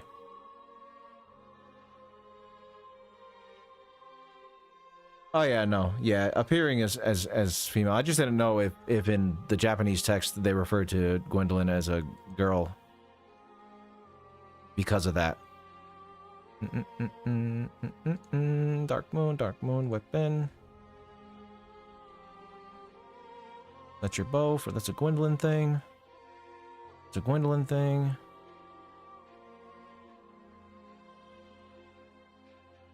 That doesn't even say anything important. Okay. Next Covenant. Chaos Servant. Okay, I'm glad it didn't highlight that again. Chaos Servant. What do you get from here?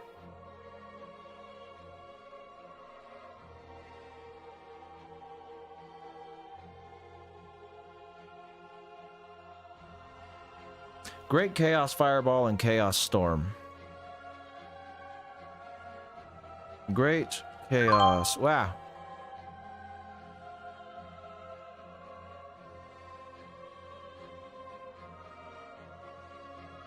That doesn't really say anything important, though.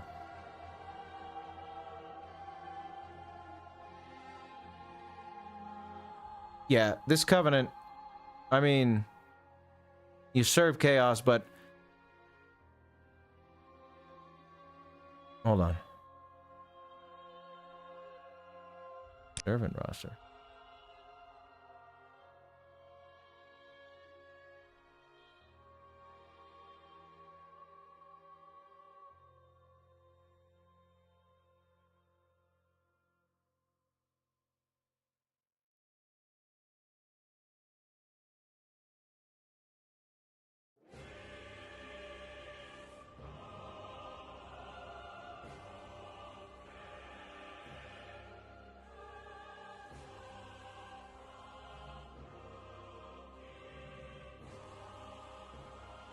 Yeah, I guess the only important thing to write here is this covenant. What covenant was formed from the follower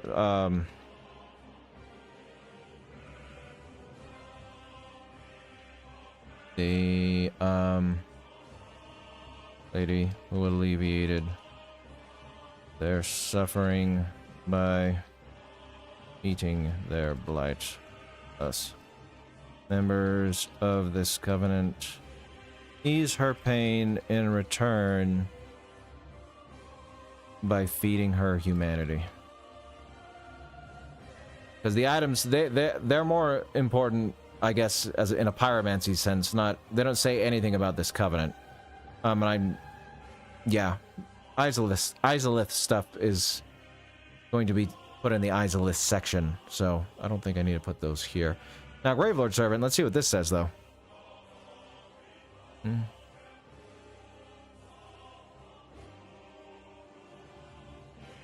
When it's lost, that is why Goodlanders.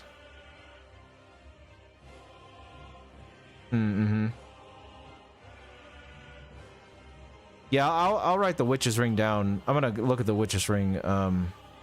Kirk's armor doesn't explain anything, really. It just says that it was his brutal armor. That's what people were saying, Maximus. We'll when we get to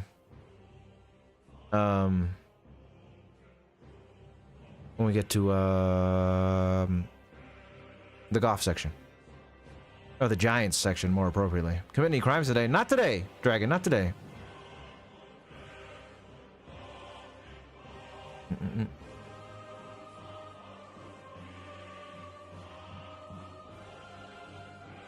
Indiana Jones is alright, Don. Indiana Jones, cool. Eye of Death.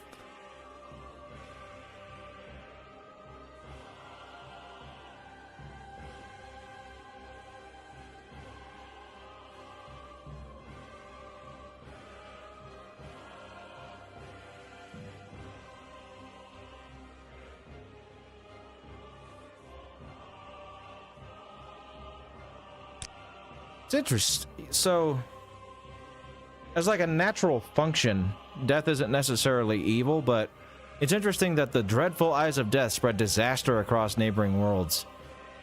Phantoms lured to the host world may end up as victims, allowing the eyes of death to multiply and leading to further proliferation of Bane. So, I mean, is Nito, like, more evil than he might appear to be? Because I've always viewed him as kind of like a Grim Reaper type figure, you know? Not necessarily evil, he just is. But if he's like having his servants spread these calamities, that's not exactly neutral, is it?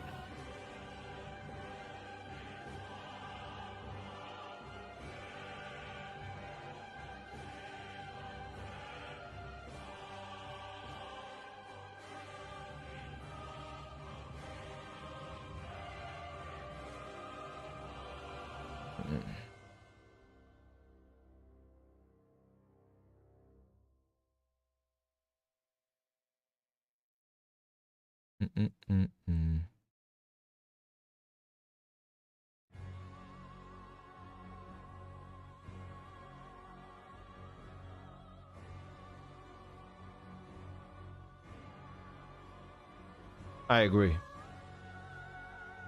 I agree, Plank. Leave it to DS2 to add more to him. That's a good point.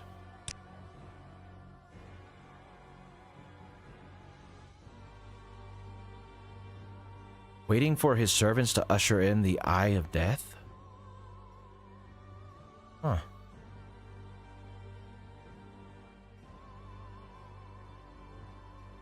See, this says Nito sleeps deep within the Tomb of Giants, quietly overseeing all death and waiting for his servants to usher in the Eye of Death. Like, usher in an Age of Death? Or just give him Eyes of Death? Waiting the Eyes of Death brought forth by his kin. Just, does he feed on them?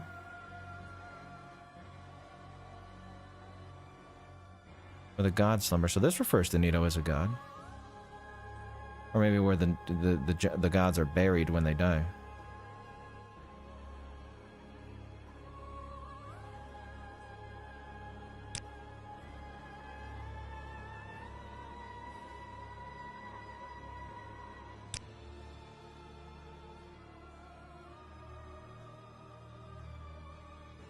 And become death. He very might well be, Maximus.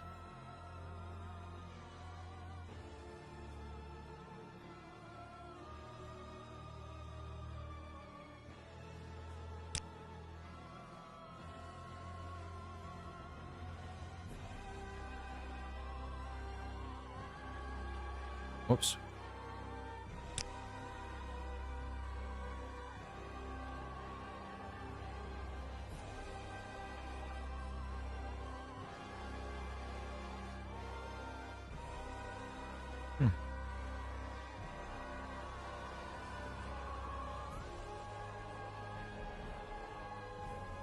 Interesting stuff.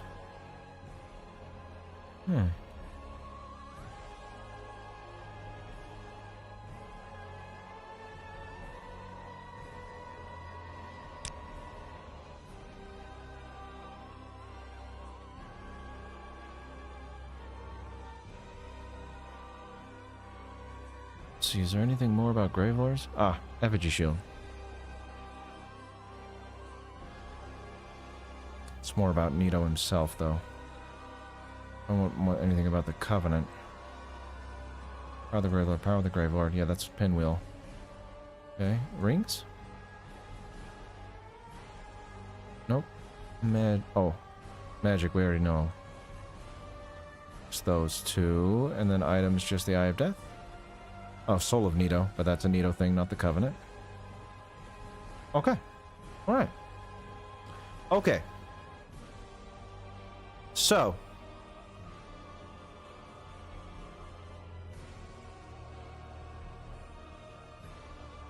Oh, I already wrote those down, Elda. I was just making sure. Ah! Miyazaki never explained on purpose. Well, it is an interesting mystery. Thoughts on Bowl Cut Boy? Bowl Cut Boy's we don't like Bowl Cut Boy. But guys, so we just got through Covenants. Today we did the dialogue and we got through Covenants. That's good. But now that we've gotten through this section and it's 8:30, my time. I think I'm gonna call it for today.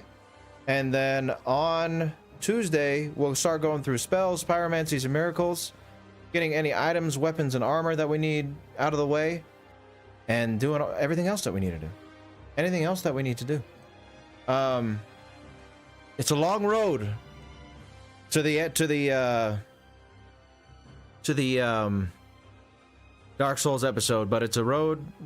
Well, it's a road I like being on. It's fun doing this with you guys. I'm glad you're all here, watching me get this research done, taking these notes. Hope it's been entertaining for you as always. Nito's a bit of an enigma. Intentions go. Let's talk about how they're meant to spread disaster and lead to further pillage and rain.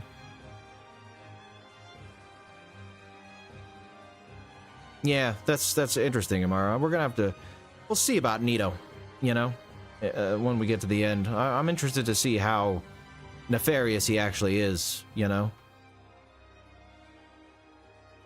No evil to speak of in this game? No, there is, Lucas. There sure is. We'll get to it. It's just a lot of putting stuff together. Putting stuff together so we can get to that point, you know, where we're going to establish the evil. But that'll be, hopefully, maybe next week we'll start getting a handle on the evil, but it's a long road with Dark Souls. A lot of detailed notes to take, so who knows how long it's going to take, but whatever it takes to get this video the way it needs to be. But I hope you all had a good time, as usual, and I thank you all for being here, and yeah. I will see you all on Tuesday at 4 p.m. Pacific. Oh, anyone who watches the other channel, my gaming channel, there's a link in the description if you want to check it out. I'm actually going to be... Oh, I need to talk to Effigy. I'm going to be streaming tomorrow as well. Just because I have another party to go to on Saturday.